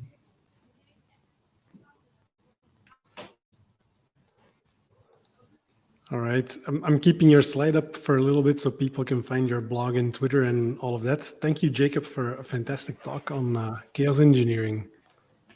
It's great.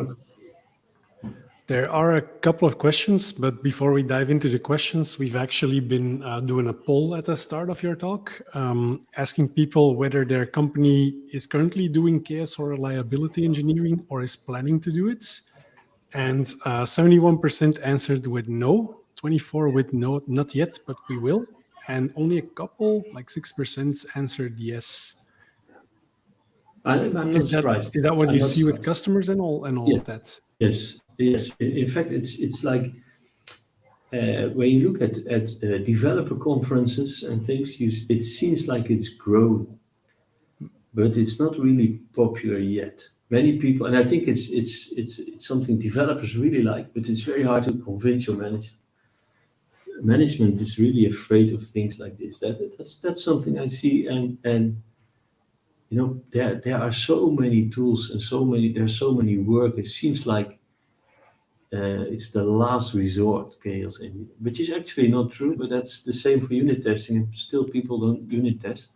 But yes, I'm not surprised.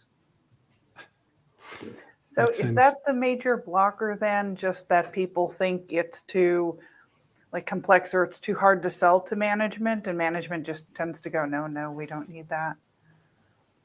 Many times, yes, especially when you say, well, we are going to do some chaos engineering on production. Then you just have a difficult conversation, and that's why I say don't use the name chaos engineering. Talk about reliability, resilience. Use different words, and as I said, game days is just fun to do. Start with that and just start very small and show them that it works. Just tell them, come in the room. We are going to kill something in production. Watch it happening, and they need to build trust. You know, so they should trust developers that they know what they do. Yeah, so just show them. Well, along with that, somebody asked if you're the only engineer on a team who sees the value so far, is there a minimal chaos engineering setup where they can kind of ease the team into it and maybe get other team members on your side and then present that to management? So if we have some kind of minimal setup that you would suggest people to start with, maybe a single machine, because you mentioned doing a little bit in your development environment, something like that, perhaps? But that's I think that's the most easy start. Start on your local environment, and maybe show your teammates that look what I did. I can just kill service and still things are working. And I wouldn't be surprised that they will really like to see that, and they will start experimenting themselves, and just from bottom up maybe get more and more people involved and more systems involved, and go into staging, and then maybe finally even production. So I think it's starting small from the bottom. I think related to that, would it make sense to also talk to stakeholders like the sales team, like maybe the support team and so on, to say, look, if we unplug this server, we won't have any orders for the day. we want to see what happens when we do that, but we also want to improve on that. Is that like a discussion that is easy or a good entry into the team, or? Yes, and it's sometimes you can start small. You can explain them that, like, what is red-green deployment. Even thinking of starting with Kubernetes can really help in telling people, if you do red-green deployment, when we do a deployment, nothing will fail. That's kind of chaos engineering already, although it's very small. That's a good start. If you show your management, your stakeholders, that look, we can do deployments while everything is still using the website, orders are still going on. Maybe we can go to the next step. That's just kill a service. That's the same thing. And then let the experiments grow and grow and do different experiments.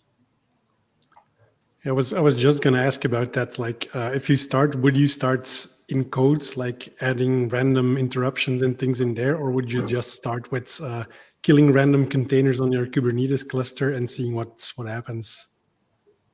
Well, maybe I locally I might start with killing containers and see what happens, but maybe I will look into some tooling. If you look, like Gremlin is actually a great tool, which can also use health checks, so it can verify if everything is still working, which makes it more professional.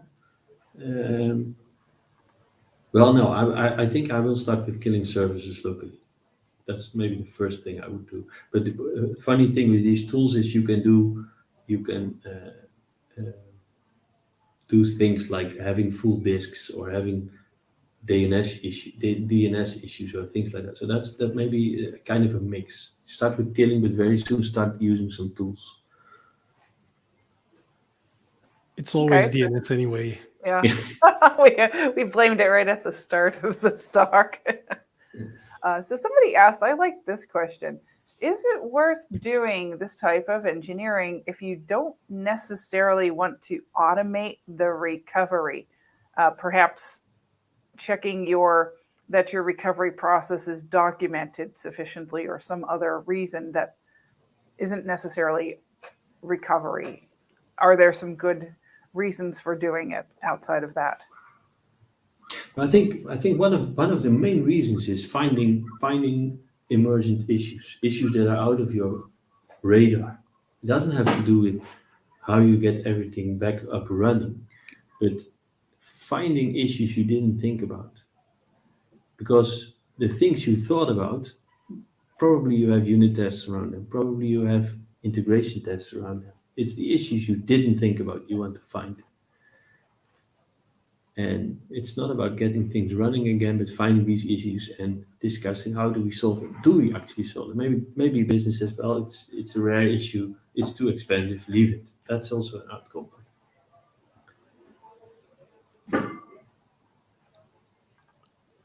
Yeah, maybe a related question there as well from the audience, and that was: is chaos engineering relevant in environments that do not rely on networks?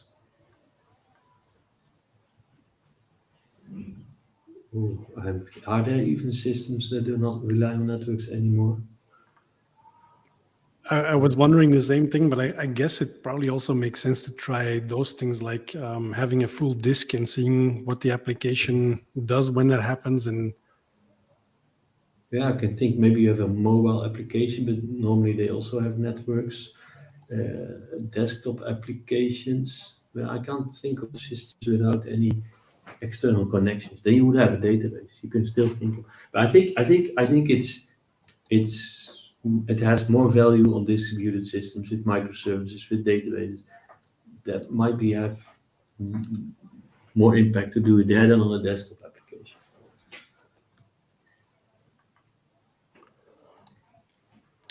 Okay.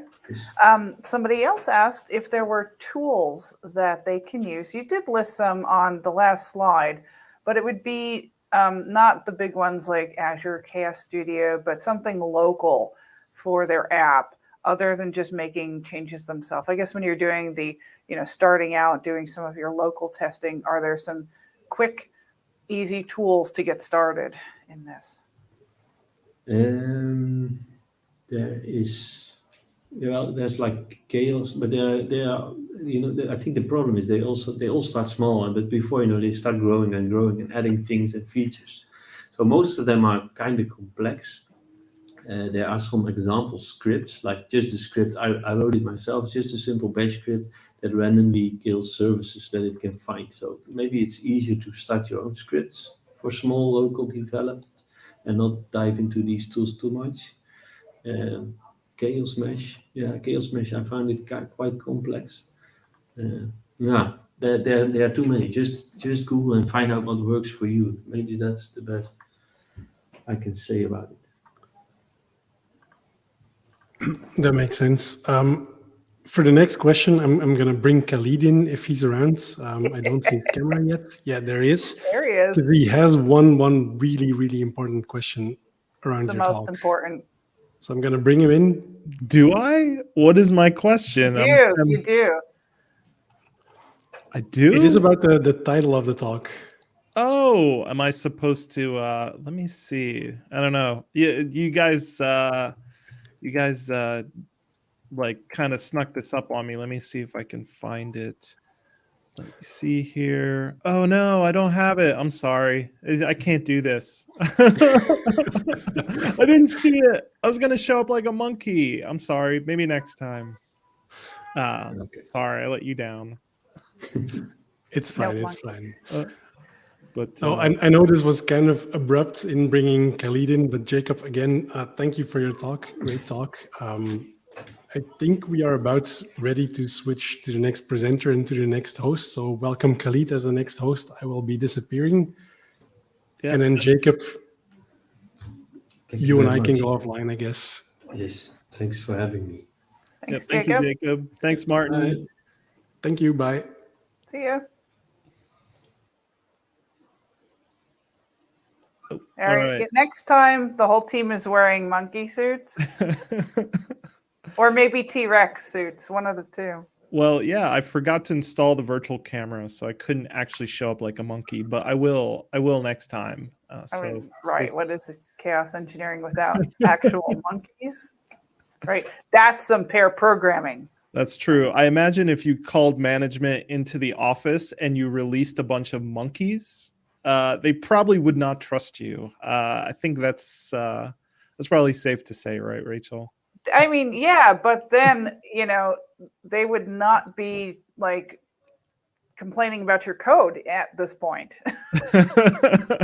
There's that. Management would totally not be complaining about your code because they're too busy literally chasing monkeys around the office. See, that's why I like you, Rachel. You're always positive. You're looking at the bright side of things. So, but yeah, I mean, it was a great talk. It's always interesting to see, what you can do with technology, but I can also imagine management being very nervous saying you're about to potentially try to break production, right? Why would you break something that works? It's funny that they think it works. There's no such thing as this software without bugs or some sort of issue. But yeah, management does like to kind of pretend otherwise.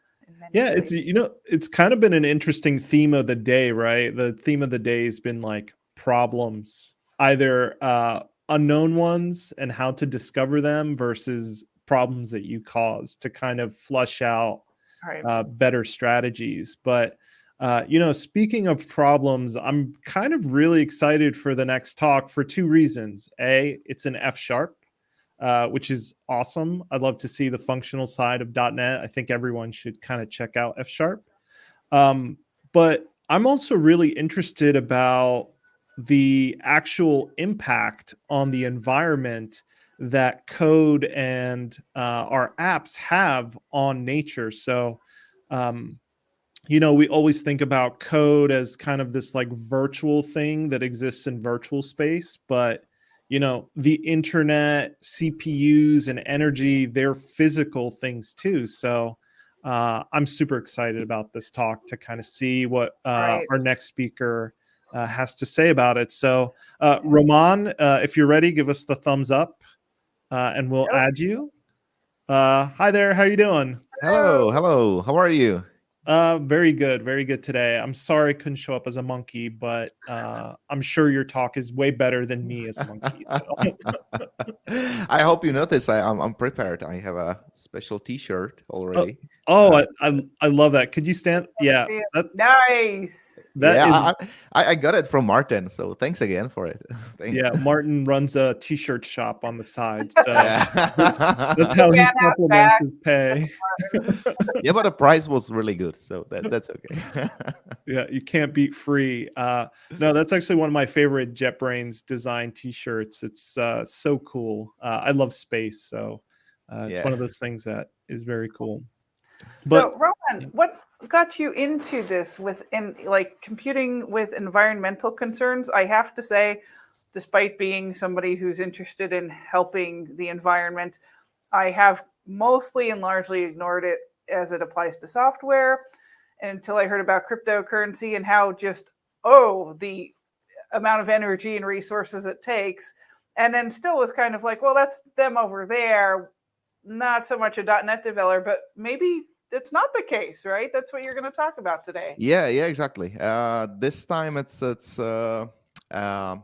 would say that the impact is pretty huge, and when I will explain how we did it and why we did it, I'm pretty proud of this work for our team.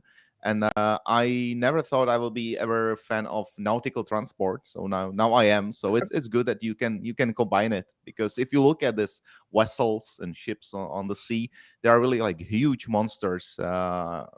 Taking a lot of fuel and a lot of producing a lot of carbon footprint. So that's good that we did it. And during my talk, I'll be more than happy to show you how we did it. Actually, the goal of this talk is to show the other developers, not only on necessary F#, but all the other .NET developers, how they can create their very own service to do something like we did. So. Awesome. Well, on that note, let's give you the stage. I'm going to share your screen, and then Rachel and I will drop off. We'll be here. If you need anything, let us know. But the stage is yours. Good luck.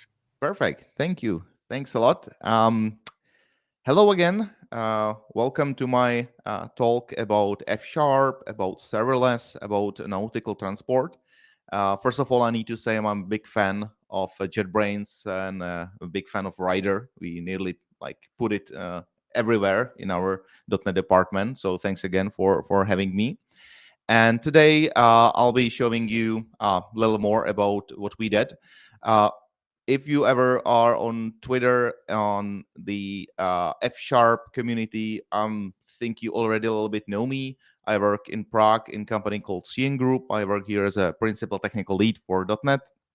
I'm the founder of Czech F# community called F#ing, which is now sort of like sleeping after COVID, but we will come back one day. And I'm a big fan of F#, obviously. So let me tell you a story about F# and nautical transport. First of all, it all starts with our customer. If you are from, let's say, northern part of Europe, you probably already heard about a company called Stena Line, which is a Swedish company. It's one of the largest ferry operator in the world. It was founded in 1962, and it operates vessel on North Sea, Baltic Sea, Arctic Sea. If you look at their roads, they are now operating on 17 roads with more than 25,000 total ceilings. And their fleet size, which is, I would say, pretty important, fleet size is now 37 vessels.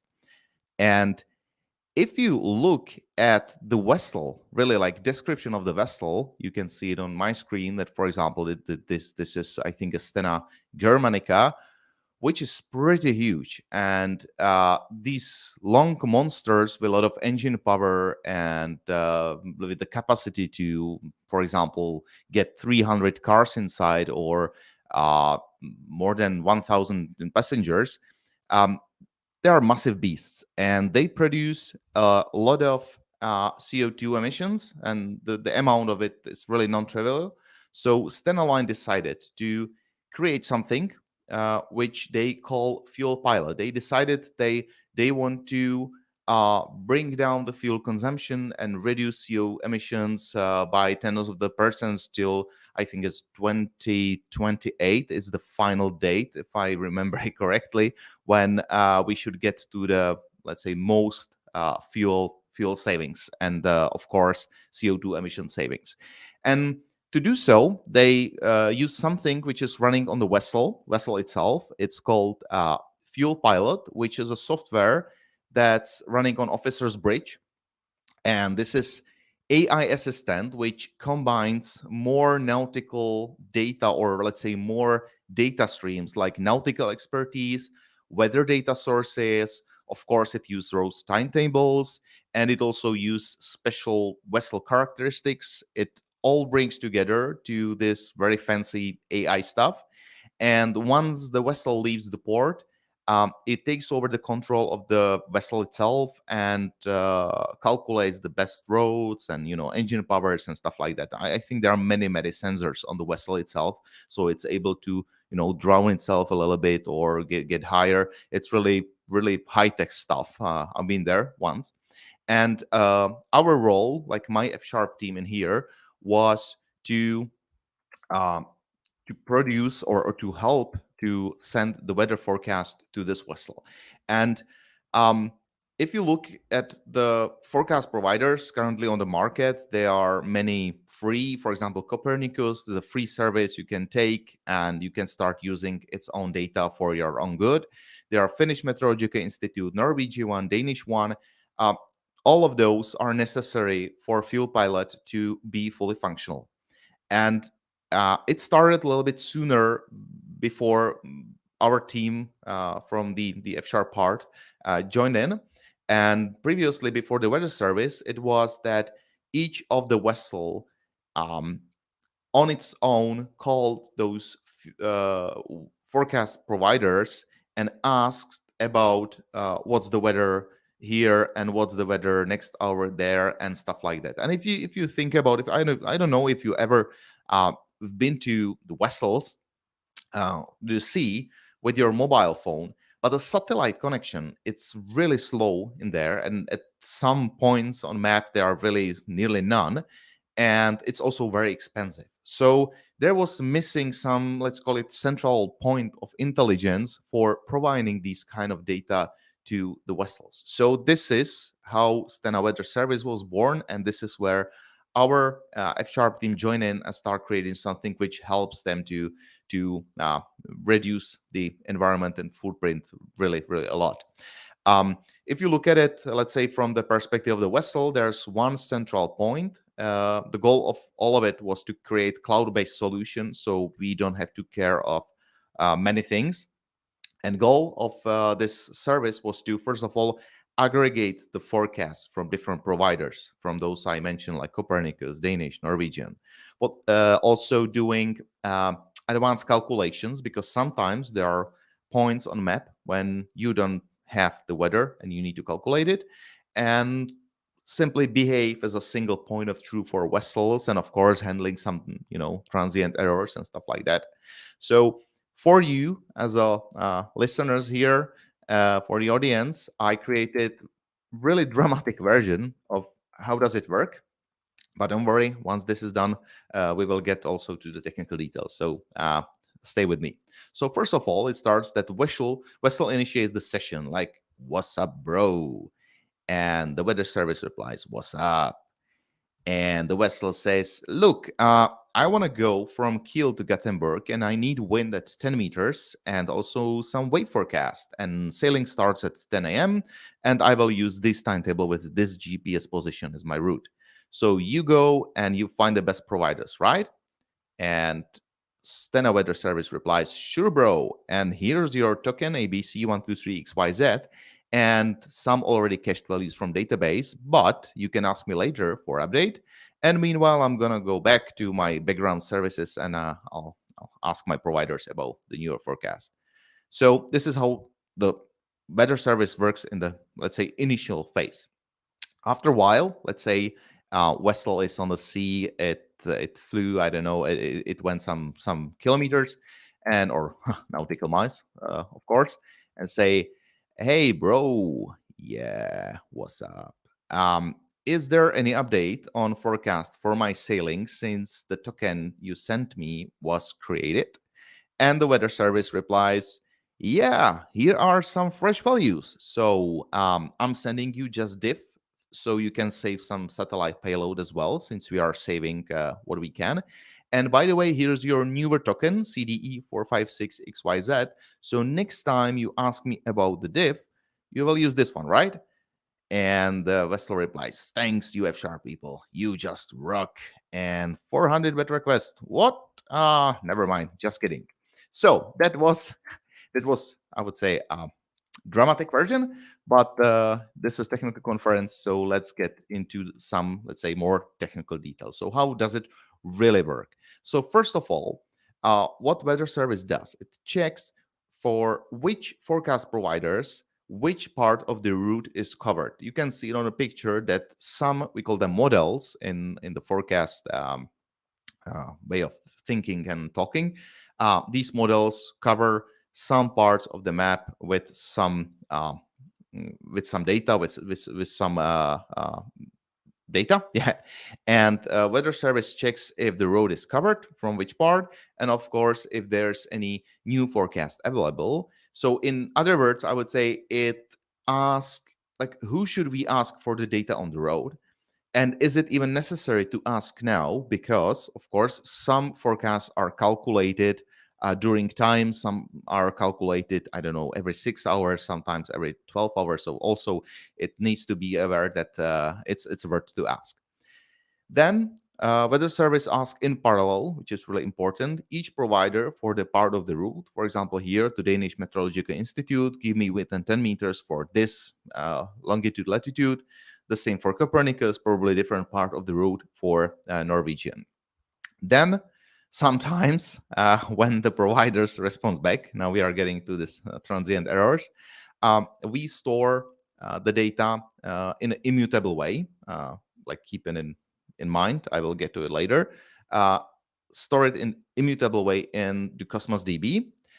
And when the vessel asks for forecasts, it looks in the NoSQL database in the Cosmos DB at trimming of already past waypoints, because there's no reason to send you data for the part of the route which vessel is already behind, and compares the data from the previous forecast. And in case there is no diff, it just sends 200 for no content, or it sends the diff. As I said, sometimes we don't have all the data. Sometimes if you ask for providers for some forecast, we call it holes in the data, where the weather service tries to interpolate the missing values. We use vector interpolation for wind and current, scalar for waves, and interpolation happens both in time and space. So for example, we are able to somehow guess or calculate if there's something missing, that if it's like 1 hour and I don't know, 10 nautical miles away, that we are able to calculate. Of course, you need to stop it somewhere, otherwise you would end up, for example, in 100 waves on shore, which is not really correct. So there are some limitation, but I think this is pretty important. Finally, we have some math for F#. So finally, we are using F# for some math. So good. And it works well. Overall, like, I'm pretty happy about how the service behaves. And Stena decided to apply to more and more vessels. So I would say in the long term, all 37 out of 37 vessels should be using this to save more and more fuel and to be most effective as possible. So I would say now it's time for, I call lessons learned, things I wish I knew 2 years ago. Because as I said in the very beginning, goal of this talk to give you all the different aspects of the knowledge I and my team we gathered during the last few years working on this. So what I'm going to, I'll be very open here. I'm sorry, I'll be really sharing whenever I know. And My goal is to tell you what work, what not, to give you some practical tips and hints, like from tech stack, domain modeling, how we did the error handling, data storage, monitoring, scaling, serialization, everything. So goal of this is that you will be able to create your very own weather service. And hopefully, I wish you all the best that you don't repeat our stupid mistakes. So first thing, let's start with the tech stack. And of course, if you know me, the tech stack means that it will be modern, it will be Azure, and it will be F#. So infrastructure, we are running on Azure Cloud. The main language at the time was F# with .NET Core 3.1. Now it's migrated to the .NET 6. For API, we used ASP.NET with Giraffe. Typical, I would say, go-to library for F# server. And for background processing, we used Azure Functions and App Service for containers. I will get to it in more deep. And for the storages, we used Cosmos DB, table storage, blob storage. But again, I will get to it in more deep. First thing I would say, if you want to start something like that, if you want to create something like that, is to domain modeling. Step number one, you need to model your domain. And this is the part where whenever this is the first time you as a .NET developers are hearing about F# or you already know, this is always the best selling point for F# because this is where it really shines. Because using union types, which are a really great way how to model the domain with combination with records, that you can note here that we are not really like consistent with the code convention, but we call it punk. And combination of those, it's really, really powerful for defining in an easy way in just a few lines of code what the whole service will be about. If you are more familiar with F#, you're probably asking, hey, and what about unit of measures? So I need to say we didn't use them. But looking back, I would definitely involve them. But in that time, we said, okay, let's not use the unit for measures to distinguish between degrees and meters and seconds and meters per second, stuff like that. But overall, I would say, looking back, I would recommend to also use unit of measures. As I said, F# is extremely good for domain modeling. You can use option type instead of null.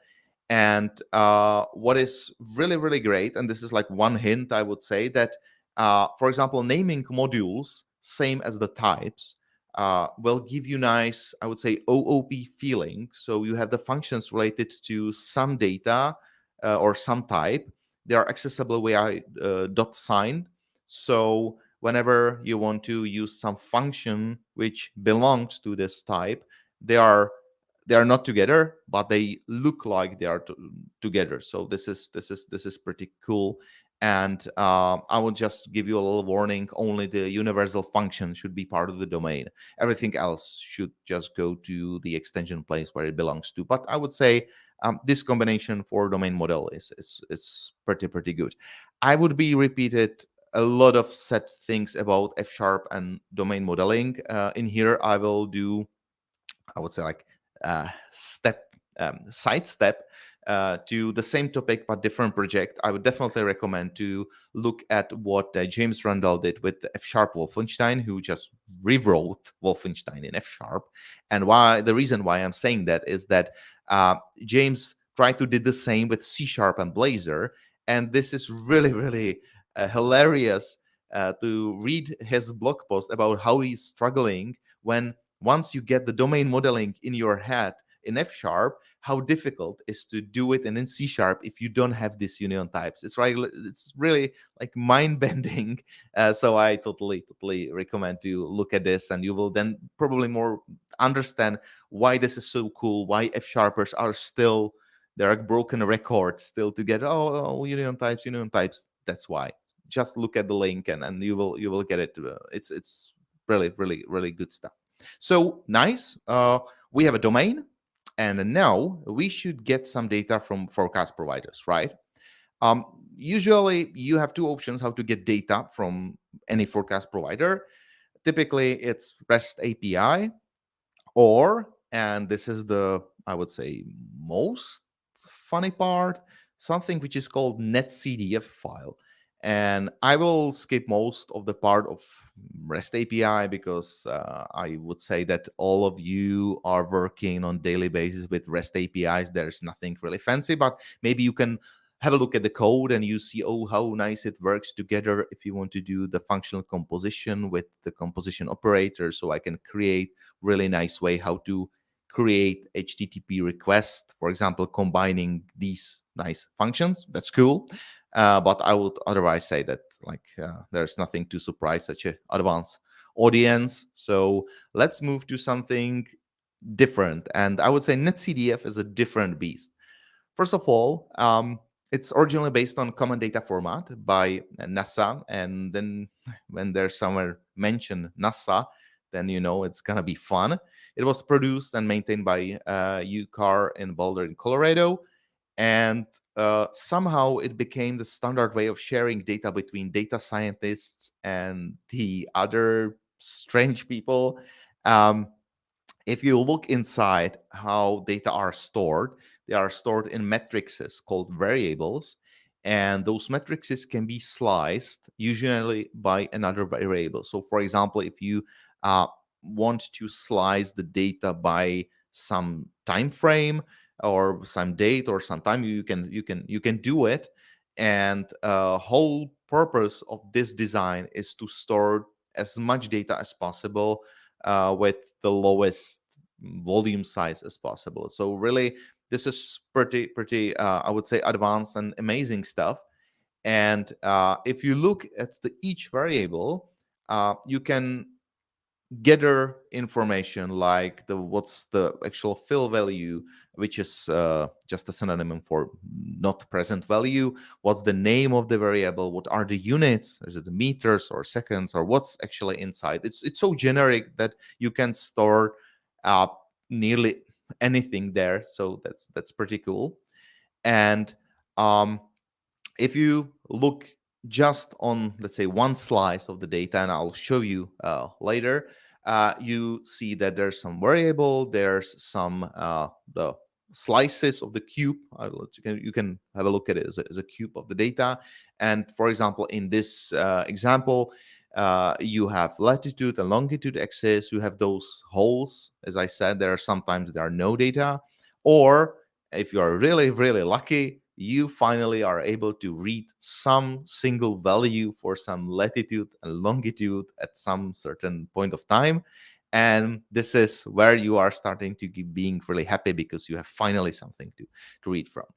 And if you ever wanted to have a look at these NetCDF files, I totally recommend something which is called Panoply.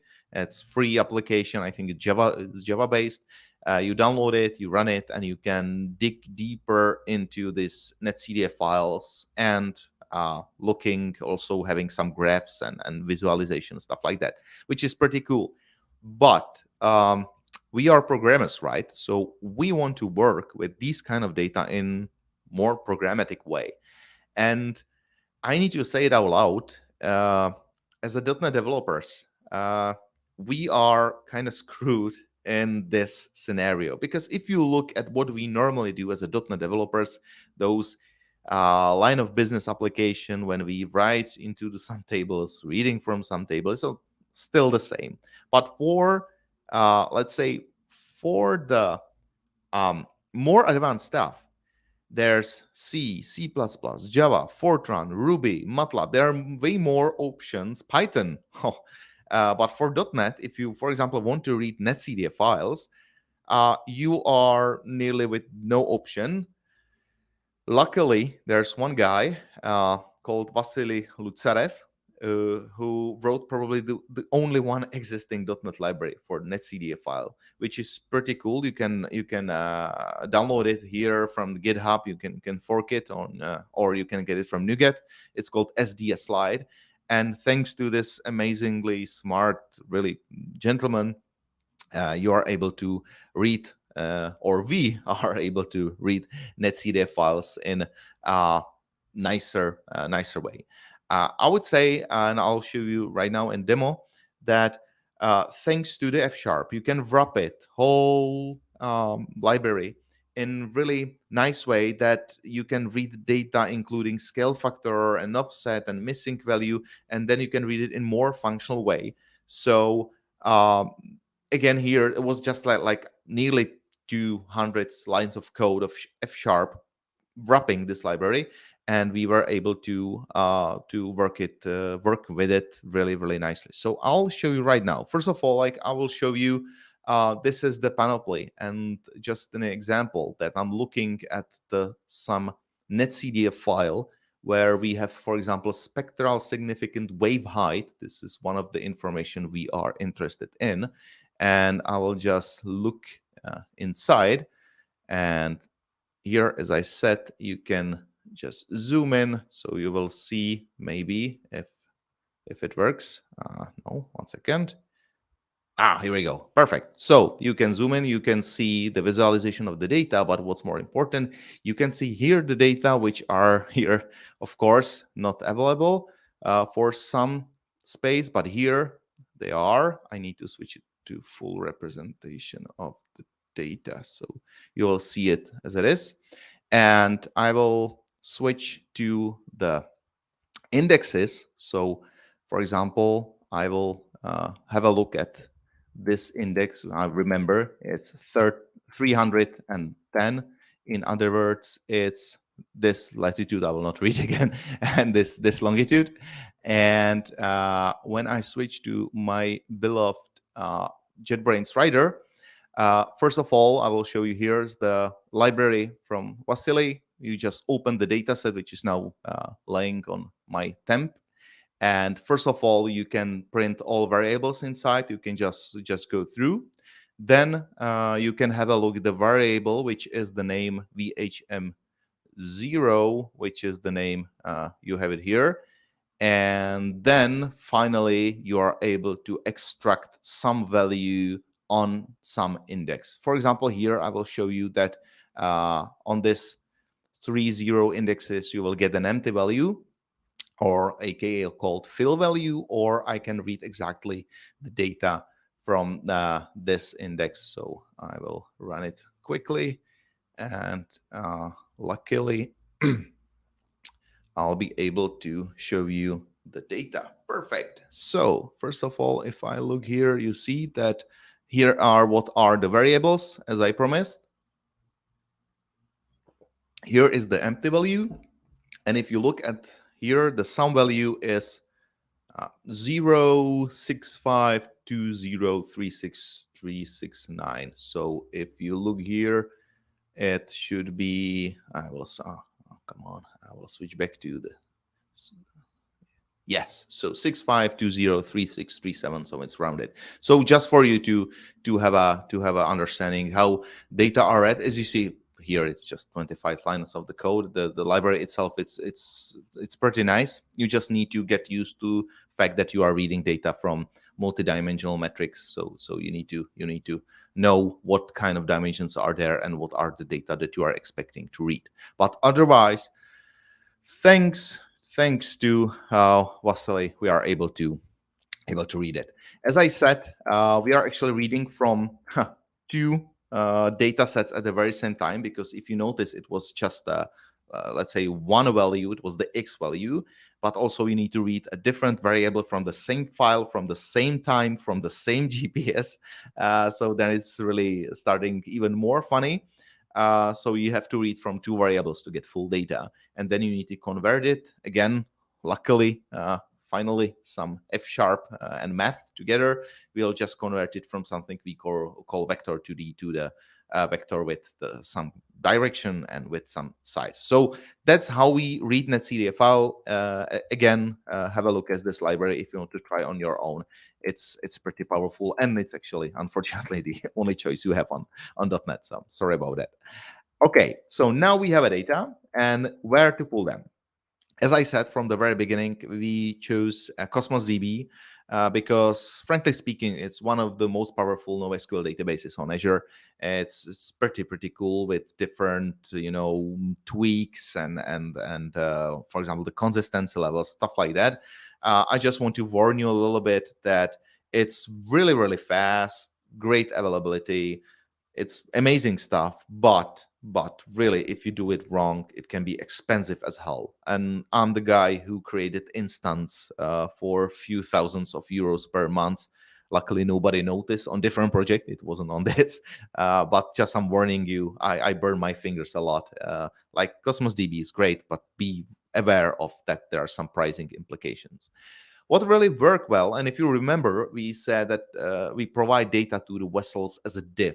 So where really, I would say functional approach worked is the immutable approach. It means that we store every data we get, and because of we don't mutate anything, it's fast, it's reliable. We just calculate the state based on the needs.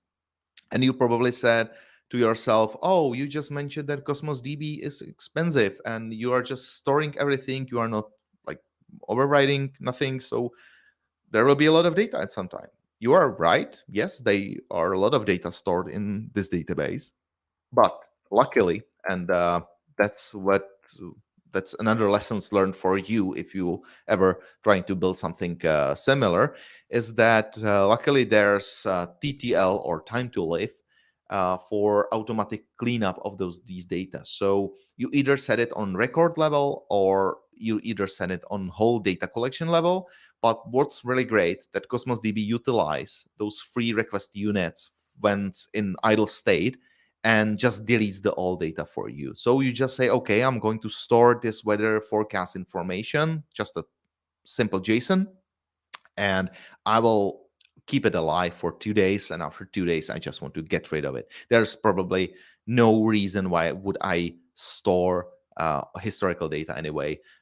So because they are always available, you can go to the Copernicus and get the weather like 5 years ago. So there's no reason to do that. And it's also, again, really effective because it's done automatically on the database level. Another really great storage is a table storage is part of something which is called storage account. And we use it for some very specific scenarios. But I would really, if you never heard about it, I would totally recommend it to try it because it's amazingly cheap. There are some limits. Don't think about some deep queries inside and stuff like that. Don't even think about accessing data without having partition and row key. But otherwise, it's cheap. It's pretty fast. And for example, again, I can recommend a great talk by Troy Hunt, who wrote his haveibeenpwned.com service based on table storage. And as far as I know, it cost him about, I don't know, like 2 coffees per month, something like that, about, I don't know, $30 or $20 or something like that for, I would say, billions of records, because his database is pretty huge and it's everything built on the table storage. So I would totally recommend. And again, it's the way how we should build a software. We should think about not having one database for everything, but to choose the correct service for the correct scenario. Actually, for me, this is what the domain-driven development is actually about. So give it a try. And now we are getting to my favorite part, which is the serialization, because this is the part where we did a lot of mistakes, and I did a lot of mistakes. First of all, if there will be one thing I would really recommend you is never ever serialize union types as they are. Union types from the domain modeling part of this presentation, those enums on drugs, as we call them, they are really great, they are powerful, but never ever serialize them if you will be reading them from different part than F# again. Because, for example, looking here, this is how we did it. We serialized the union type for the win at 10 meters. You already know from the domain-driven part that's a domain modeling part that there's some direction, there's some speed. Nothing bad here, actually. But if you want to read it from the Cosmos DB query, you need to use this crazy function like isObject, and otherwise this is like it's not so bad, but it can be really ugly in short time. So what I would totally suggest and recommend, please, instead of storing it as it is, use special property, some discriminator to find out which of the union case it is, and then have the data. So when you, for example, want to read all the wind and meters data you have in the database, you can do this nicely, self-explanatory SQL, and you will get data in really quick time. So this is something I would totally recommend. Please never store it as it is. Another thing about the serialization, and this is where I need to quote Einar host, who said, "I hate configuring JSON serializers." I'm totally with him on it. For us, this configuration has 396 lines of code. I put a note here. I know, and it's really huge.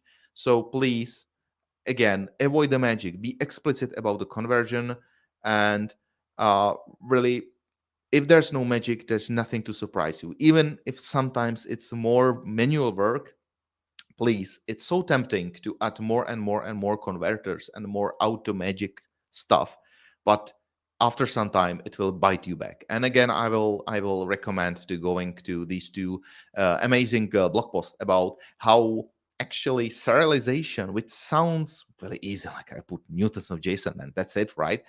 But how complex it can be, and how difficult it is to be correct in serialization way. And not even speaking about when you involve some strange things like F# and union types and records and tuples and stuff like that. So definitely be aware and think about it deeply before you just step in with some tools you already are used to work with.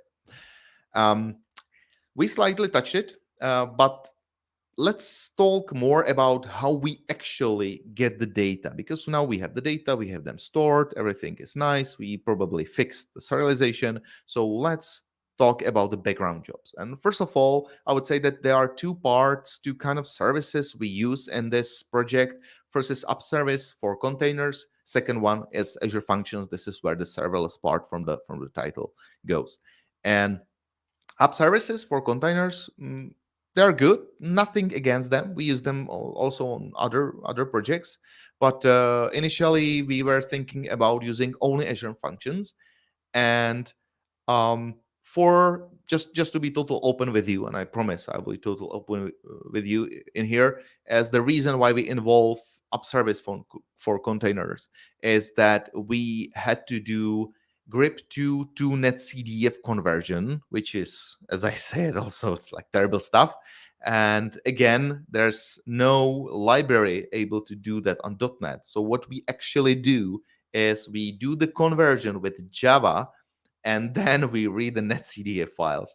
And to do that, you need to involve dependencies which are not possible to do in typical Azure Functions. So we have to really create own Docker container with our dependencies, with the Java installed and stuff like that. So this is good that for if you want to do something on background, which is something not conventional, you can just use Docker and put it into app service for containers as a background job, and it works pretty nicely. I think in the long term, maybe it can be replaced with Azure Functions in the custom worker in isolated process way, where you are able to bring more dependencies. So probably in future we will rewrite it. But just for you to tell you how we get to the app service for containers. Azure Functions.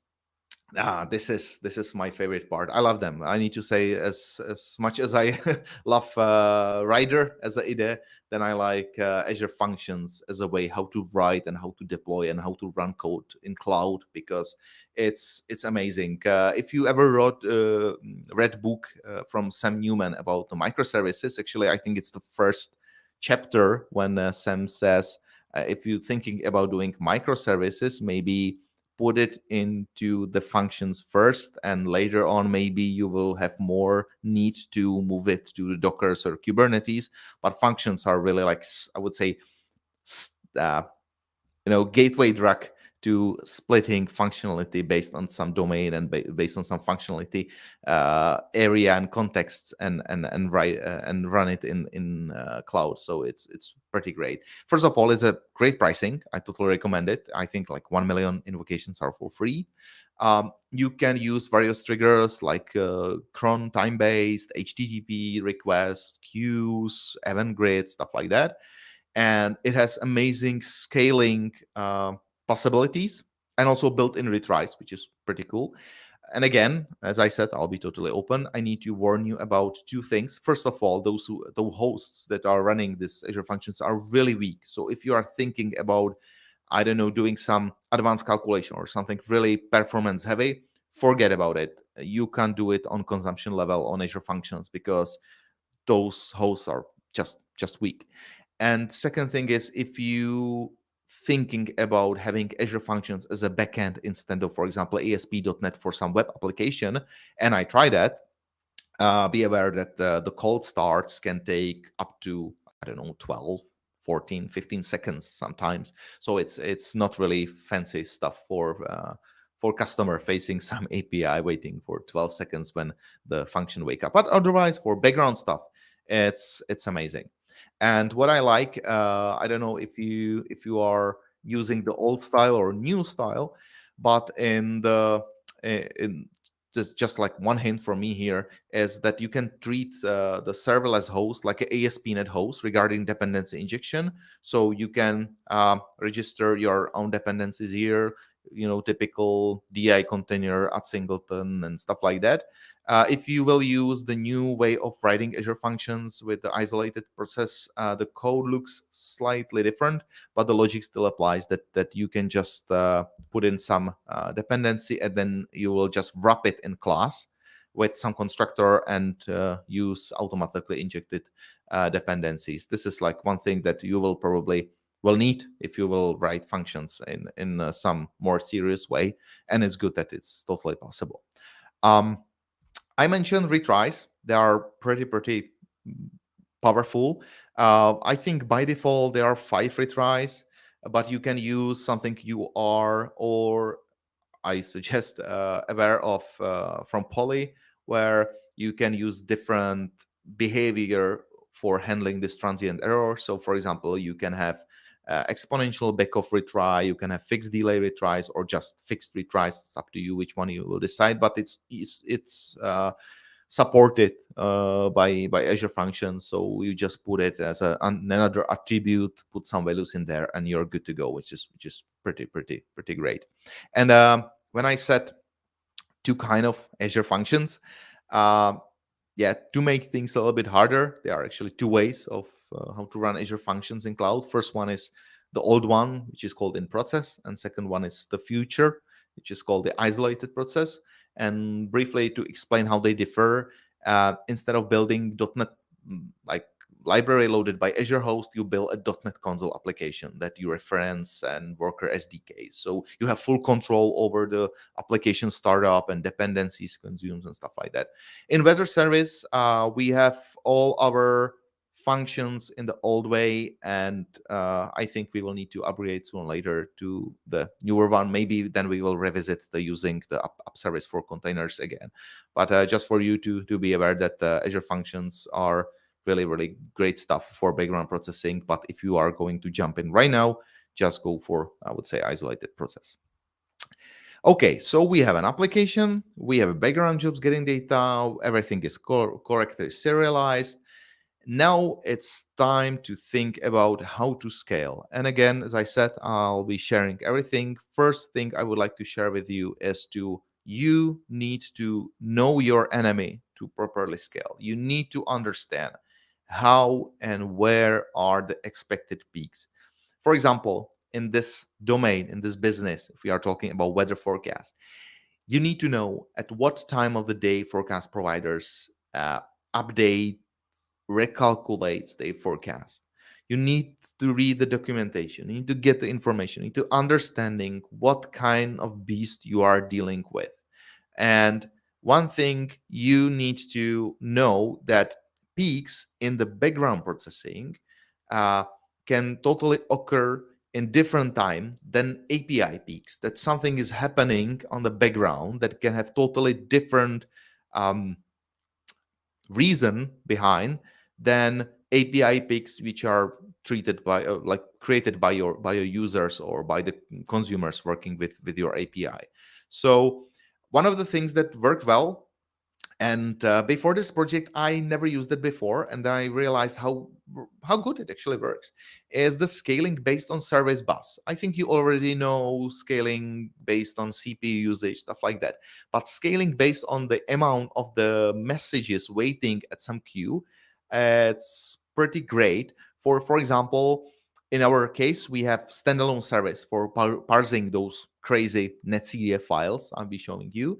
And we set on up service, we set scaling that should scale horizontally based on the amount of the messages that are waiting in queue. So when there are too many of them waiting, and we just need to, move a little bit, then it scales to handle the load and starts parsing. And when the parsing is over, when the peak or the background is over, it just scales down. It's pretty easy to set up, just a few clicks. You just need to more think about what's the root cause of the peak, not how to handle it.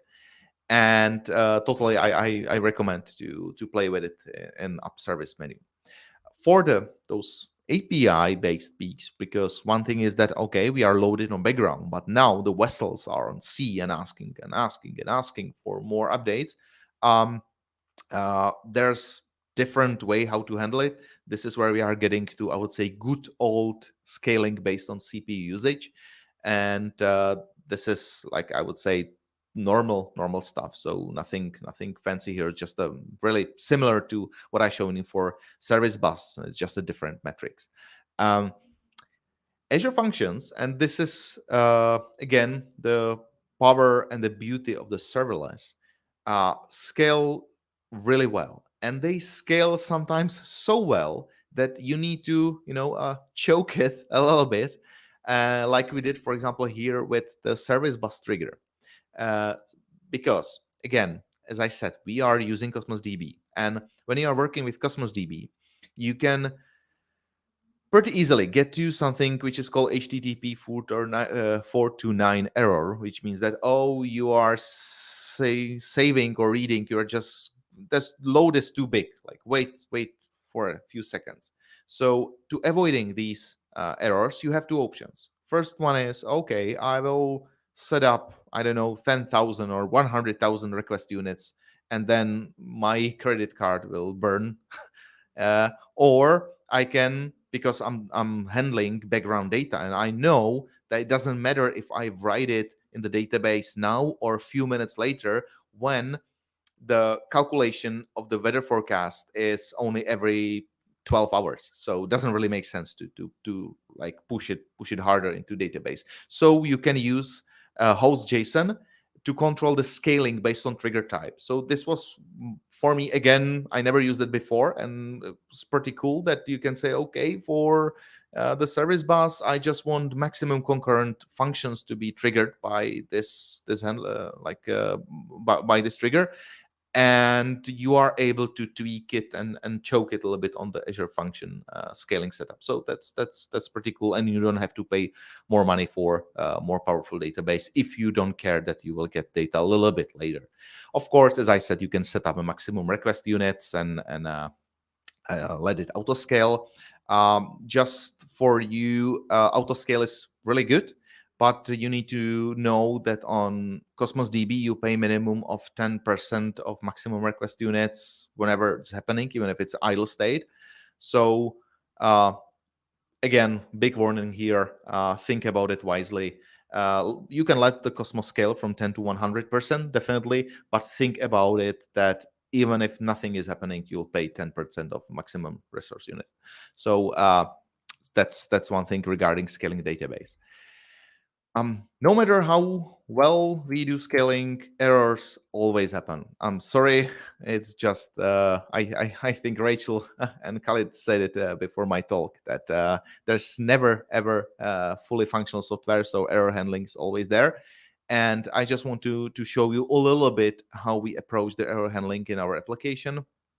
First of all, you need to know what's going on. So you need to, again, define a well-structured discriminated union for the errors. When you say, okay, these are the kind of errors I expect to be appearing in my application. I don't like it, but they are there. So let's give them some fancy types.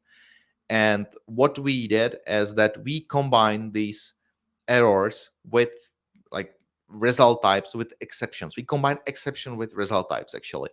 So we wrap these kind of error in something we call service exception, and we just use it as a transfer layer. We wrote few short, you see just a few lines of code, a few short functions for throwing these well-defined error wrapped in exception. Just something like, okay, now you can like fail, but inside with fancy error as a payload.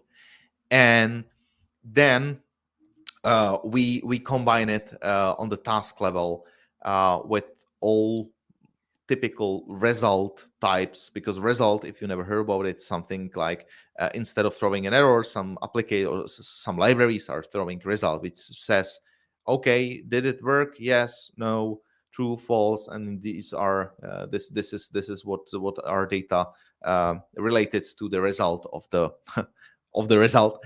And we just did a little bit hacking where we said, okay, you know what? Task is impure by definition. Let's avoid of task results, async results, task results options, and binding things together. Let's avoid all the functionality madness. Let's be reasonable here. So instead of really combining different kind of results, and when it's getting to the asynchronous stuff, it's getting really ugly. Otherwise, results are good.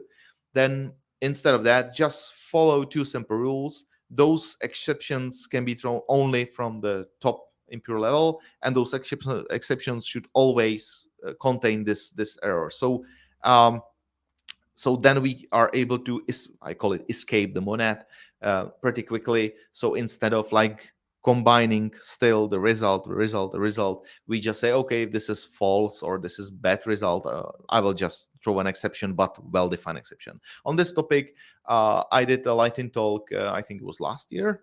Oh, time flies, on a F# Exchange conference about exactly explaining how this works, how we did it. So will not repeat myself, but there's I would say a heretic talk explaining that the result is always not the best thing you want to use.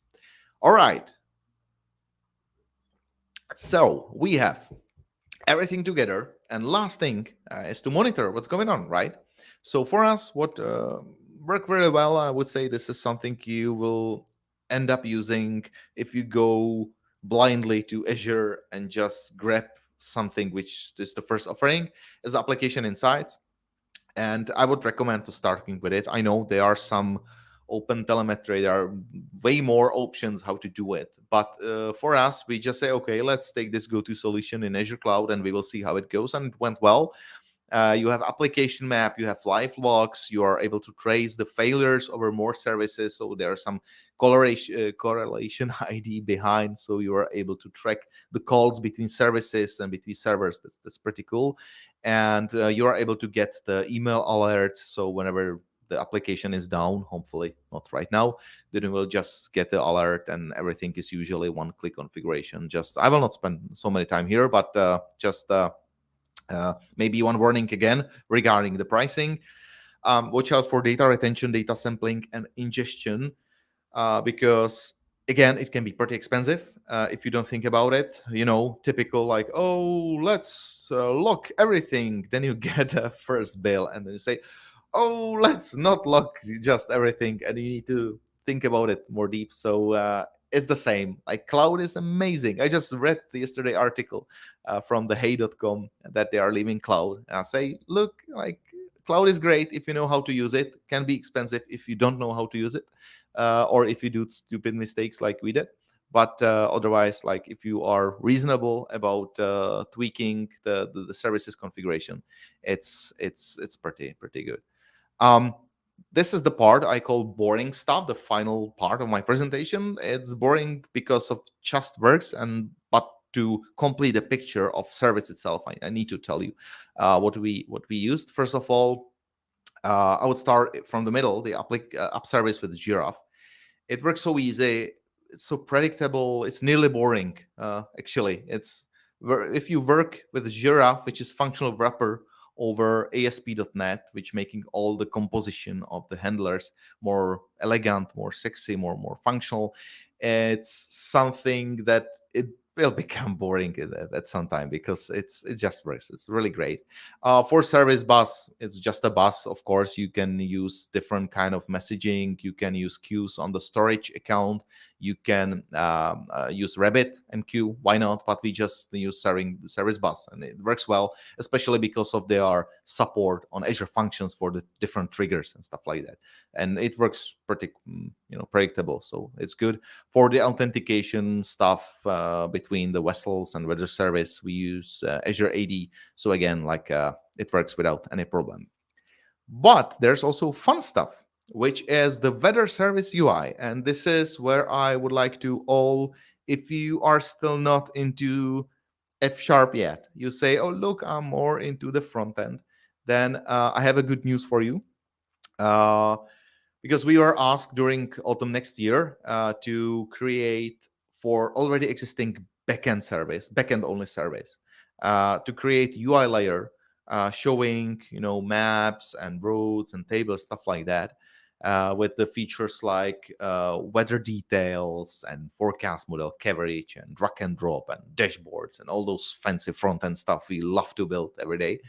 And we decided that, why not? Let's use it in the way how I think we should do it, where instead of taking it and giving to somebody totally different, we said, let's go full stack. Let's do it that the same team who did the backend will be able to do the front end. And to do so, there's something called Fable, which is amazing thing, which is the compiler that compiles F# to the JavaScript. So then you are able to use React as a view engine, and we did it. And also, if you now have a React, you can use, look at the Stena.js, because they have own storybook with the JavaScript components. So we just use those components, we just plug them together. What's amazing about doing full stack is that you can share the logic between server and the client. So there's nothing like throwing APIs over the fence and say, look, this is the data, and the front end guy say, oh, you sent it wrong, now you have it back. No, you can even share discriminated union in this case, which is pretty huge. And what I would say was the biggest proof to our customer was that we just developed it in 7 sprints. It was pretty fast, and all of it is thanks to something which is called Fable compiler. You can find it on this address. And finally, version 4 is really close to come, and you will be also able to compile F# to Python, to Rust, to Dart, to PHP. Now I saw today actually the working JSX part, so it looks nearly like Java typical TypeScript application on React, but with, of course, a slightly better language. Sorry, I need to say that. And if you want to start with the full stack, definitely have a look at something which is already have been on the F# market, I would say, for years. It's called SafeStack. It's a free .NET template. You just put .NET New Safe, and you have full stack F# application using React just with my command. So it's amazing. It's the best way to start full stack on F#. So this is where the weather story ends. I told you everything. So now you know all those things I wish I knew 2 years ago. Now we can go and create your very own weather service. You can now use all those knowledge, how to domain model, how to serialize, how to monitor, store, scale, whatever. Thank you very much. My name is still Roman Provazník. It was a big pleasure for me to speak here. As again, I'm a big fan of Rider and JetBrains. So thanks for having me. All right, that was an awesome talk. It's fascinating, but the first question I had by the end was do you need a hug? Because it seems you learned a lot through some very either painful or expensive mistakes. So yeah. yeah, yeah. It was fun. It was fun. I like it. I like the learning. I always said I have new colleague right now, and he's a little bit scared and afraid. I said, like, touch everything, like break it, like who cares? Just a software. Like, and this is the reason why I will never work in for airplane software or for healthcare. This is like two topics I will never get into, because one's about the health and people's lives. It's not for me. I'm used to learn fast but break things fast. So yeah, it's like you brought up a lot of good points about running Azure functions. But you didn't necessarily talk about maybe some of the pitfalls with F#. One of the things I was thinking about was like cold starts.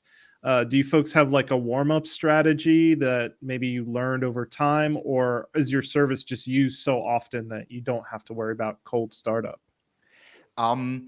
When we are thinking about also having API itself for vessels as over Azure functions, we were trying to do another Azure function calling the API just to keep it alive.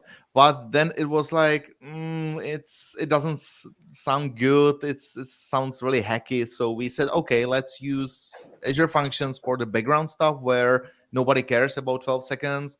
And for the customer facing or for the consumer facing API, let's do ASP.NET, which is huge and fast, getting better, I would say, every release. So like we are trying to be sensible here, use what needs to be used for this scenario. So yeah, but otherwise I'm a big fan of Azure functions. I love them, but also we need to say it out loud that cold starts and stuff like that, it's there. Also the hosts are weak. I remember the project where we had to switch from the consumption plan to the paid one because of just the hosts were too weak that we are not able to work with many JSONs and stuff like that. So just you need to know your beast.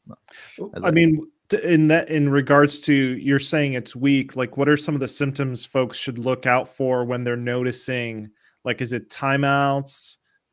Is it just like, like what kind of symptoms did you discover to kind of lead you to the idea that like that plan was just way too weak for what you needed to do?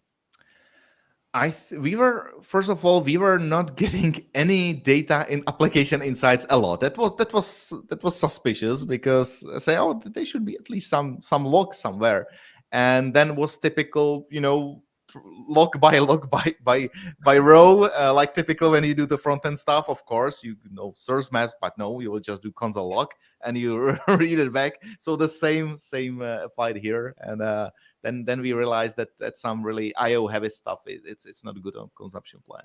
Yeah, I've been in that situation where like you have 1,000 app services running on one server in Azure, and then you realize like, oh, I'm running an entire business on a cell phone plan or something. yeah, exactly. Like, oh, whoops.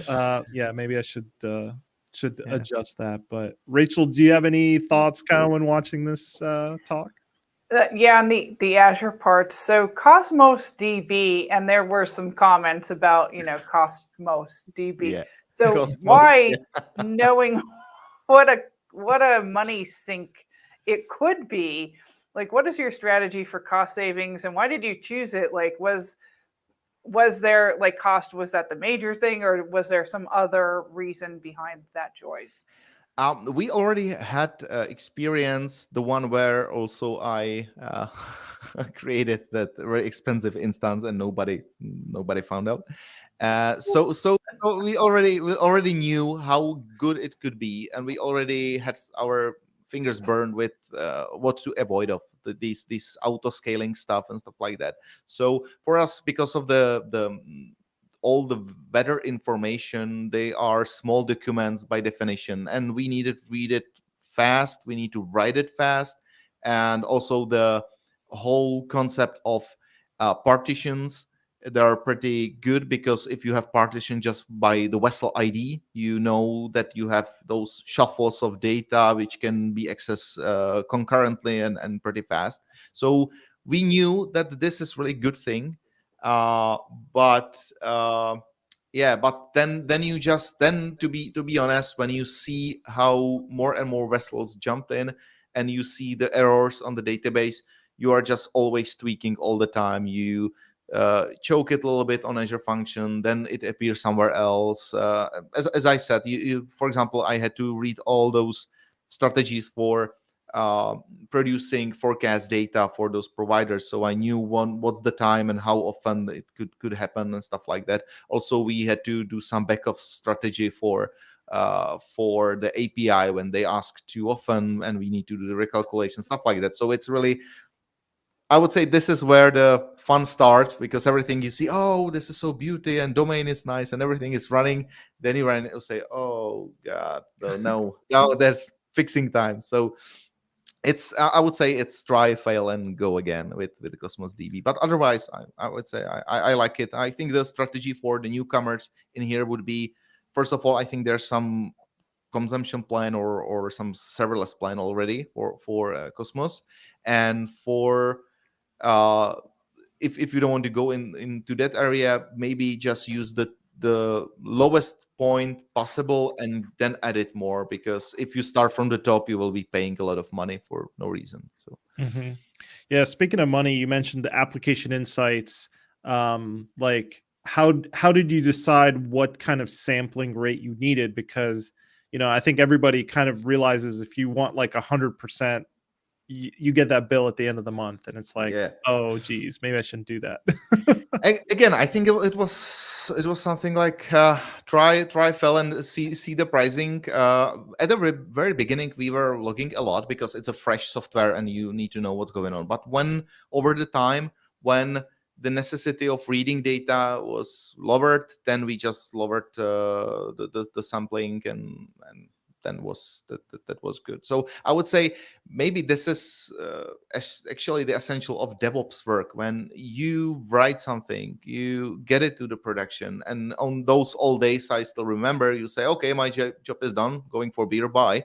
But here in this more DevOps way, it's actually second job you have. You need to monitor it, you need to think about it, you need to tweak the services, and you constantly update it based on the load. So yeah, you need to do DevOps, yeah. I would say. So do you have to ride the boats? And please tell me you have an error message that says we're going to need a bigger boat. Like you have this in your system somewhere, right? No, but now I'm ashamed. I didn't have it. But funnily, it wasn't funny. It was accident. But I think it was 2 months ago. Then I had an accident on sea that one vessel was on fire, and first thing I did was going to the logs and see if they are connected. And I say, oh, it's not our boat. It's not connected to a service. It's okay. I knew that even if we send them total rubbish, they will not have an accident. But still, that you don't want to even remotely involve in problems with vessels on the sea, because actually there's nothing more serious than fire on the sea. But it went well. But I will send a pull request tomorrow with this error, this message. Martin said that story is proper chaos engineering. So that's the last talk. So you actually have like error messages. Stuff is on fire. Like no, literally stuff. Yeah. But yeah, otherwise it's fun. I think the thing I was watching with that specific data format, the matrix and working with vectors of data, like how did you gain that domain knowledge? Are you working with data scientists, nautical engineers, oceanographers? Because when you see that pretty map, it's very easy to like anybody can read that map, but when you look at that data set, it's just like, oh man, this is overwhelming. Yeah. Luckily, first of all, we had some science guy on the customer side who say, okay, this is how I would propose to do the calculation, interpolation, stuff like that. And this is how we should treat the data, which helped us a lot. Second thing is that I'm totally stupid on math. So I had a really good colleague who was from the mathematical physical faculty. So he did his part. So I told him, you're now doing finally some F# and math, be happy. So he did it. And when he was done, I just wrote a good old unit test for me to understand how the calculation is done. And then I I'm able to reason now back about how's the calculation done, but initially it was his idea, and we had to cover it with tests to be explanatory to the rest of the team. But it helped a lot that customer also had someone from this area with this specific knowledge to help us. Mm-hmm. Yeah. So on the ships, how does internet work? The most I would know is like from taking a cruise maybe, and you get kind of crap internet some of the time, and it's super expensive, like even more than Cosmos DB. Yeah. So how does this work? Does it come in and out of cell range? Do you have to cache stuff? Do you have the intermittent data and sporadic data issues? Yeah, I also learned new thing that there's a very specific exception on ASP.NET when the request is coming so slowly that you get an exception. And I never heard about this exception. I had to really Google it, and then I found in documentation, and also I can set up the rate of the request, of the byte rate, how fast it should go until it's terminated. So yeah, there was again this kind of scenarios when the vessel is in area which is not really good covered, and of course we have some typical caching on the API level. It depends. It's good when you do it that you have like query and command side and you have it splitted. But the fun starts when something on background changes and vessel don't know yet and start asking. So it's getting more more fun. But yeah, I learned a lot about the slow connections from the vessel, and that's how it is. So you just need to again tweak it a little bit to be working. If it fails, they ask a little bit later. So again, like be prepared. I think it's good, and it goes to the previous talk about the chaos everywhere, is that things fails. And again, another thing is that we are so obsessed as a developers, with everything must be, the ACID, everything must be now and in current state, but the whole world is totally unsynchronized. There's no current state of anything. So if you embrace the fact that, first of all, if you ask, nobody will reply back sometimes. If you ask about what's the state, you need to also ask, like, when do you exactly, like, what's the state now or state after 10 seconds? Like, you need to, I think when you as a software developer, and it's pretty difficult because we are taught in high schools and universities totally different stuff, that you need to embrace the uncertainty, the failure, that word works totally different. But if you get into it, you say you're totally free. You can just, the only thing you do as a software developer, you lower the level of errorness to some reasonable way. So. Mm-hmm. Yeah, Rachel has a really interesting question. I just saw her type. So Rachel, you're asking that question. I am not asking that question. Any boats in the fleet named Bodie McBoatface by chance? If anybody doesn't know what that is, a bunch of folks in the UK voted to name a boat that, like a couple of years ago. Yeah. No, I think the boats are named pretty, I would say it's pretty boring, like Skandinavica, Germanica. I don't know how they do it in the Stena, it's a Swedish company, so they have some rule behind. But we need to wait some time to get some nice names behind the vessels. I mean, speaking of the boats, though, it's like how do you folks test for those kind of like open sea conditions? Because do you have like a test lab, or do you just go in? Jacob in our previous talk had just config settings for latency and kind of buffering that into the app, right? So how do you folks test for those open sea conditions? Actually, the first testing phase was that it was running on the vessel, but it didn't affect the system itself. It was still totally sailed by nautical officers, and they, during the trip, because it's like in an airplane, it's semi-automatic anyway, they were looking at the data and compare it with they have from the other system, from the old one, and they say, okay, this looks about right, this looks about wrong. Also, they want to be able to put in their own data because they are on the vessel. They know what the weather is. They can look from the window. So So they did the validation when we start. It was really, I think, one of two, maybe more sailings, and just looking at the data if they are working correctly and if they are coming in good rate and stuff like that. So it was really like testing on sea. Like you cannot really, I think, do it in a more different way than just test in sort of production. So well, you know, a lot of startups now are kind of letting their developers do like a day of service to kind of see how people using their software experience it. So I'm hoping you get to actually sail one of these boats sometime. I've been there. Not really sailing, but luckily it was like it was in September, beginning of the September. I've been to Gothenburg, where the Stena had a headquarters, and the product owner said, "Oh, I finally see you in person after more than 2 years, because we worked over during COVID." And say, "Oh, here's the vessel Germanica here, and do you want to see the captain's bridge?" I say, "Oh, yes." So I saw the software itself running. So I say, it's now consuming our data. So it's good feeling to see the impact, something you help to build directly on the vessel. Also, it was first time getting to the nautical officer's bridge. You need to go through some security check. It was like when you get to the cockpit in an airplane. And it was pretty awesome to see it. But still, like for my bucket list, I need to check out the real sailing and seeing it live. But I'm afraid they won't let me during the sailing from security reasons. They won't let me in during sailing. But yeah, still, you seem like a trustworthy person. I don't know. I don't know what issues they have, but thank you.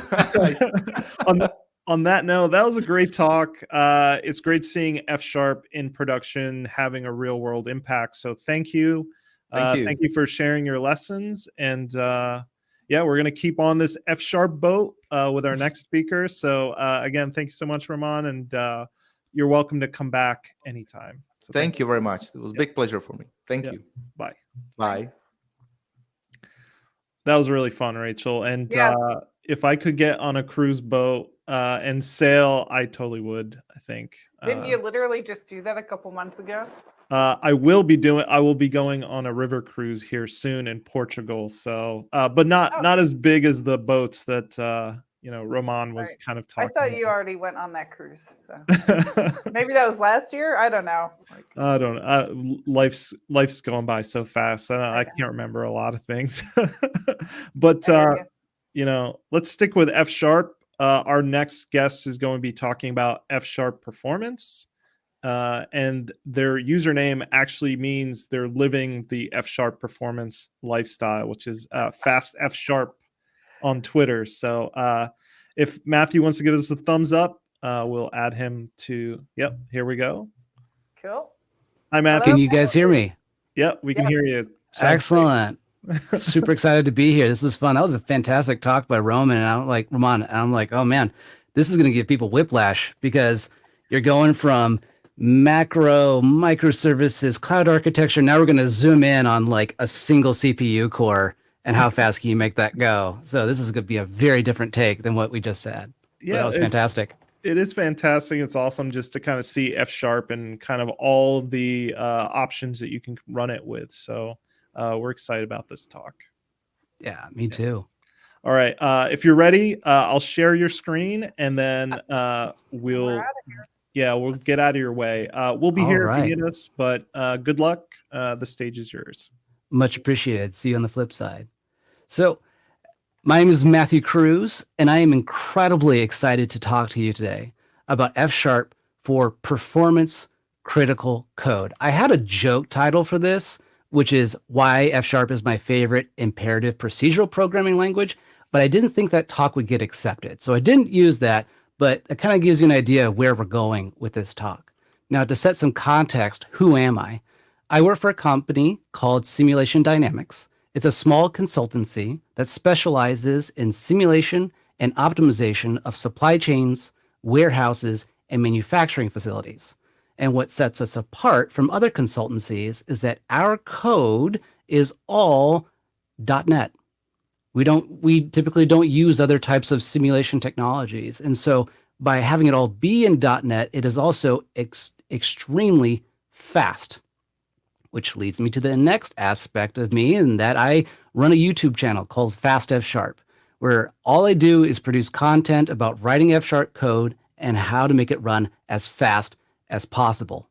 Now, at work at Simulation Dynamics, we've been working on a project which is creating a new simulation engine, specifically for discrete rate simulation. Now, let me provide you with some context.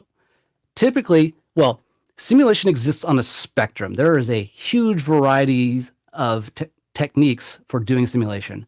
On one end, you have discrete event simulation.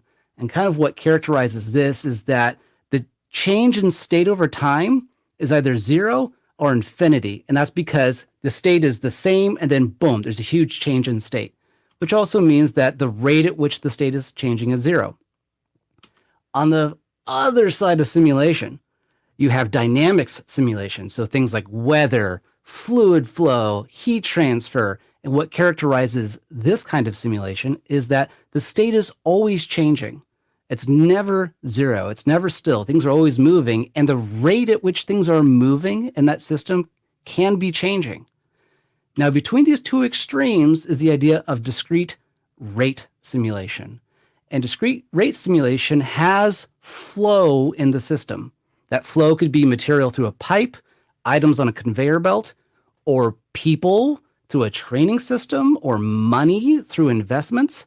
But the rate at which things are flowing does not accelerate or decelerate. It's constant.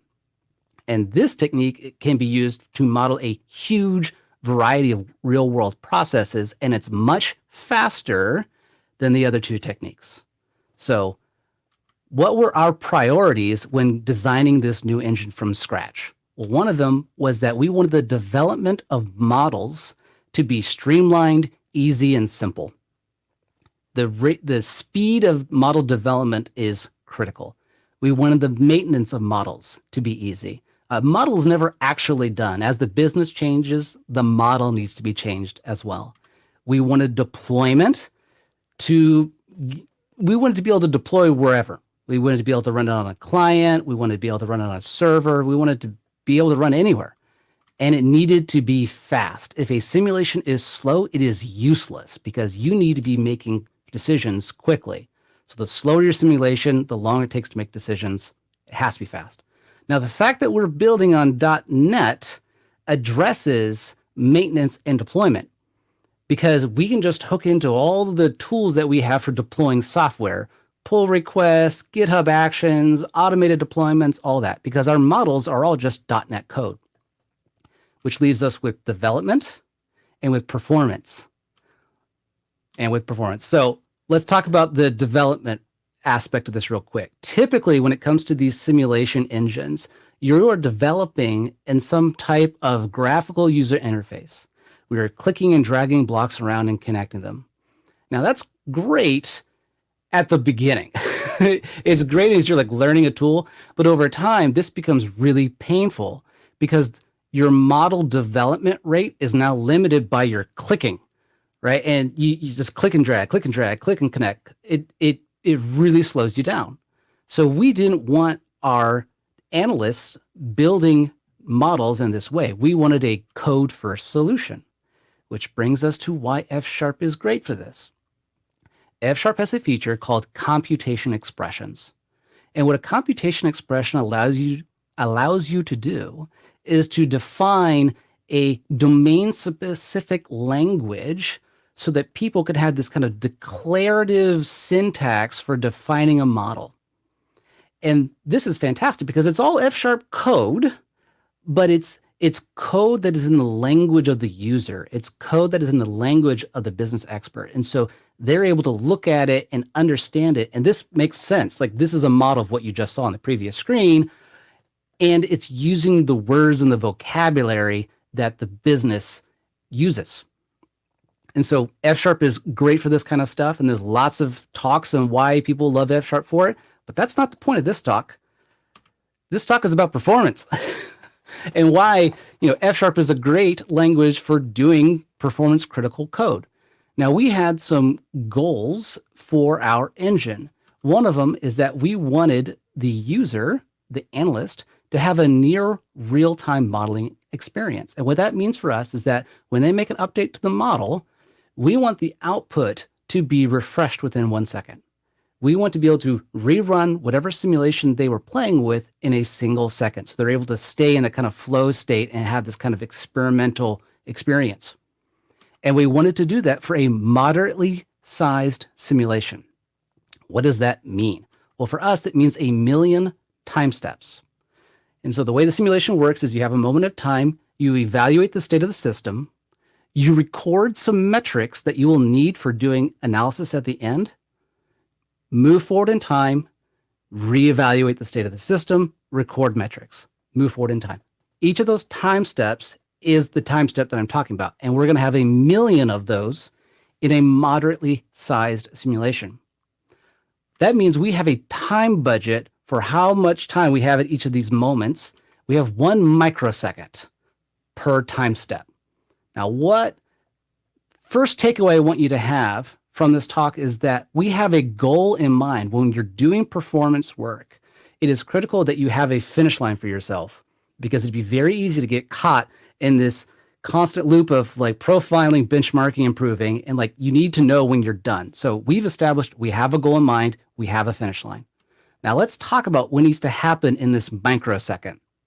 First of all, we have the recording of the state of the system. And for us, we know that this takes about 300 nanoseconds. We've benchmarked it. We know how long it takes. And this has been pretty well optimized at this point. So 300 nanoseconds. That leaves us with 700 nanoseconds to evaluate the updates to the system and apply them. 700 nanoseconds. Okay, let's see what we got to do. So if you go and look at the literature, you will find this paper. And so if you're looking at discrete rate simulation, you're going to come across this paper and it's going to say, hey, you should really be using linear programming to evaluate the state of the system. And they give some examples of where that is true. They say like, hey, here's some examples. See, you need to use linear programming. Okay, not arguing with that. So we went and found a really good linear programming solver and we benchmarked it and we found, hey, for the size of simulations we want to run, it takes about 1,500,000 nanoseconds to evaluate the updates for the system. For clarity, our goal is down here, 700 nanoseconds. We are so far off the goal that this is essentially hopeless at this point. So after a few moments of despair, fortunately, SDI was able to give me a few weeks to go and think about this problem. So I go, I read some more literature, I do some investigation, and one of the things I find is like, you know, like that paper was not wrong. But real world problems have distinct features to them, and we can exploit those distinct features. And so we developed a new algorithm for solving the state of the system, and this is where a little bit of proprietary stuff is, so I'm not going to go into that. But that new algorithm requires a topological sort. And if you have those two things, you're able to evaluate the updates. So now let's come back to our time budget. 300 nanoseconds for recording, 400 nanoseconds for this new algorithm that we developed. That's much faster. But you need the topological sort, and we only have 300 nanoseconds in order to compute these topological sorts. So some of you may be slightly confused because I'm using the term topological sort a lot and I haven't explained what that is. Well, let me unpack that. And you have already experienced these in your life, I guarantee it. Here's an example of a graph. I have a set of nodes and I have a set of edges connecting those nodes. Now notice that those edges are actually arrows. There's a direction to them. And what a topological sort is, it's an ordering of those nodes so that as you go to each node, you know that you have already visited all the parents. So some valid sorts for this graph would be 1, 2, 3, 4, 5, 6, 7, or 1, 3, 6, 4, 2, 5, 7, and there's several others. So there isn't necessarily a unique topological sorting. Unfortunately for us, we just needed any topological sort for our new algorithm to work correctly. Now, if you go to Wikipedia and look up, okay, topological sort, what are some algorithms for being able to compute those? The first one you're going to come across is the cons algorithm. And cons algorithm is really nice. It's relatively straightforward and simple to understand. And essentially what it does is you start with a node that has no incoming edges. You remove the outgoing edges, and then you check the nodes that you were pointing at and say like, hey, now that I've removed these edges, does this no longer have an incoming edger or not? And if not, then I'm going to add it to the sort. And that's what it's just doing recursively. It's just kind of visiting nodes and like going down. Now, I'm an F-sharper. I'm going to use the most simple domain representation I can think of right off the bat and see where I'm at. So I'm going to have a node. This is an F-sharp record. It has a single field, which is the name. That's a string. What is an edge? It is simply a source node and a target node. I then have sources and targets, which is a map. So I can look up a node and I get all the edges that are incoming or the edges that are outgoing, because the cons algorithm kind of requires you to be able to look up in both directions. And then I have a graph, which is just the sources and the targets. This is my domain. And when I do a naive implementation of the cons algorithm, I'm going to get this result. You might not see anything there on the bottom, but believe it or not, there is a tiny blue sliver. Let me explain this chart real quick. On the vertical axis, we have the throughput. So how many sorts per second are we performing using this algorithm? Our target is here. We need to be able to do 3.3 million sorts per second to reach that performance target of 300 nanoseconds. And we are currently at 0.03 million sorts per second. So we're faster than the linear programming thing, but we're still 2 orders of magnitude off from where we want to be. Now, second lesson I want you to take away from this is that we are measuring, not guessing at our performance, right? So we're using benchmark.net in the background to actually take our code, implement it, and benchmark how fast it is. So lesson 2, measure, don't guess. Now, some of you may say, like, Matthew, your solution is clearly garbage. You're so far off the goal. Like, why do you even give up hope? Clearly, you need to move to a different language. Well, we're not done. We're not done.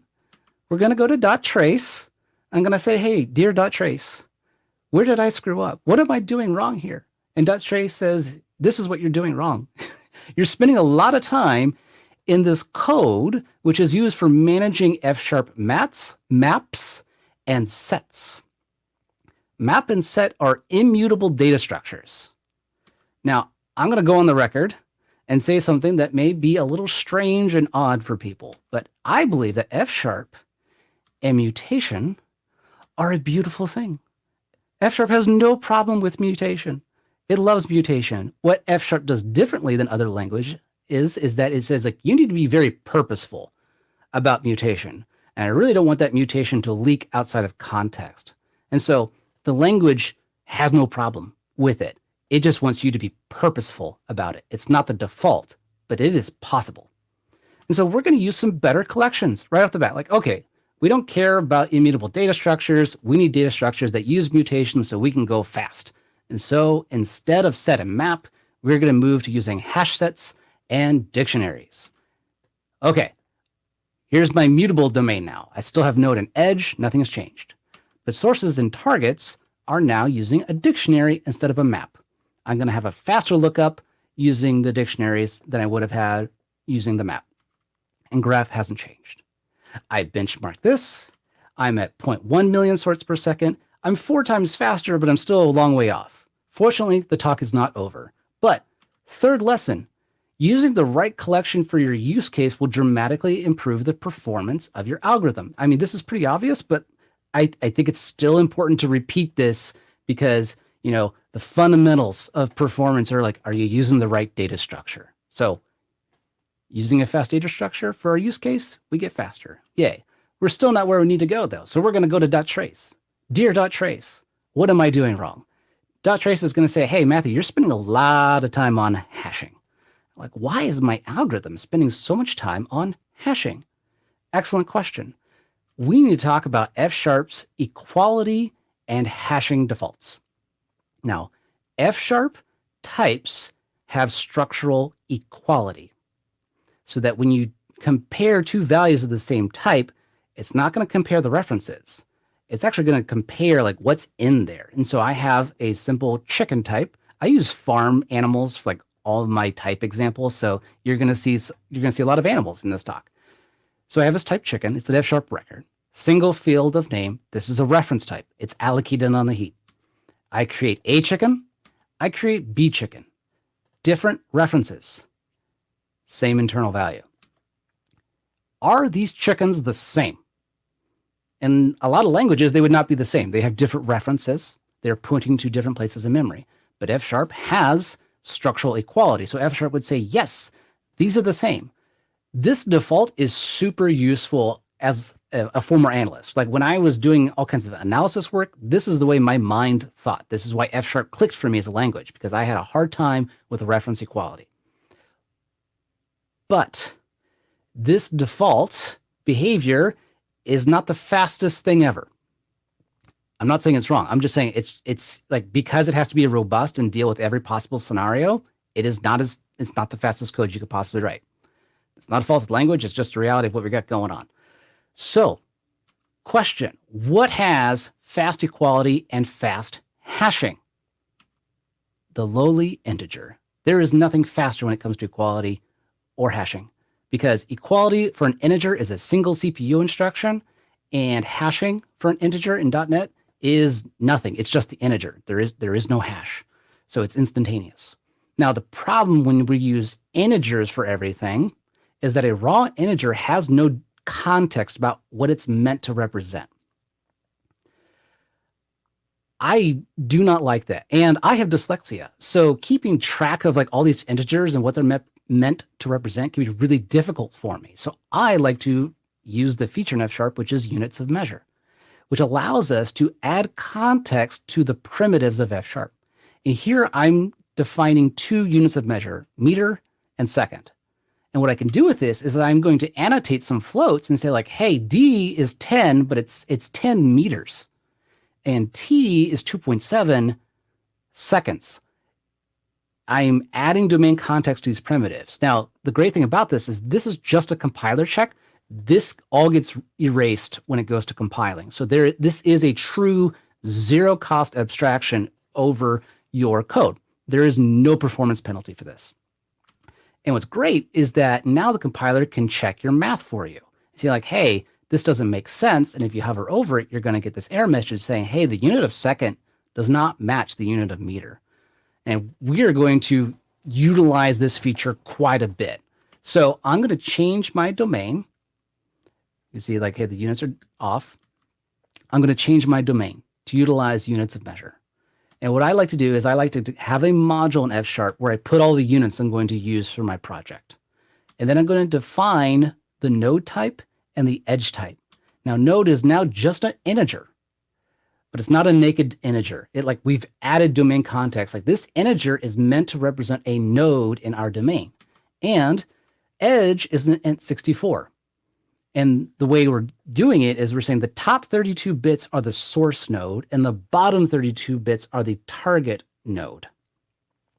And the reason I want that as an int64 instead of like a struct with like two fields is like, again, I want that stupid fast hashing inequality. And so I'm just like, hey, just use an int64. Sources and targets and graph have not changed. It's just those underlying types have changed. And when I benchmark this code, I'm now at 0.19 million sorts per second.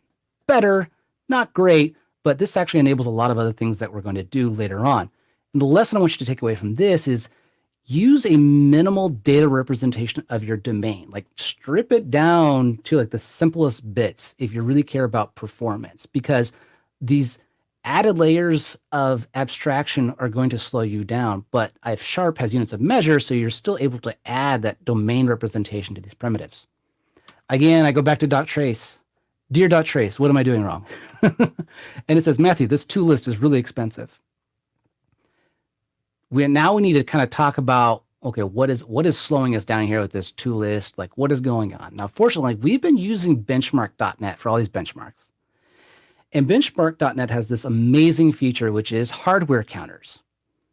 As the CPU is running, it is reporting metrics on what is happening. And some of the things it reports on is like, hey, there's a cache miss. I needed some data. It wasn't in my cache. I had to go out to main memory. or things like, hey, there's a branch in the code. I predicted one way, but I was wrong. And so there's a branch misprediction.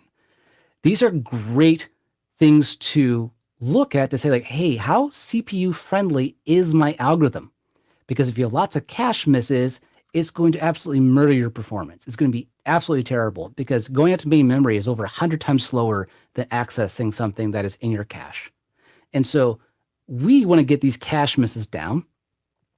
The list type that I talked about before, that's a linked list. Linked lists are fine. They are useful for some scenarios, but they are possibly the most performance antagonistic collection that you can think of because each element of a linked list could be allocated anywhere on the heap. And so the CPU is going to have a really hard time figuring out what data needs to be brought in for me to work on. So we want to move to a collection that has better data locality and is more cache friendly. What is the most cache friendly collection that exists? Well, the humble array. It's just a continuous block of memory. It is very easy for a CPU to like look at that, say like, oh, I need this whole chunk. Boom, like put that all in cache. Very simple for it to use. The problem with arrays is that if you have a lot of them floating around that you're working with, and you have all these integers used to indexing into those arrays, it's really, really easy to index into an array with a wrong integer as your index. And again, with my dyslexia, it's really easy for me to lose track. And so I would like a way to provide some domain correctness to my array access. And the way I'm going to do that is with a couple of collections, row and bar. What are row and bar? These are structs.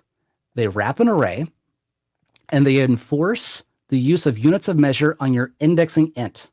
So when you go to get a value out of the array, that integer can't just be a raw integer. That integer has to be decorated with a unit of measure that data is intended to be indexed with.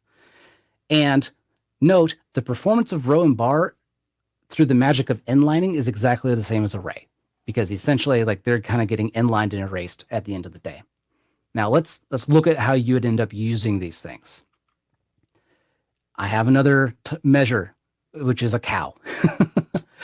And I'm going to create a row.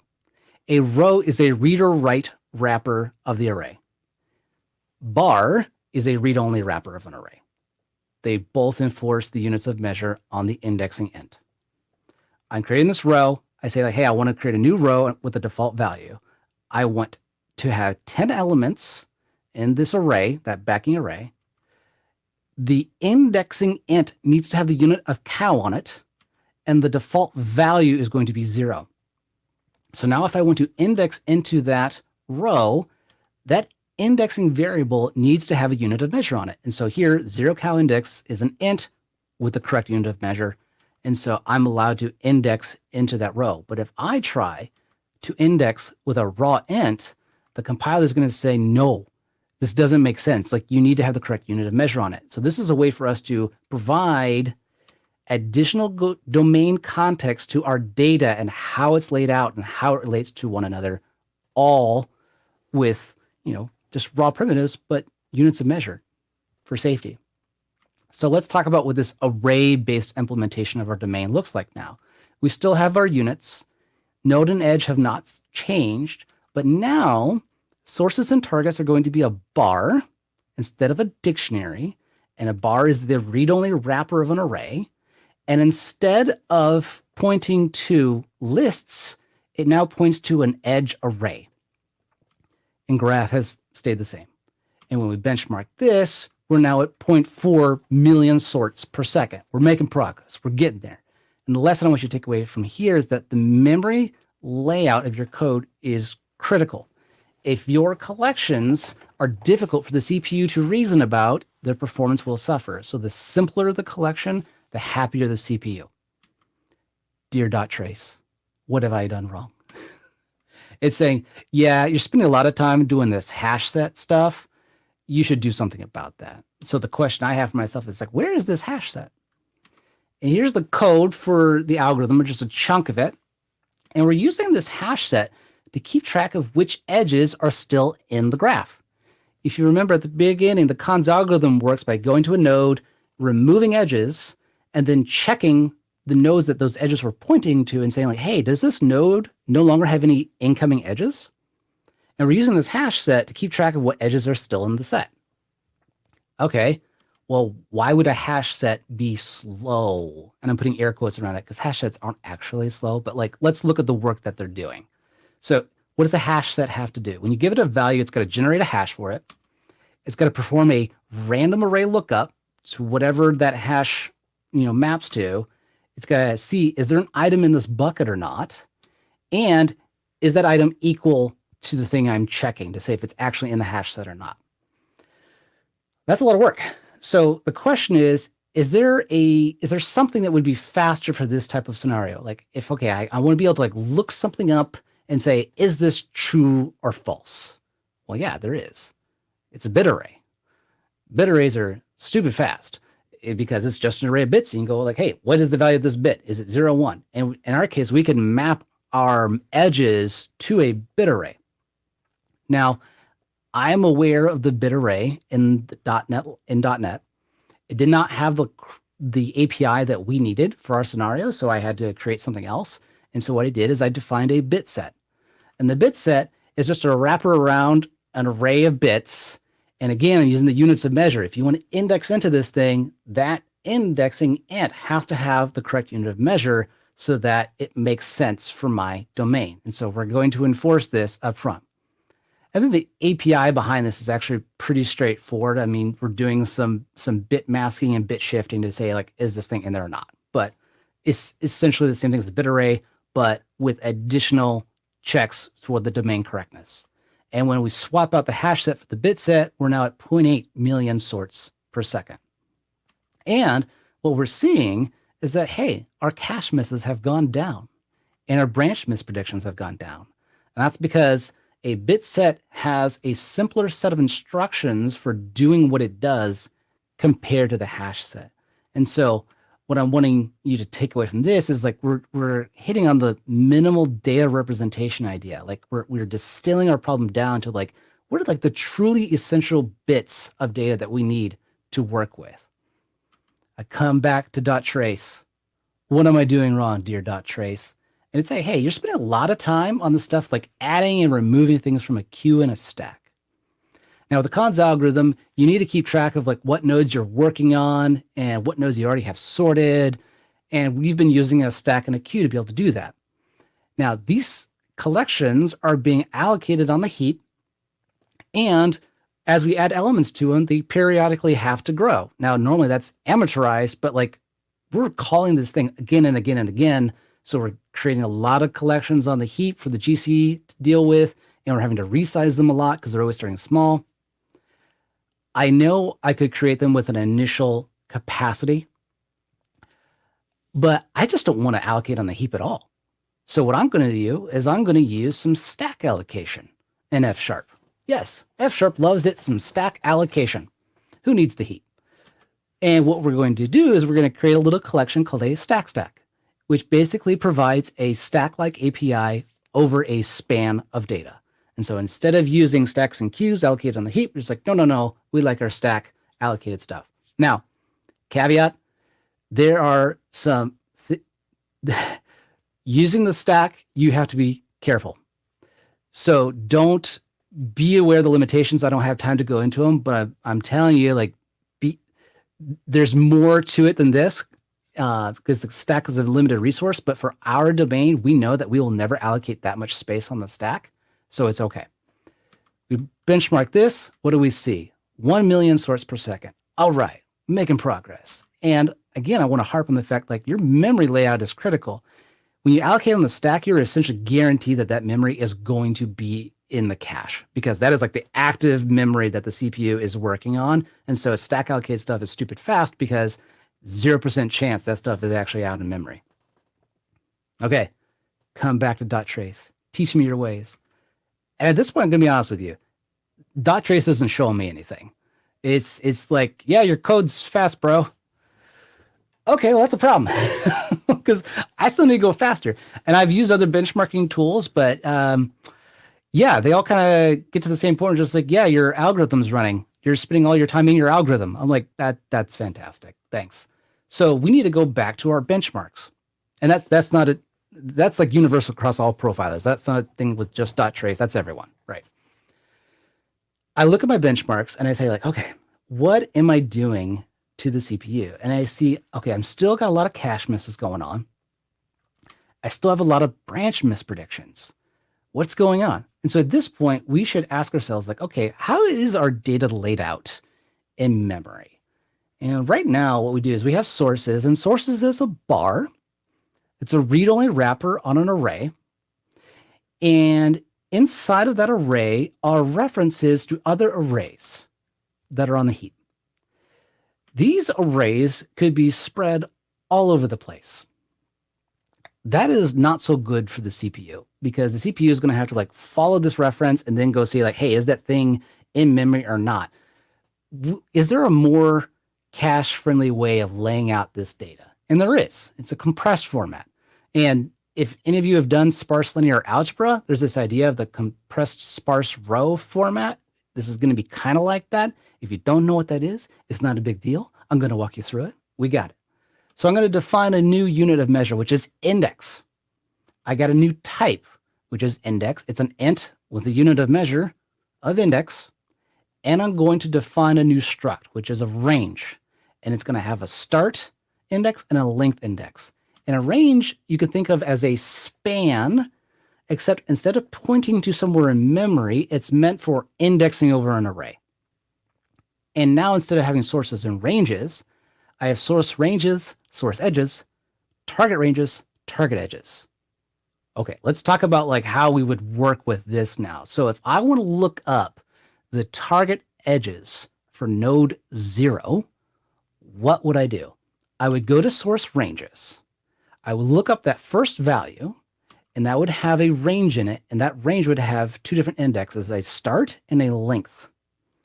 I would then go to source edges and say, hey, this range is telling me to look at item 0 and for a length of 2. Those are the edges that I care about for node 0. Why would we want to go through this kind of rigmarole to do it this way? Well, now we are working with only 4 arrays for our graph instead of 2 for every node. This is going to be much easier for the CPU to reason about like, okay, what data do I need? It's like, well, okay, there's only 4 arrays. I guess I need those 4. Like, that's it. It's not having to go running around looking for all kinds of arrays all over the place. So when we benchmark that, it's like, oh, awesome. 1.4 million sorts per second. We are making progress. And our cache misses have gone down significantly. Our branch mispredictions have gone down significantly. So a repeat of lesson 5, memory layout is critical for performance. Now at this point, we kind of do some introspection. We go look at our algorithm. And this is where, God, I'm going to give you a freebie lesson. I didn't really include it in the outline at the end, but academic descriptions of algorithms are just that, an academic description of an algorithm. It is not an engineering solution. Those are wildly different things. And when I implemented this initially, I just did the naive implementation, basically kind of copying and pasting the academic description of this. And that's not me disparaging academic literature, not at all. But that explains the need for a software engineer to kind of look at that and think of it as a spec. And then like, okay, how am I going to implement the spec? And when I come back and look at this code, I'm like, okay, I got these 2 different lists I'm supposed to be tracking. I'm using stack allocated memory, but like, wait a minute, at the end of the day, all of these elements are all ending up in that final array, that final collection. So do I even need to put them in this intermediate list called S in the cons algorithm? No, we don't. We're going to go to a solution where we're only going to use 1 array instead of 2. And in this array, we're going to use 2 different indexes. One index is going to say, hey, this is the next node you need to process. And the second index says, okay, if you need to add a node to this sort, this is where you're going to add it. And so these 2 kind of indexes are going to kind of, move along as the cons algorithm progresses. The point being, instead of working with 2 arrays, we're working with 1 for our result. And when we benchmark that, we get another small boost in performance, 1.6 million. The second refinement to this algorithm comes when we look at edges. Like, okay, why are we using edges here? The reason we're tracking edges is because we want to know for a node, have we already visited all of its parents? Have all the incoming edges for a node been removed? That's why we're tracking edges. Is there another way to track whether all the parents for a node have already been visited or not that doesn't involve edges? Maybe. Well, if we look at source ranges, that length that's in there tells you, okay, how many edges are like pointing at a particular node. Instead of tracking edges, what if we just track the count? So that when we visit a parent, we go to the children and decrement like the number of incoming edges. Like, hey, I visited a parent for this node. Decrement, it's like source count. And when that counter reaches 0, that would indicate like I visited all the parents. Okay, well, that means we don't really need edges. And if we don't need edges, why not just store the nodes here for source edges and target edges? Because we're not using edges anymore. We're just using counts. And so we're going to change the way we represent our domain to say, hey, we now have source nodes instead of source edges and target nodes instead of target edges. And this is going to change our algorithm a little bit. So before, we'd have to remove the edge. We'd have to check if all the incoming edges have been removed. And if it had, then we add the node if all the parents have been visited. Instead of that, our code's going to look like this. We're saying, like, hey, we're going to decrement the source count whenever we visit a parent. And when that count goes to 0, we know we have visited all the parents because we only visit nodes once in this algorithm. And when that happens, we're going to add the node to the result array. And so when we get rid of edges and we're using counts instead of like tracking the edges, we're now at 2.9 million sorts per second. Fantastic. We still got a gap, but we've gotten a lot closer. And again, this is a repeat of lesson 4. It's that minimal data representation. It's the idea of like, okay, do I actually need all this data to do this work at the end of the day? Like, I didn't need edges. I just needed the nodes, and I didn't need to keep track of what edges were in there. I just needed to keep track of counts. It's a simplification. Now, this gap still exists. And I'm going to be honest with you, a month goes by. I don't make progress on it. I ask lots of questions. I'm trying all the things, not finding anything. And then fortunately, I come across this guy, Fedor Pikus.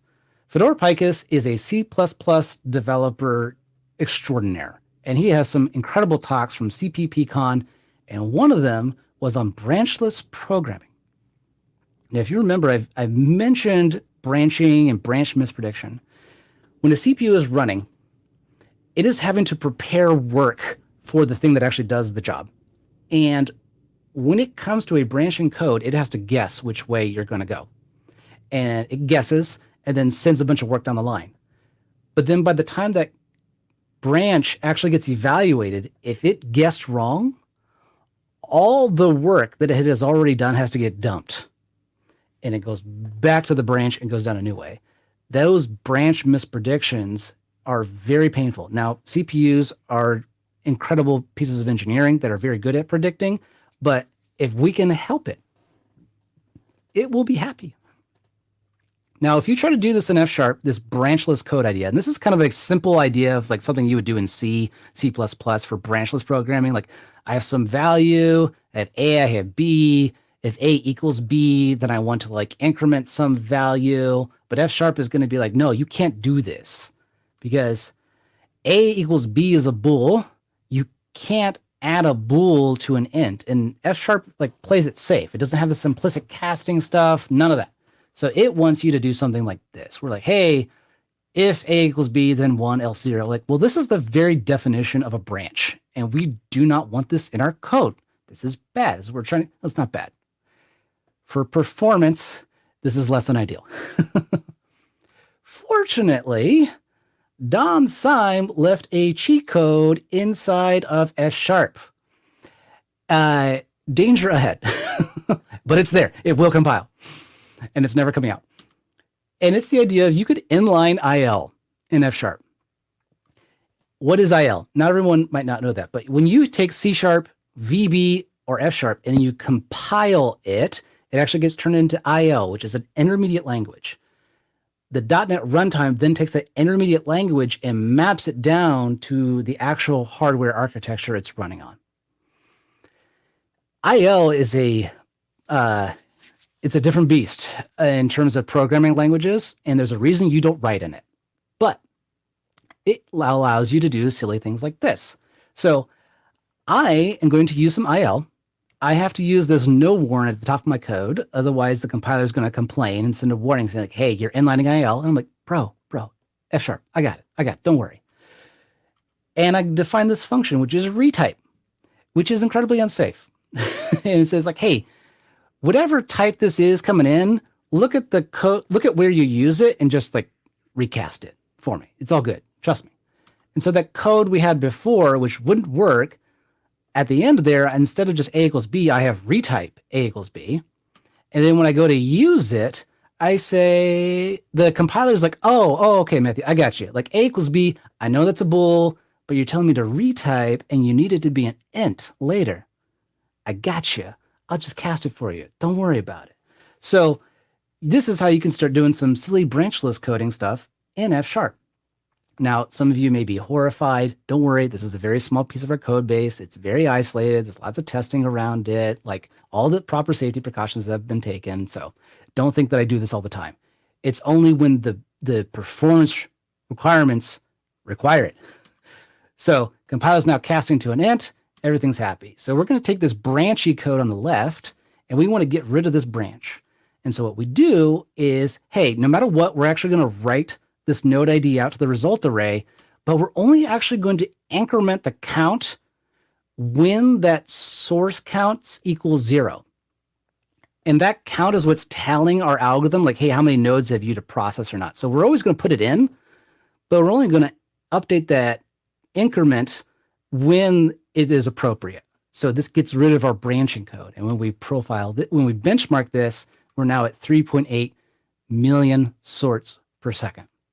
So the takeaway from this is make algorithms predictable. You don't always need to use branchless programming to do it, but if you need to, you can reach for it. So what does this mean for real world performance? Like, Matthew, you spent a lot of time in this topological sort algorithm, but like, you don't get paid for topological sorts, you get paid for simulations. I'm like, dang straight I do. So we went and benchmarked this thing against a industry standard engine. I'm not going to say which one. People complain when benchmarks don't make them look good, but we took a model, we simulated it for a full year, and it takes 132 seconds. Using our engine, which is called IDOS, it takes 1 second. So this is game changing in terms of what you can do with simulation, because now at over 100 times faster, we can start doing optimization. We can start doing machine learning on the results. We are enabling capabilities that would never have been conceivable before. So what I want you to take away from this talk. Well, first of all, F# is a simple, succinct, and fast multi-paradigm language. It is not really a functional language. It has functional features, but it is not functional only. When you do these performance work, you need to have a finish line in mind. You want to measure. Don't guess at what your performance is. Have the right collection for the job that you're doing. Use a minimal domain representation for your problem. Memory layout is critical for performance, and make your algorithms predictable. Your CPU will be happy. Units of measure, add domain correctness for high performance code when you're dealing with just the raw primitives. F# has productive and safe defaults, but it leaves the door open for optimization.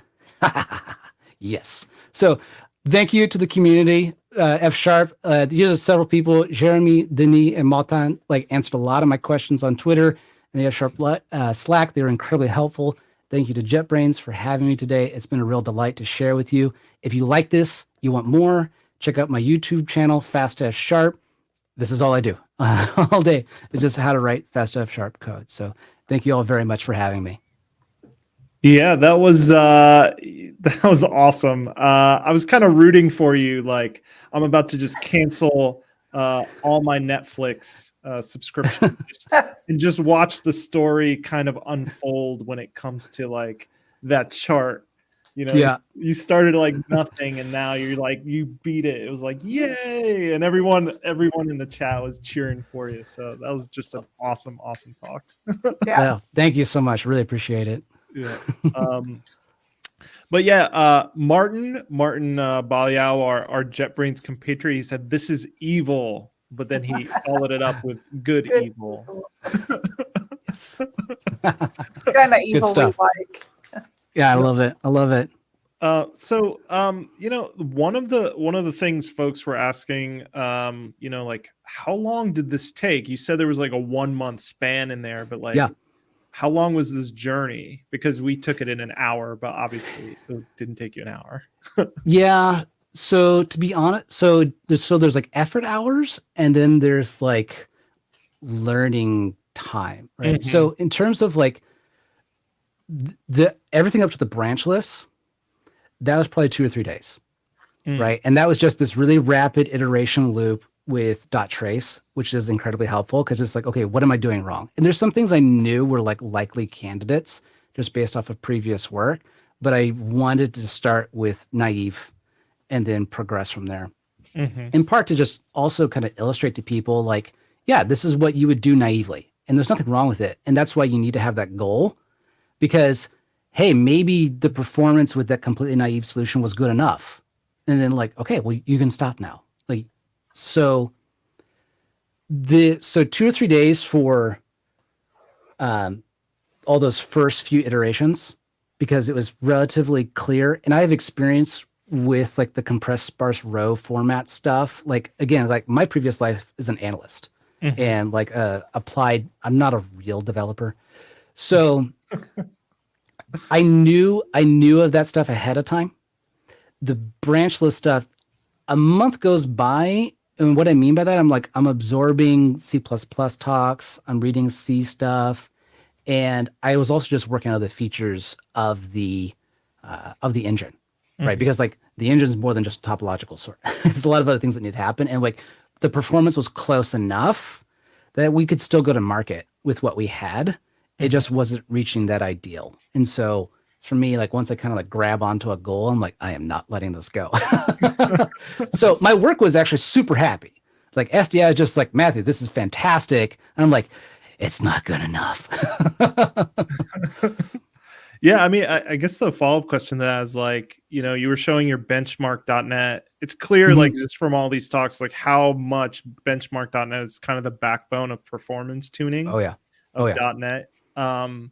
But was there ever a time like you didn't make progress, like you actually like fell back as you were kind of exploring ideas? Yeah, no, that's a fantastic question. And I could have an entire other talk, which is like where I'm at right now, like all the things I've iterated off of where I'm at this moment. Because for kicks and giggles, I would like to go even faster, just as like as a challenge to myself. Again, my work is very happy. I'm not getting any pressure from them. But all the things I've tried to do is sort of like, I'm going to go raw pointers. I'm like, I'm going to use like the pinned object heap, right? Like all these other things for like, hey, and I've also tried like, hey, and have the graph just be like one block, like one array, and then just like take spans off of that and kind of cast it to whatever it is that it is underneath the hood. And so none of that is helping. Everything is slowing it down. And that kind of goes to testify to how good .NET is at eliding bounds checks and all those things that I don't want to flame anybody.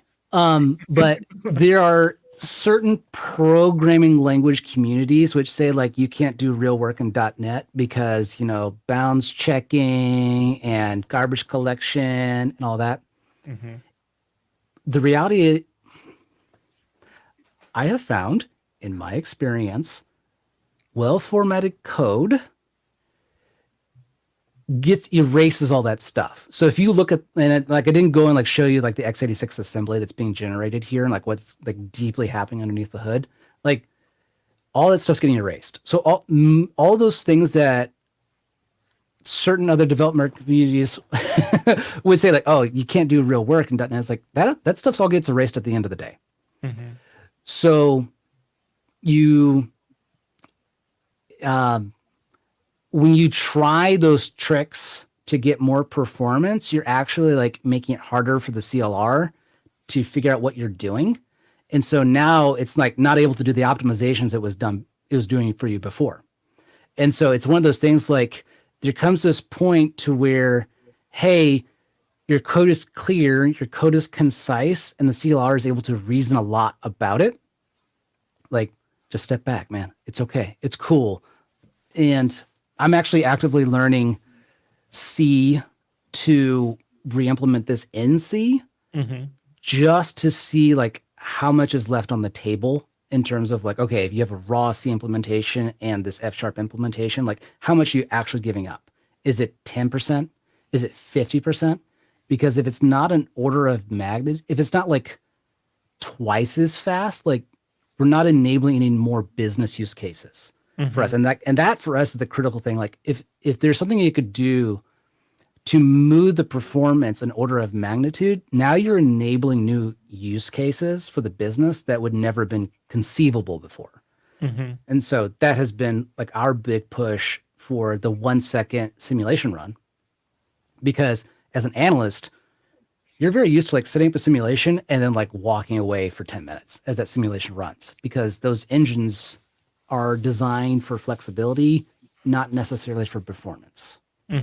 Yeah, I was going to ask, like, from a like, have you looked at other languages like C, Rust, Go, those kind of things? But you answered that question. So yeah, and probably the one that I'd be most interested in implementing this in is Odin, which is another one of those successor to C languages, and it's because Odin has a lot of the things about it, like it has a lot of the F# features that I really like, and so like the paradigm shift for me would not be that difficult. I don't. Oh man, I hope no one throws stones. But like, I don't care that F# is functional. I do not give an F about monads. No. Yeah, but because at the end, because the reason I love F# is because it lets me get my work done fast and correctly. And it's. Yeah, and it's just kind of like, I learned F# to get a job done. Like the first thing I ever wrote in F# was a simulated annealing algorithm for graduate school. And like, it was just because the units of measure saved my bacon.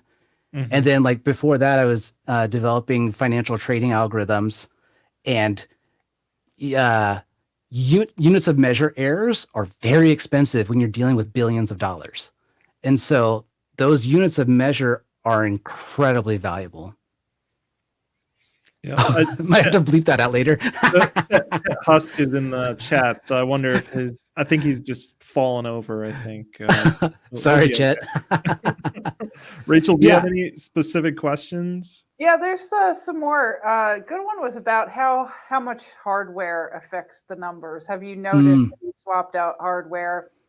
What are you seeing there? Any patterns? Any good takeaways? Yeah, no, that's fantastic. And fortunately, so the people I mentioned there at the enemy, specifically Denis and Matan, they were running it on their machines.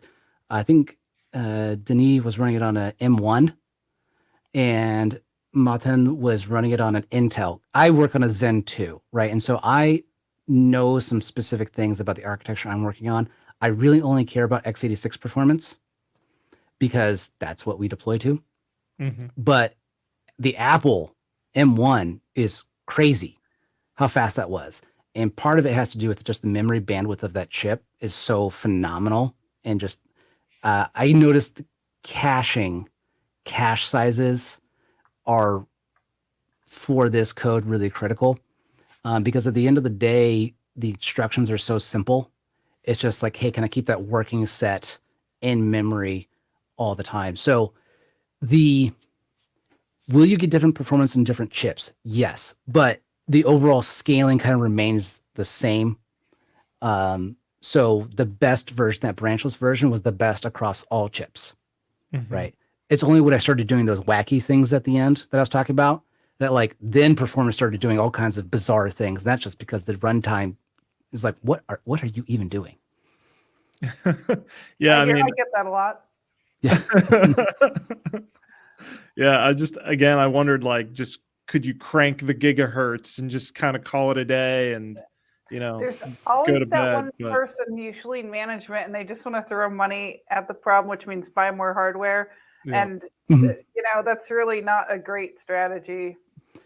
Yeah, no, completely agreed. I mean, one thing I didn't touch on here is that parallelization is not helpful for this. Parallelization actually hurts it, because when you're doing simulation, and if you have multiple cores, what you would rather do is just spin up a simulation per core, right? Because you're likely wanting to explore different scenarios. And so like trying to take this algorithm and like spread it across the CPUs, again, would just be atrocious because of just in cache invalidations and stuff like that. And so that's why I very specifically focus on, okay, single core performance, because that is our use case. And it kind of goes to Ramon's talk where he talked about the resources.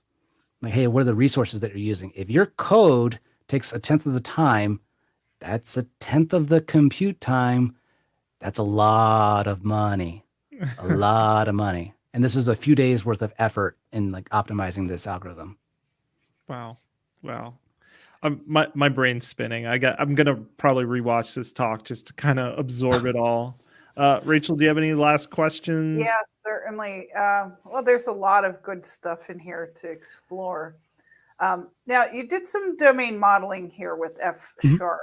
And it is pretty amenable to that sort of thing. But have you found other languages or a problem that isn't a good fit for F#? Because you did mention that it's, gasp, not necessarily functional. Everybody flocks to it for that generally. But, it does have an all-purpose way of being able to use it. So is there something that doesn't work well for modeling? Ooh, so I would say there's something that's unintuitive, right? You said, so like F# is definitely the defaults kind of impel you toward this kind of domain modeling, and functional programming as a key. Oh man, how do I stay out of trouble? You don't, just let it rip. Yeah, well, so again, I'm very focused on a very specific niche, which is simulation, optimization, large-scale system simulation. And so most of the inspiration I take is from games, video game engines. And they have a lot of them. There's a lot of hype around the idea of like entity component systems. And initially when I started writing the simulation, I was using a very, what would be considered kind of F# idiomatic way of making things with records and DUs and all that. And that's still all great. That form of composition does not scale for performance. It doesn't. If someone can do it, I'd be heck impressed. The ROC programming language is doing some really interesting stuff in terms of pushing the performance of a purely functional language, but also being as fast as like C. Richard Feldman has a great talk on it. But we're talking about F#. F# with the use of units of measure makes it really easy and straightforward to model things using an entity component system style of design. And so our engine, IDOS, looks more like a game engine than anything else. It has some slightly different rules because it's not doing like time deltas and interpolation and stuff. But if you look at it, like this is kind of laid out like a game engine. And the use of rows and bars for wrapping arrays allows you to have that domain correctness of access, but the raw performance of just, hey, I'm just indexing into an array all over the place. But that was not an intuitive place to go, right? Like that is not what the F# literature would like impel you towards. So I would say like, is there an area where it's bad? Not really. But a lot of the F# literature won't necessarily push you in the direction of performance, which is why I do what I do, to kind of say like, okay, it's not like that's cool. Don't get me wrong. Like that domain modeling, love it. But if you need to go fast, you might need to design a little bit differently. And every shortcoming I've come across in the language, and they exist, right? That's a whole nother talk. You can get around them. So for example, F# tuples are reference types. If you allow the time, the compiler can again elide them so you don't see it, but there are also struct tuples. Reference the F# record type is a reference type. It could also be made a struct by just adding struct to it. So it gives you all the levers to get that performance. It just isn't necessarily the default of the language. And I don't have a problem with that. Like I understand like the .NET runtime is a object-based runtime. It is like baked deep into the bones. And so yeah, F# was built that way. But you can say like, yeah, that's nice and all, but like seriously, I don't need that. Like I can just go raw structs, arrays, all that. It just you're probably not going to find a ton of literature on it. So you need to go look at C++ and their design patterns for being able to do it in F#. Well, it's a good thing because people can go watch your YouTube channels. So I'm hope to help. So if people have questions, like I'm just showing you what I'm doing. Yeah. It might be a little different, but I like writing fast code, and F# makes it easy for me to do that. All right. On that note, thank you so much, Matthew. That was an awesome talk. People loved it in the chat. Chet says he'll still love you. The tent is big enough for everyone. So you and Chet can kind of hug it out after this. Okay. So thank you so much. You're always welcome back. We'll talk to you later. Love it. See you soon. Bye. So Rachel, that was awesome. But our next speaker is kind of in line with this F# block, but he's talking about background tasks. But I'm not sure. I think he's doing it in C#. I'm not entirely sure. He's nodding. So I'm guessing he's ready to come on and talk about background tasks. Let's welcome Scott to the stream. Hey, Scott, how you doing? Good. How about you? Good. We promise we won't make you do F#, but if you wanted to, if you wanted to risk it, we're all about risks here at JetBrains. Yep. So I think I'll stick with C# this time, but I'll maybe put that in the back pocket to keep F# one handy for next time. Or maybe like COBOL. What about COBOL? COBOL.net. Let's do it. Let's be a unique talk. That's for sure. Oh, the live stream just dropped to 0 viewers. I don't know what happened. Yeah, weird. No, I'm just kidding. So yeah, we'll give you the stage. Let me share your screen here, and Rachel and I will drop off. So good luck. Let us know. We'll be around, but stage is yours. Sounds good. Thanks. All right, welcome everybody. So today we're going to be talking about the background on background tasks in .NET 6. So if you want, I have already posted these slides and the code that's going to go along with this presentation out on my blog. It's just my first and last name, scottsauber.com. And if you want, you can follow me on Twitter. I tweet at scottsauber there, usually ranting about .NET and sometimes barbecue as well.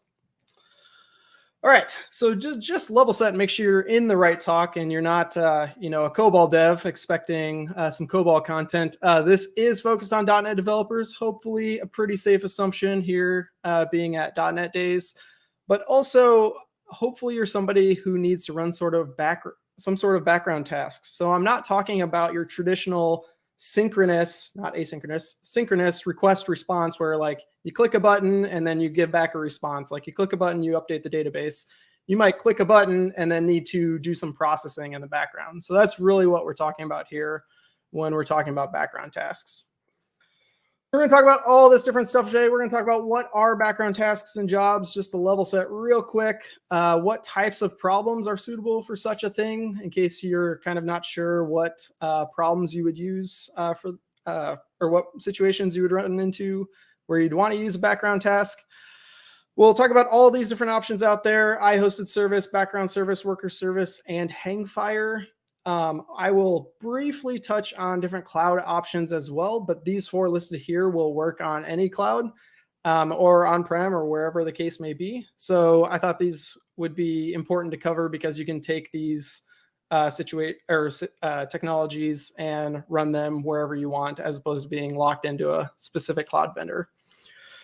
We'll talk about why would you choose one of these over another. I'll do a deep dive into each of those with live demos of each of those, and I'll take questions probably at the end since we've got some time allocated for those questions. But feel free to drop in the chat, and I'm happy to answer anything you've got.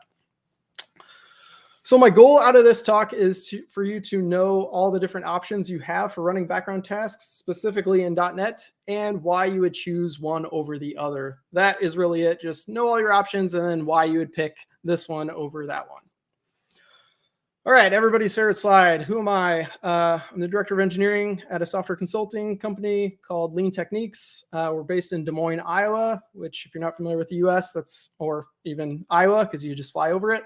It's in the center of the US. We've got roughly 120 employees, and we help Fortune 100 companies all the way down to startups build better software. I'm also the co-organizer of the Iowa.NET user group. I'm a friend of Redgate, and I blog as well.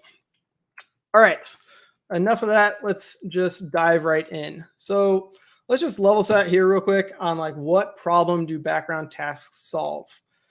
So typical one would be some sort of cron job. Like let's say you need to pop some messages off a queue every so often, or let's say, you're on I'm sure we've all been on like financial websites where we can set up notifications saying like, hey, when I'm 7 days out from my payments due, go ahead and send me a notification. Like that would be an example of a cron job, something that needs to run on some sort of schedule and then do some processing. So it's not your traditional like user interaction situation. So that would be one example of a background task, would be some sort of cron job. And we're actually going to talk about that fourth bullet there. That'll be the example that we have where we want to refresh cache every so often. So all these examples will be basically doing the exact same thing, just in different ways. As well as if you need to perform some sort of CPU intensive work asynchronously. So let's say you've got some backend system where you say like, hey, send the invoices via email to all of our customers, right? So you click the send emails button. You probably don't want to iterate over all of your customers in that request and, generate a PDF to attach it to an email and fire off that email, right? Like you probably want to like schedule that work to be done and do it in some sort of asynchronous manner. So just tell the user like, hey, we got your request, we're processing it, maybe show them like the progress and how far you are. So that would be another example of when you would use a background task, is if you have some sort of CPU intensive work, such as generating PDFs, that would be a reason to use a background task. As well as if you have some sort of eventual consistency model. So you might click a button and it doesn't update the database immediately, but it eventually will update the database. So it'll eventually be consistent. So that would be another example of when you'd want to use a background task. And I personally don't know anything about AI or ML other than I know what they stand for. But I'm told those are pretty CPU intensive operations to retrain some ML data sets. So that would be another example of using a background task if you're in that scenario. All right, so we're going to talk about all these different options here, primarily diving deep into these top four here: I-hosted service, background service, worker service, and Hangfire. And then I'll briefly touch on cloud options as well in case you want to leverage a particular cloud. And so the analogy I have for all of these is it's kind of like baking cookies, right? And so what I mean by that is you have two ends of the spectrum. So you have the end of the spectrum where you just have the raw ingredients. You've got like the sugar, the chocolate chips, all that kind of stuff.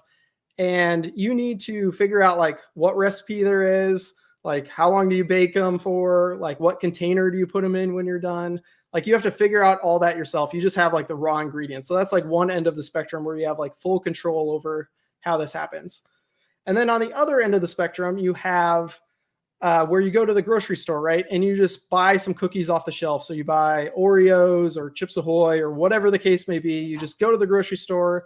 They've already decided the ingredients, the recipe, how to cook them, and the fact that they're already packaged up for you. So those are the analogies I'm going to use on some of these options.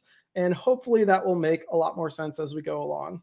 Side note, this is kind of random trivia, but my favorite cookies are chocolate chip cookies, but without the chocolate chips, because I like the brown sugar and all that kind of stuff. So if I'm making you hungry, really sorry, I don't have any cookies or coupons or anything to send you. All right. So first one we're going to talk about is I-hosted service. So I-hosted service is kind of a make your own recipe where you have all the raw ingredients yourself, but it's up to you like how much of each ingredient that you want to add. But the cookie jar is included. And I'll talk about what I mean by the cookie jar here in a second. All right, so what is an I-hosted service then? So an iHosted service lets you run a background job inside of an ASP.NET Core app. And there's a bit of a caveat there where technically you can run iHosted services outside of an ASP.NET Core app, but I'll talk a little bit later about why I'm making that distinction. Because usually if somebody says they're using an iHosted service, they're meaning they're running it inside of an ASP.NET Core app. Otherwise, they'd probably use the term worker service, but we'll get into all that. So it lets you host inside of an ASP.NET Core app where the ASP.NET Core app is your cookie jar. So the cookie jar is the analogy for where you're storing your code. So you're putting your code inside of an ASP.NET Core app. As you might have guessed based on the name, iHosted service is just an interface, and it's got a start async and a stop async method on that you need to implement when you implement that interface. And iHosted service is a raw fundamental building block for all the other options. So if you're using ASP.NET Core today, I guarantee you are using iHosted services under the hood because the framework is doing it for you. And we'll get into that here in a little bit. And if you want to register your own hosted service, it's pretty simple. You just grab your services and say add hosted service of T, where T is the class that implements that interface. All right, so we're going to do a cookie taste test here and actually see a live demo, because who doesn't like live coding? All right, so before I get into that, I just want to kind of give an overview of this project. And again, this is out on GitHub. You can go pull it down and play with it if you want. So the first three examples I'm going to go over all deal with refreshing a cache on a background. So that's the example that we're going to be going over here. So if I go into the iHosted service example and crack open the program.cs, you'll notice this doesn't look super crazy. The only real code I have here is I've got this builder.services add hosted service of T, just like we talked about, where this is my class that implements that hosted service. I've also registered some demo services here as well. So these are things that I use on all these different projects. And literally all it does is we're going to refresh a cache on a schedule. So I can show you that here real quick. So I'm using the iDistributed cache interface. If you've ever used that, it's how you can talk to a distributed cache. In my case, I've got Redis running locally on my machine through a Docker container. So again, if you want to pull this code down, all you need is Docker installed, and then you can go ahead and run this code yourself. And basically, I'm just generating some random data here, where I'm generating some random sales data, just updating time, and then generating some more random sales data, and then updating a cache. And I've also got a controller here that just reads out that data from the cache and displays it back. So nothing too crazy here. But how does that code get called? Well, that's where this hosted service comes in. So if we dive into that here real quick, I'm going to drag this down. So you notice the first thing is it's implementing the iHosted service interface, and I'm injecting in a logger and then my iCache service as well. So nothing too crazy going on here. And then I've got these methods of start async and stop async, as well as a private method here, and we'll talk about that here in a second.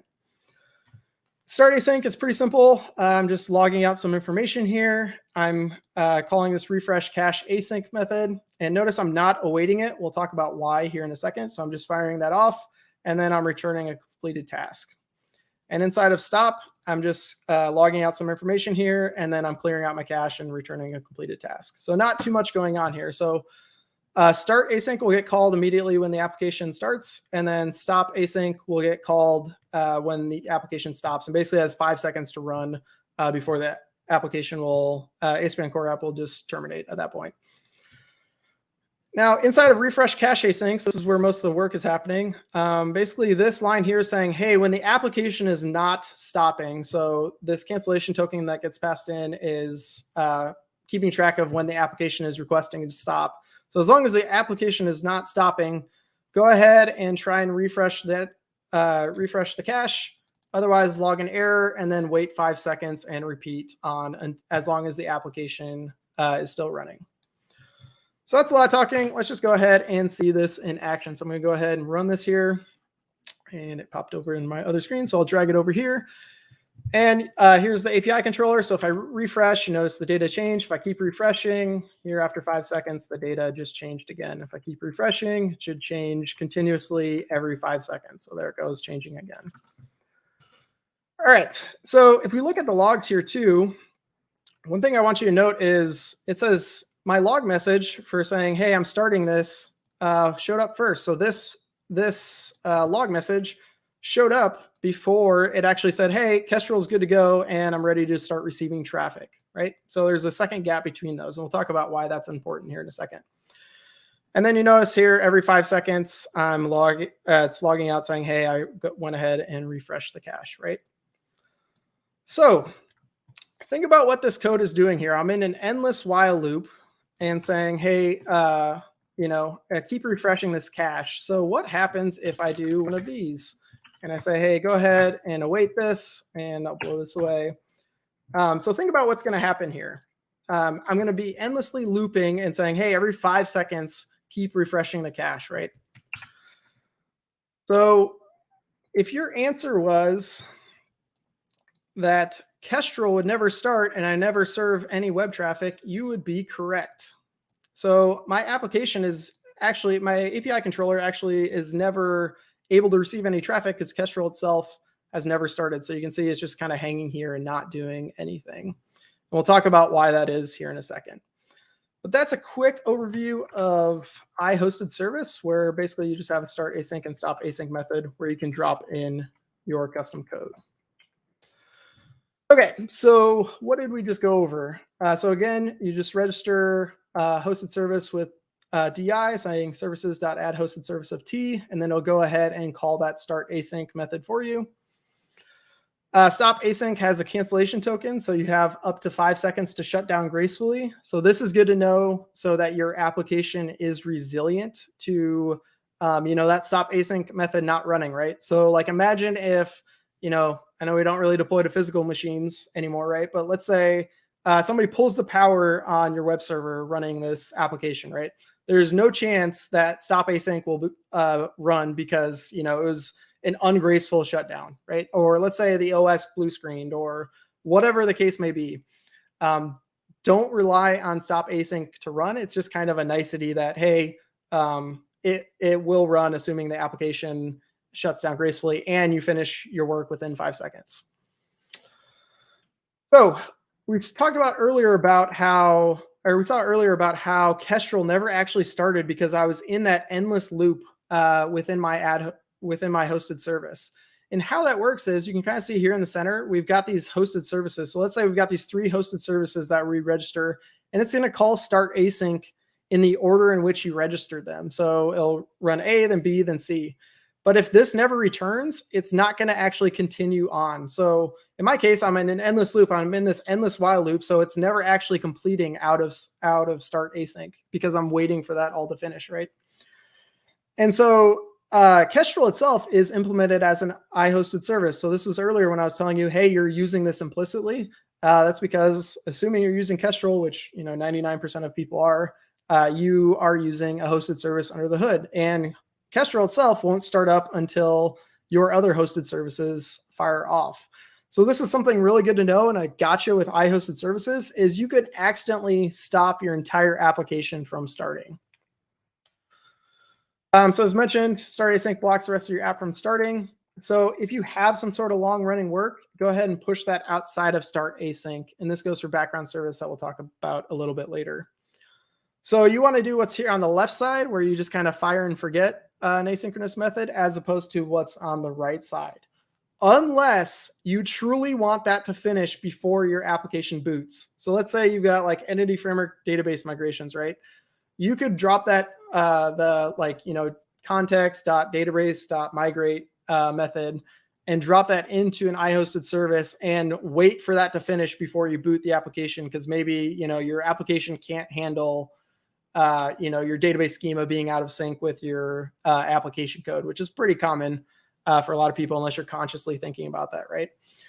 So if you do want to prevent your application from stopping, then you can go ahead, or from starting, then you can go ahead and await it and continue on with life. Or like another example would be like, let's say you want some cache primed or something like that. That would also be a situation where you might want to wait for that to finish before you boot up the rest of your application. So most of the time though, you want to just kind of fire this off and let it run in the background and not wait for all that stuff to finish. All right, so on each one of these, we're going to talk about when do you use like hosted service, background service, worker services, and when do you not. So when should you use hosted services? You will implicitly use these when we talk about background service and worker service here in a little bit. And you would also use them if you need full control over starting and stopping, and you're not going to use the base background service implementation that we'll talk about here in a second. So those will be two reasons why you'd use iHosted service directly. When should you not use iHosted service? In my opinion, you should probably be using background service or worker service. I'd even go as high as like 99% of the time, unless you, for some reason, you need that full control and you don't want the implementation of a background service. And other reasons not to use an iHosted service will be the same as background service, which we're going to talk about right now. So to continue this cookie analogy, a background service is where you have a recipe. So you've got the ingredients, you've got the recipe. You just need to go ahead and bake the cookies and follow that exact recipe. And the cookie jar is included. So this is kind of getting more progressively like more things are being done for you.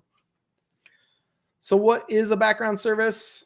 It lets you host a background job inside of an ASP.NET Core app. Again, where an ASP.NET Core app is your cookie jar. We'll talk about the caveat here in a little bit again, but usually if somebody says they're running a background service, they're talking about they're running it inside of an ASP.NET Core app. Otherwise, it'd say they're running a worker service. A background service is simply just an abstract class that implements the iHosted service, and it exposes an execute async abstract method. So this is where you put in your custom code, like refreshing a cache or whatever the case may be. And background services handles all the starting and stopping for you. So you can't get into that scenario with background service where it prevents your entire application from booting, because basically that's why they created it, was to like have one less foot gun where you can accidentally shoot yourself in the foot by messing that up and preventing your application from starting.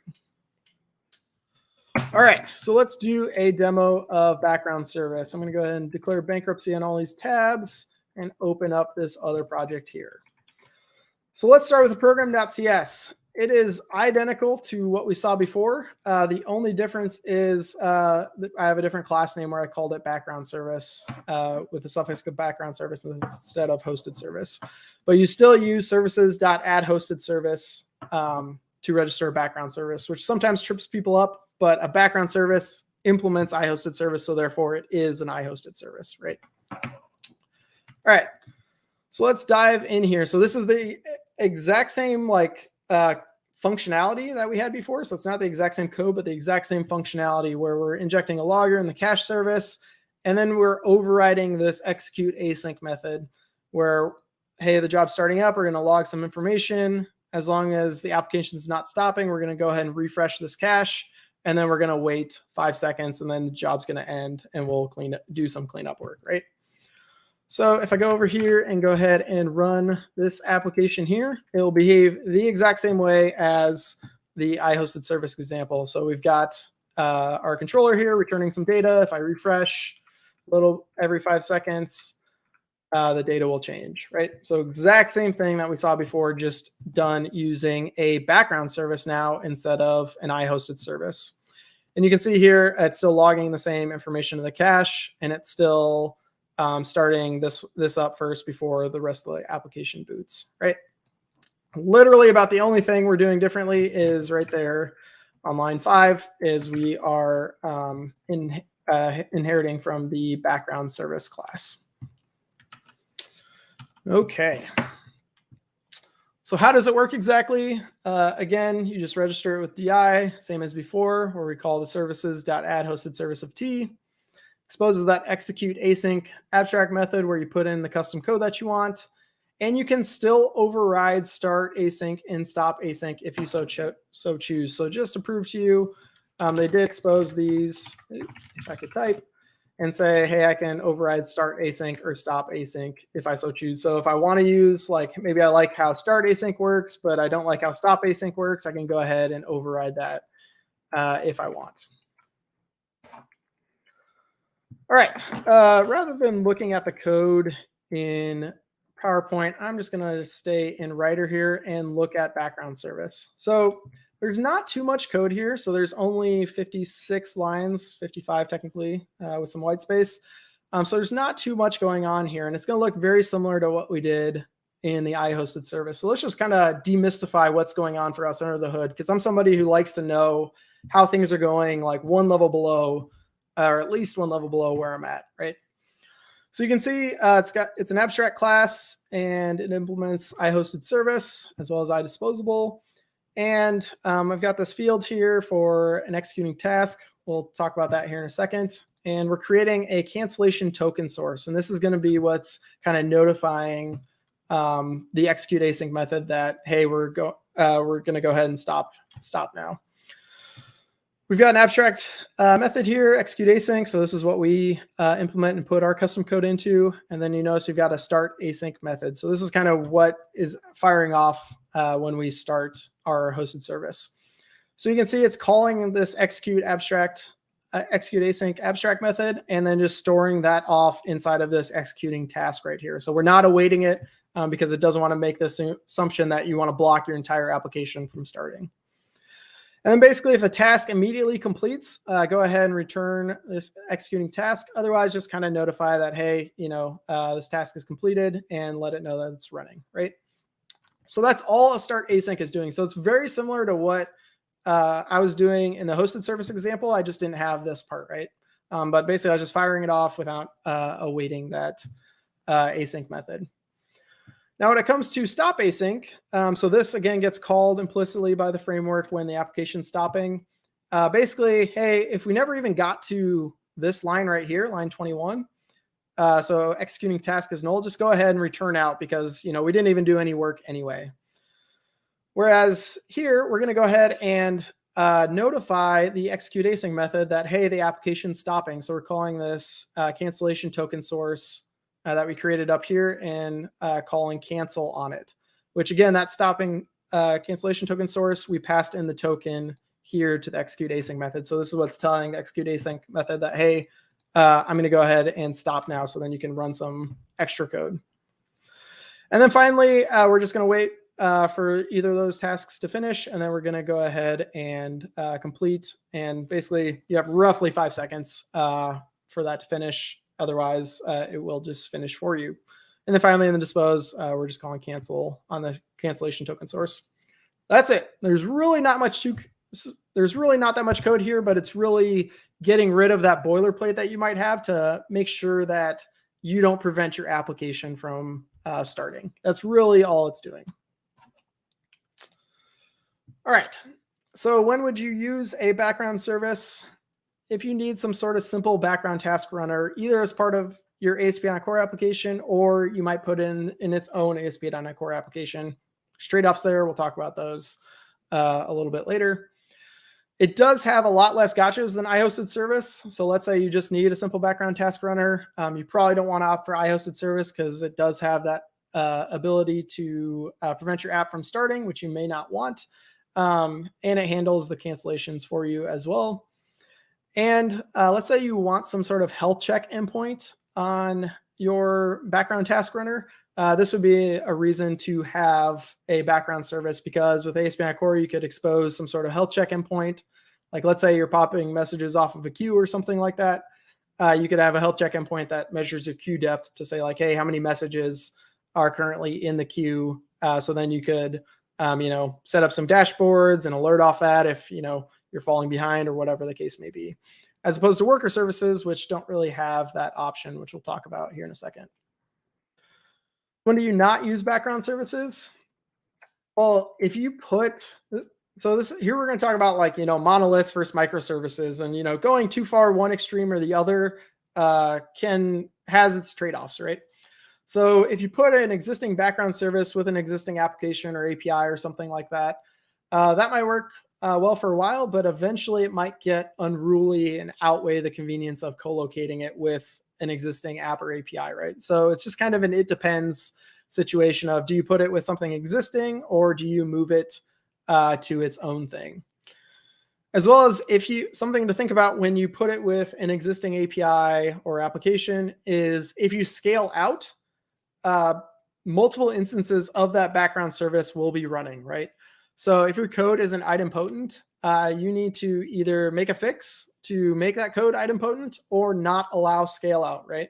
So like in my situation, let's say I had 2 instances of that application running, refreshing the cache, right? So like the downside of that is now I have twice, let's say that I was making a database call, right? I'd have twice the database queries coming into my application. And presumably if I'm caching something, that's usually because, maybe that database query is slow, or, maybe I'm hitting an API that's slow, or whatever the case may be. Like if I'm having some sort of cache on a timer, that's usually because of that scenario. So like as you keep scaling out and add more instances, you're going to cause more load on that particular resource that you're hitting. So you just kind of have to think about these things and think about like, okay, do I put this background service in something I have already, or do I move it out to its own thing? It just kind of depends on your scenario. It is super convenient to just drop it into an existing API, but you just kind of have to think about what it is that your code's doing. Because you don't want to get into a scenario where, let's say you've got some sort of cron job that's emailing people. You probably don't want to send them an email for each instance that you have running of your application. That would probably be bad. All right. So let's go ahead and talk about worker services. So worker services are pretty much the exact same thing as a background service, where you have the ingredients, you have your recipe, but the difference is you bring your own cookie jar of where to host that. We'll talk about what I mean here in a second. So what is a worker service? It's just an enhanced .NET Console app template. So if you go to the command line and do .NET new worker -o with whatever path you want to output your files to, that will create you a worker service. So what benefits do you get out of a worker service? So this allows you to have an iHost, and an iHost is the generic host that lets you have things like configuration. So how in ASP.NET Core you can load configuration from JSON files, environment variables, pull in Azure Key Vault with another package and all that stuff. Same exact concept in worker services and same exact interface. So it's very familiar to you and all that good stuff, as well as a familiar dependency injection you're used to from ASP.NET Core, logging, and all that sort of stuff. So they kind of decoupled all that stuff from ASP.NET Core back in, I think, like 2.0 timeframe, and put it into this generic host because they realized like, hey, people could use these kinds of things outside of ASP.NET Core. And the template will also register you a class called worker as a hosted service. We'll look at about that here in a second. But it does not take an opinion on how to host that console app. So this is what I meant by there's no cookie jar. So it's literally just a console app. So, you need to fire, something needs to trigger that console app to fire, right? Like some sort of scheduler system, either a cloud one or like Windows scheduled tasks or whatever the case may be. Or you could run these as Windows services on Windows or using systemd on Linux. It just kind of depends on what your scenario is and what you're most comfortable with. So, but worker services are agnostic to how you want to host it. It's totally up to you. All right, so let's go ahead and take a look at worker services here. So if I crack open the program.cs, if you .NET new worker, you'll get something like this, where you're going to get a host.create default builder. I've added these 2 lines.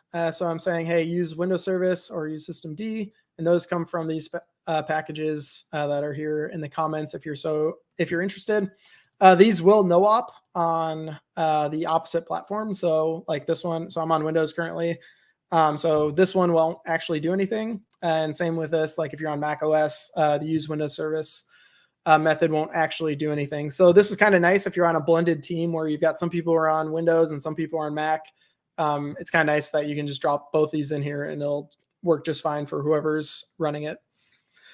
And then this is where we're registering our DI services. So here again, we're doing add hosted service of T, where this is the class inheriting from background service. And then, I'm registering my custom services. And then it goes ahead and runs the thing. So let's go look at worker here real quick. So this is the identical code to what we just looked at with a background service. The only difference is the name here of worker. And this is not like you have to use the name worker. So if you want to rename it to whatever you want, you can. It's just the default name that the template gives you. So otherwise, this code is the exact same as what you just saw, where I'm logging some information. As long as the application is not stopping, go ahead and refresh the cache. So this example does not, because it's just a console app, it does not have a full-blown API with it. So we're just going to see some log messages saying like, hey, every 5 seconds, the dashboard cache refreshed, right? That's all we're going to see. So again, it's hitting Redis running on my local machine, right? That is really all a worker service is just a dedicated background service within a console app.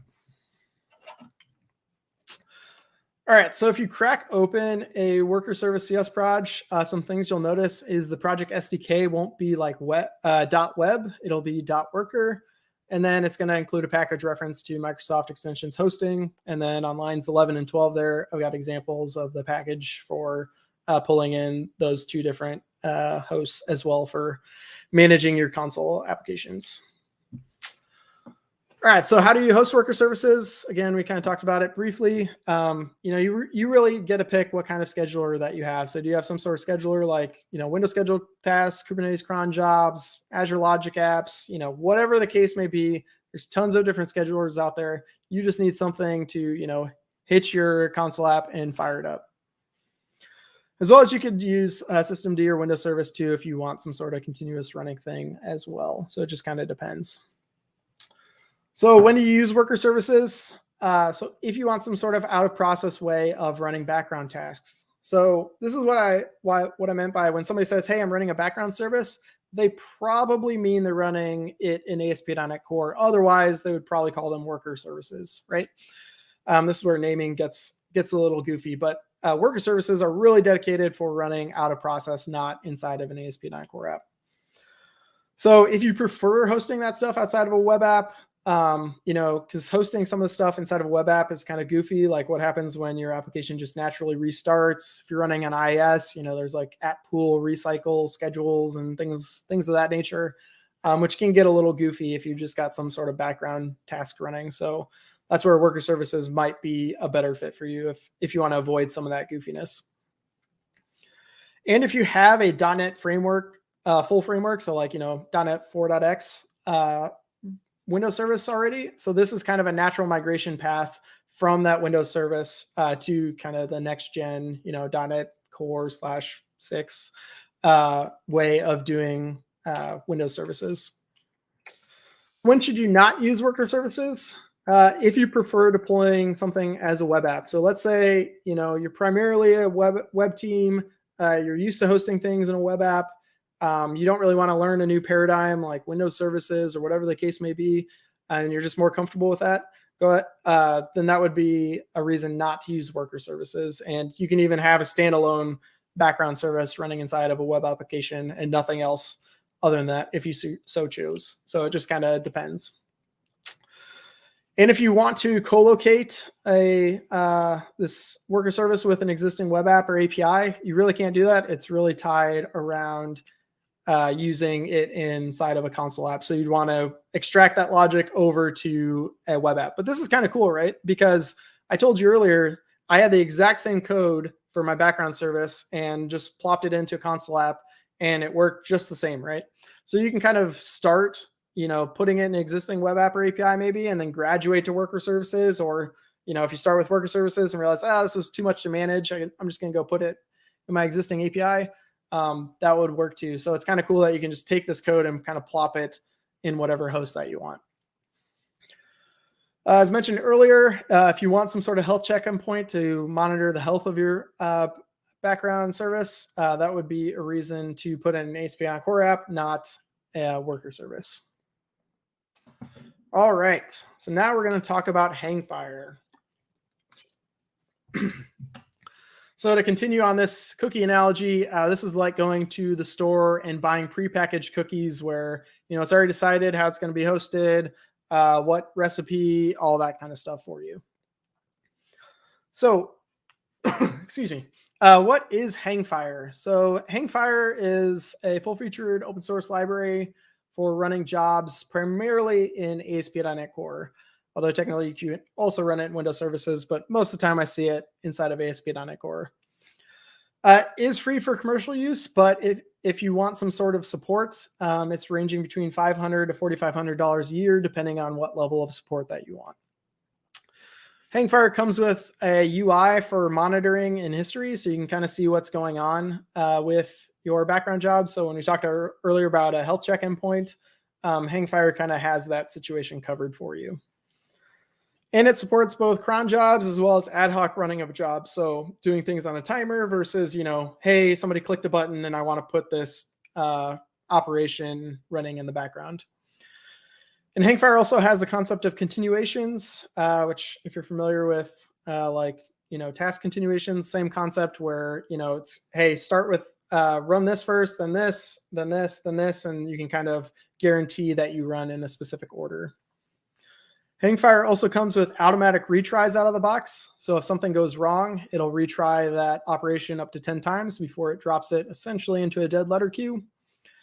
And it supports concurrency limiting as well. So you can say like, hey, only allow, this job to run one at a time, or, it can only run on, these worker servers or whatever the case may be. So you can kind of target where you want to run some of these things. And Hangfire persists your job state to a database, so it's durable and it will keep track of what's going on. By default, they support SQL Server. They also got packages for Redis, and then there's some community package for like Postgres as well. All right, so let's go ahead and look at Hangfire. So again, I'm going to declare bankruptcy on these tabs, go over to my Hangfire project, and actually let's start with the CS proj here first.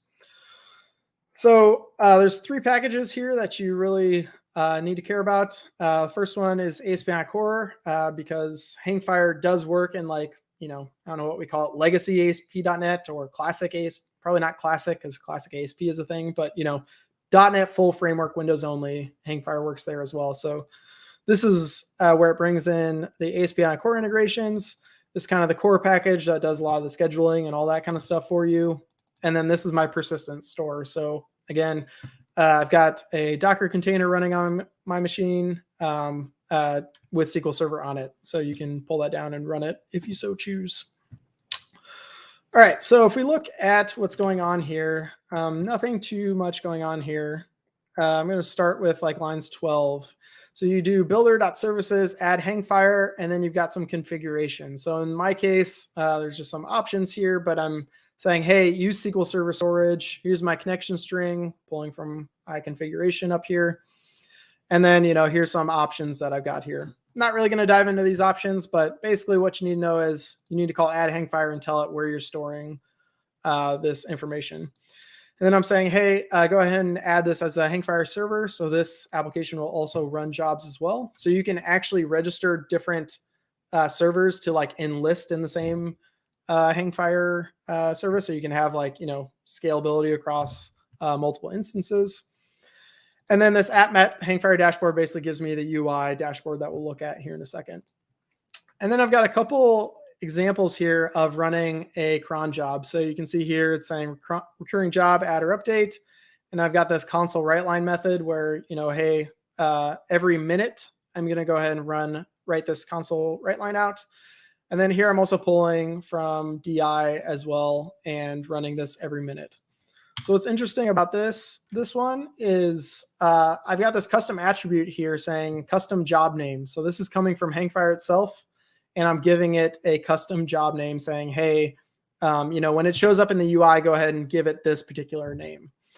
And all this is doing is waiting 5 seconds and then doing a console write line as well. So nothing too crazy there.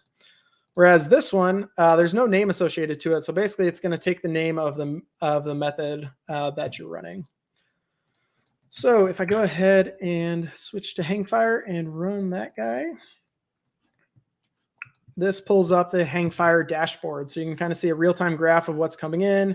You can see a history of what's happened. And if you go to this jobs tab, this kind of gives you a visualization of what's going on. So there's no jobs in queued.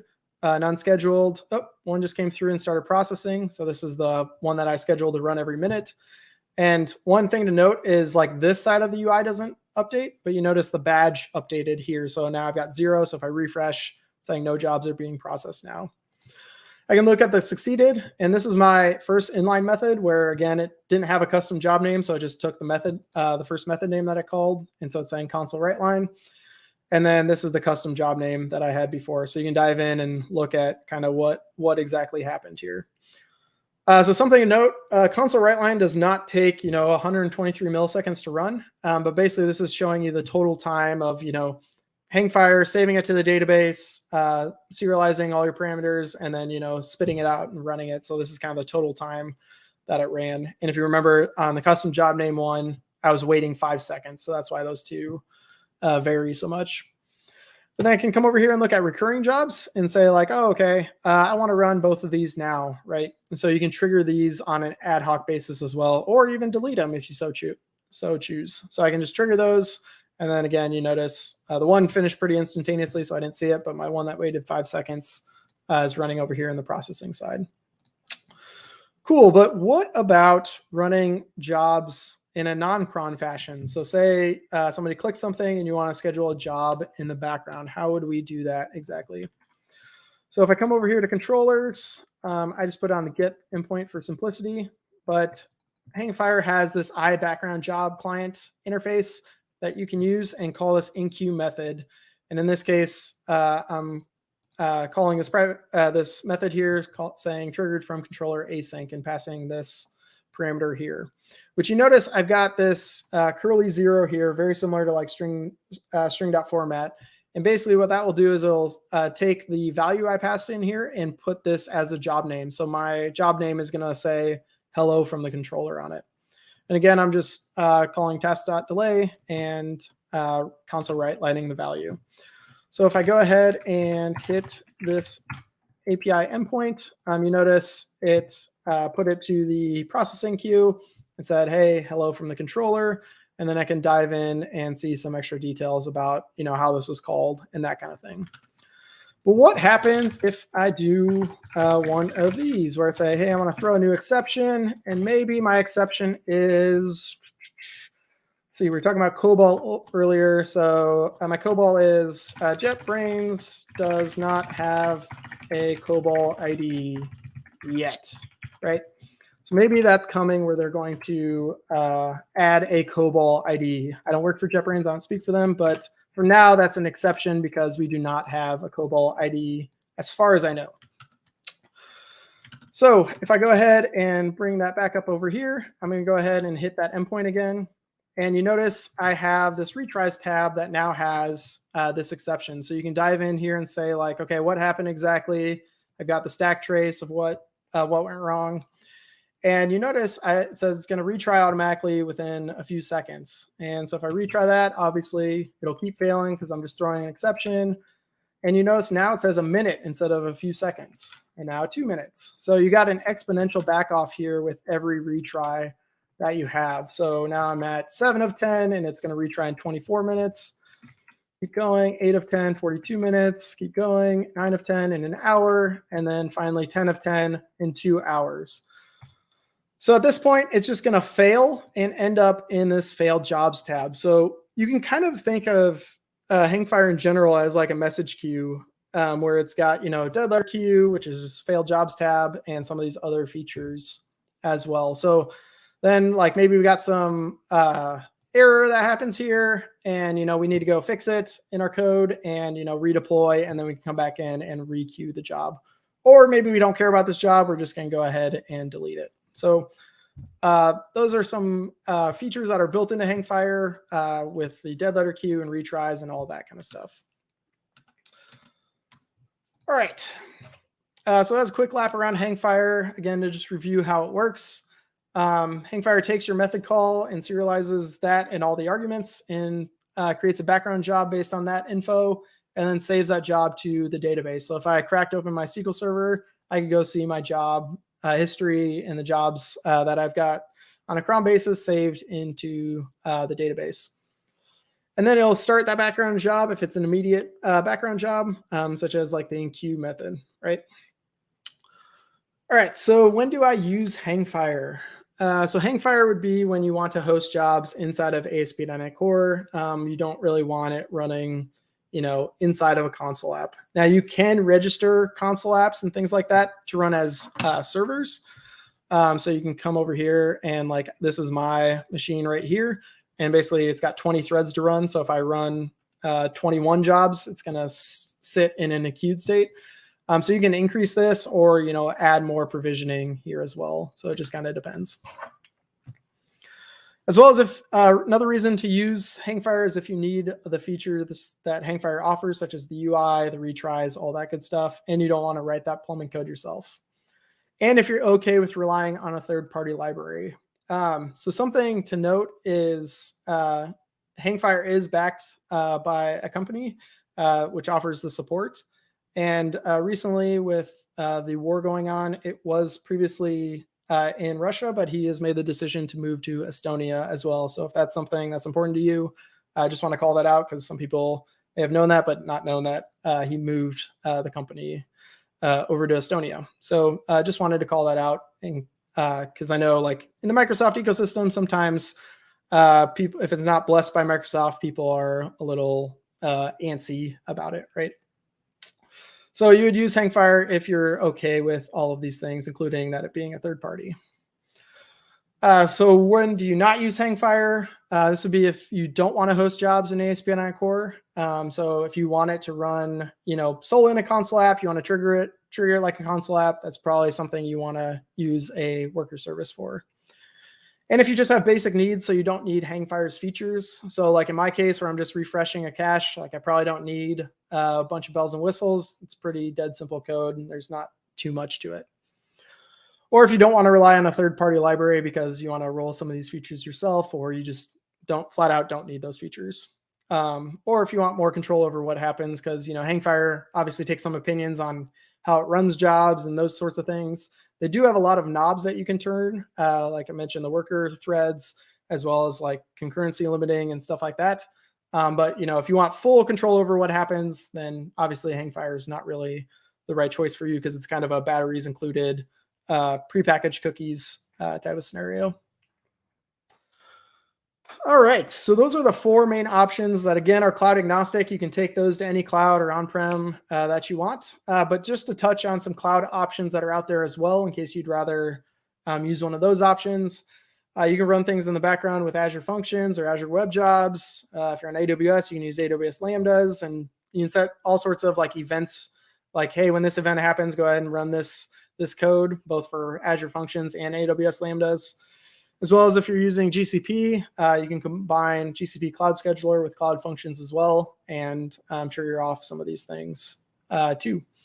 But again, I didn't want to cover these because, if you're not running in that particular cloud of choice, then, that part of the talk wouldn't be relevant to you. So hopefully you've got a broader understanding of some of these cloud agnostic options.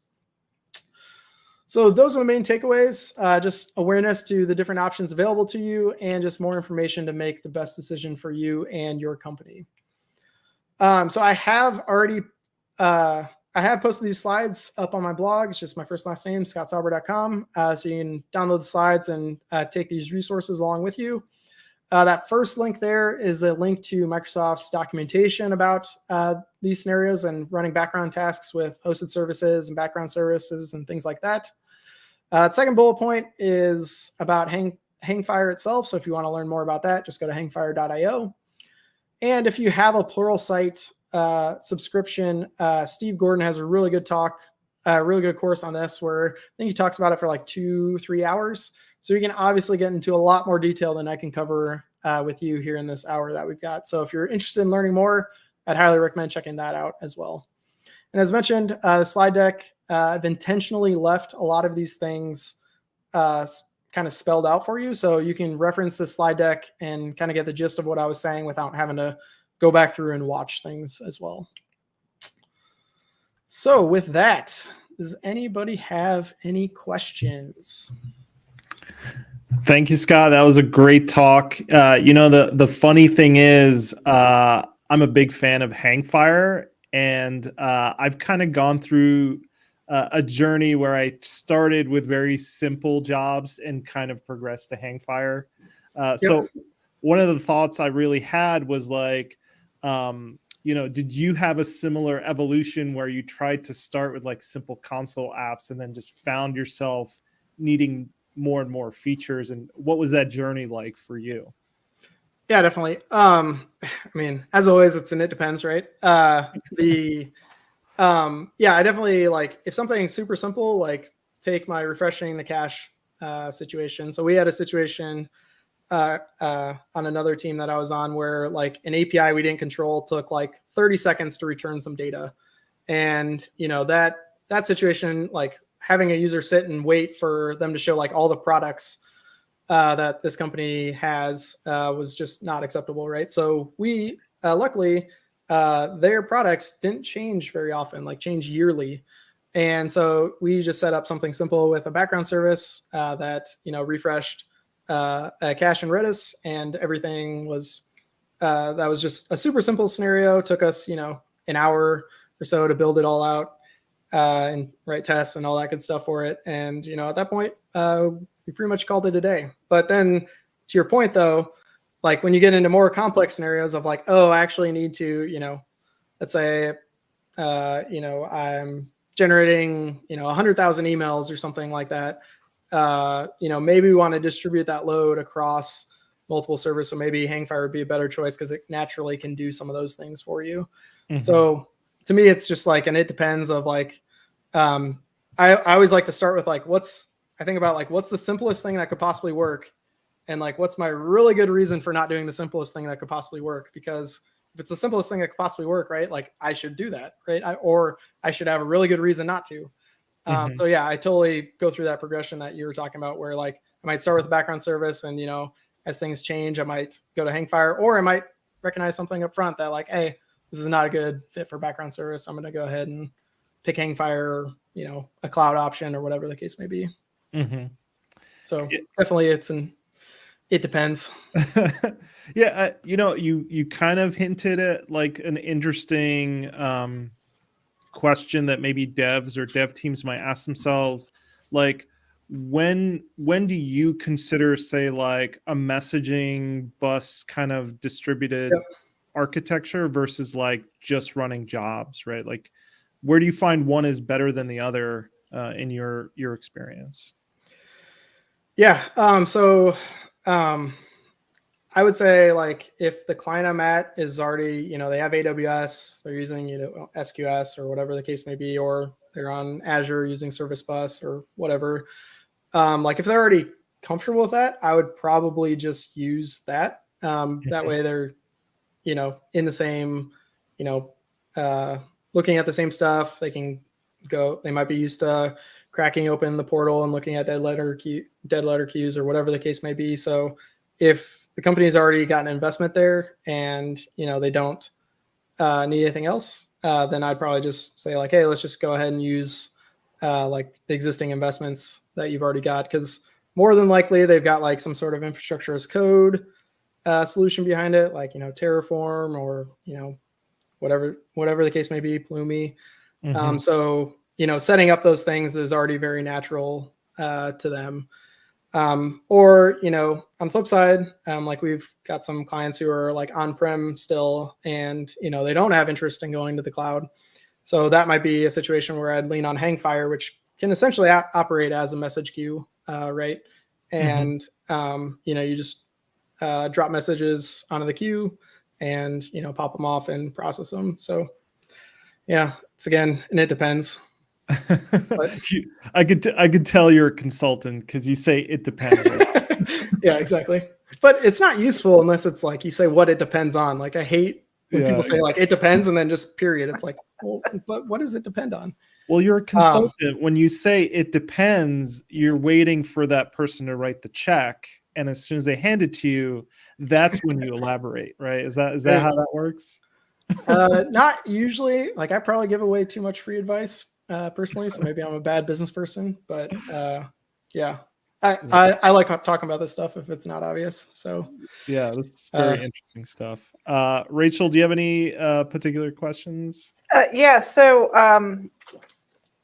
you did mention about folks in the Microsoft ecosystem not gravitating toward things that are not officially stamped by Microsoft, and Hangfire would be one of them. So what kind of features kind of attracted you over to that originally, as opposed to other also maybe non-stamped packages from not Microsoft as well to compare to? Yeah, so I would say, like, if I have some, and I want to say like Hangfire is only for simple things, because I've seen it process, 100,000 messages in 30 minutes or so, which some people is a lot, some people it isn't. So it's not saying like it's only for toy stuff, but I would say, like, if you have an intranet app and you have an existing web application, it's not really you don't have a ton of users or something like that. Like, it's pretty nice to just have it kind of integrated with ASP.NET Core and have a web app and all that kind of stuff. And especially like I mentioned infrastructure as code earlier, like maybe your team isn't good at that, right? But you are good at building web apps. So like with Hangfire, you just just write C# code and like your jobs show up and that kind of thing. So if you're used to, like, it just kind of depends on comfort level and things like that. I don't know if I answered your question or not, or caused more questions, but it is kind of interesting. You kind of mentioned it. Cecil also said it yesterday. It's like one of his check boxes is like, can I run this locally? Whereas like some of those other options you mentioned earlier, it's like you really can't run Azure Service Bus locally. So if you're trying to debug issues, you're going to have to pay for that in a production environment. Whereas with Hangfire, you can run it all day on your machine. So that's a good quality. Absolutely. Yeah, that's a good call out, because I know there's a long thread about getting a service bus running locally. A spicy thread. Yes, we'll get into all that, but that would be a good thing, because like I feel like there's some times where people are really quick to give up like local development, and that's something like if I have to deploy to like dev or whatever environment to get a true like look and feel of my application, like I am not willing to give that up easily. So local development's definitely a good point. I don't know, Rachel, what are your thoughts? Because I feel like I'm entering boomer territory. I've said this to Martin before, which is like, I am. Oh man, I know I am. But I am concerned that we're heading towards a future where like development will become pay for play, right? So it's like you can't actually develop a solution without paying some kind of cloud provider to build that thing. And I think, to me, that kind of worries me about a future where we want to be inclusive of people that are trying to solve solutions. But I don't know what your folks' thoughts are on that. Am I being a tinfoil hat conspiracy theorist when I say those kind of things? Yes and no. I mean, there is, yes, like Microsoft and cloud providers want a model like this, but I also think there's enough people out there that want other things as well. So and I know I've seen done stuff like N Service Bus, which I know our speaker from Service Bus earlier yesterday, I think, just can do some of those abstractions over the top for you. So like locally, you could have like a RabbitMQ or something, but then you actually use or Azure Service Bus when you deploy out. You guarantee there. It's nice you can abstract things, but I'm always in the risk territory where it's like, are the abstractions going to eventually leak through, right? Absolutely. Hangfire is a good example, because if you use the SQL Server like backing store, that used to be via like pinging the database, like polling the database for jobs, whereas Redis used the pub sub model. So you'd actually get better performance if you paid for Hangfire's Pro license and had that Redis backplane, which is like, it kind of bleeds through a little bit, but it's not that big of a deal. But I mean, I guess any last words for people like looking into getting into background jobs, and like what are some tidbits of knowledge that you've learned over implementing these kind of services for people? I think the first thing is, if you can avoid it, don't. Like, the first rule of distributed computing is don't. But there are cases where it makes sense, right? Like, if you got to email 50,000 people, doing that synchronously just does not make sense, right? Mhm. So I guess the first rule is just don't if you can. But then once you do, just thinking about some of these things, like what happens when this runs multiple times? Like, do you have some sort of, if you scale out to multiple instances, do you have some sort of locking mechanism in place that prevents you from, running the same thing multiple times, which could be really bad? Or, like, I know AWS SQS, for instance, they've got the visibility timeout where they guarantee that they're not going to show your messages to another consumer, right? So just thinking about those things is really where I see people get tripped up a lot, because, like, oh yeah, it works fine on my machine. And then, you start getting some real load, and then you're like, oh shoot, I didn't think about that. That's kind of like why, just like, if you can avoid this, don't do it. But there's definitely situations where you can't avoid it, and these models make sense. Yeah, that's great advice. Rachel, do you have any final thoughts for Scott? Oh, I don't think so. We got most of the questions. Somebody did mention it was great seeing you use Writer as a learning tool with decompilation, showing it how to understand background services. It is a very good tool, and it does shine in areas like this, I think. So I'm glad you're able to put it to good use there. Yep. Just when you flip on the setting that says like debug into not my code or whatever that setting is, just remember to flip that back off, because otherwise you might be diving into a world which you did not know. But I've used the decompile feature all the time. Like, it's that's nice. Great. Yep. Yeah. Folks are saying this is a great talk. I agree. Thank you so much, Scott. We'd love to have you again in the future. So again, thank you, and have a great day. Thanks, you too. Thanks for having me. Bye. See ya. Okay. Speaking of jobs, Rachel, I think our job has completed, so we can return a task completed task now. Completed task to return, yes. Yep. So our day is done, but tomorrow we're having our third .NET Days, which is about video games and the video game programming industry. So if folks are doing any kind of Unity or Unreal programming, they can kind of join in for the third day. But you and I are done, basically. Yeah, anything that goes pew, pew, pew is tomorrow. Right? Today was all background tasks. Also, folks, don't forget to like and subscribe. Must do, right? This is the best TV on the internet. And subscribe to our newsletters as well on the blog. And join in tomorrow for Pew Pew Pew Game Day. Yeah. So thank you so much, Rachel. Great job. Great job, Martin, Matt, all the speakers. Thanks, everybody. Thanks, everybody. Talk to you later. Bye.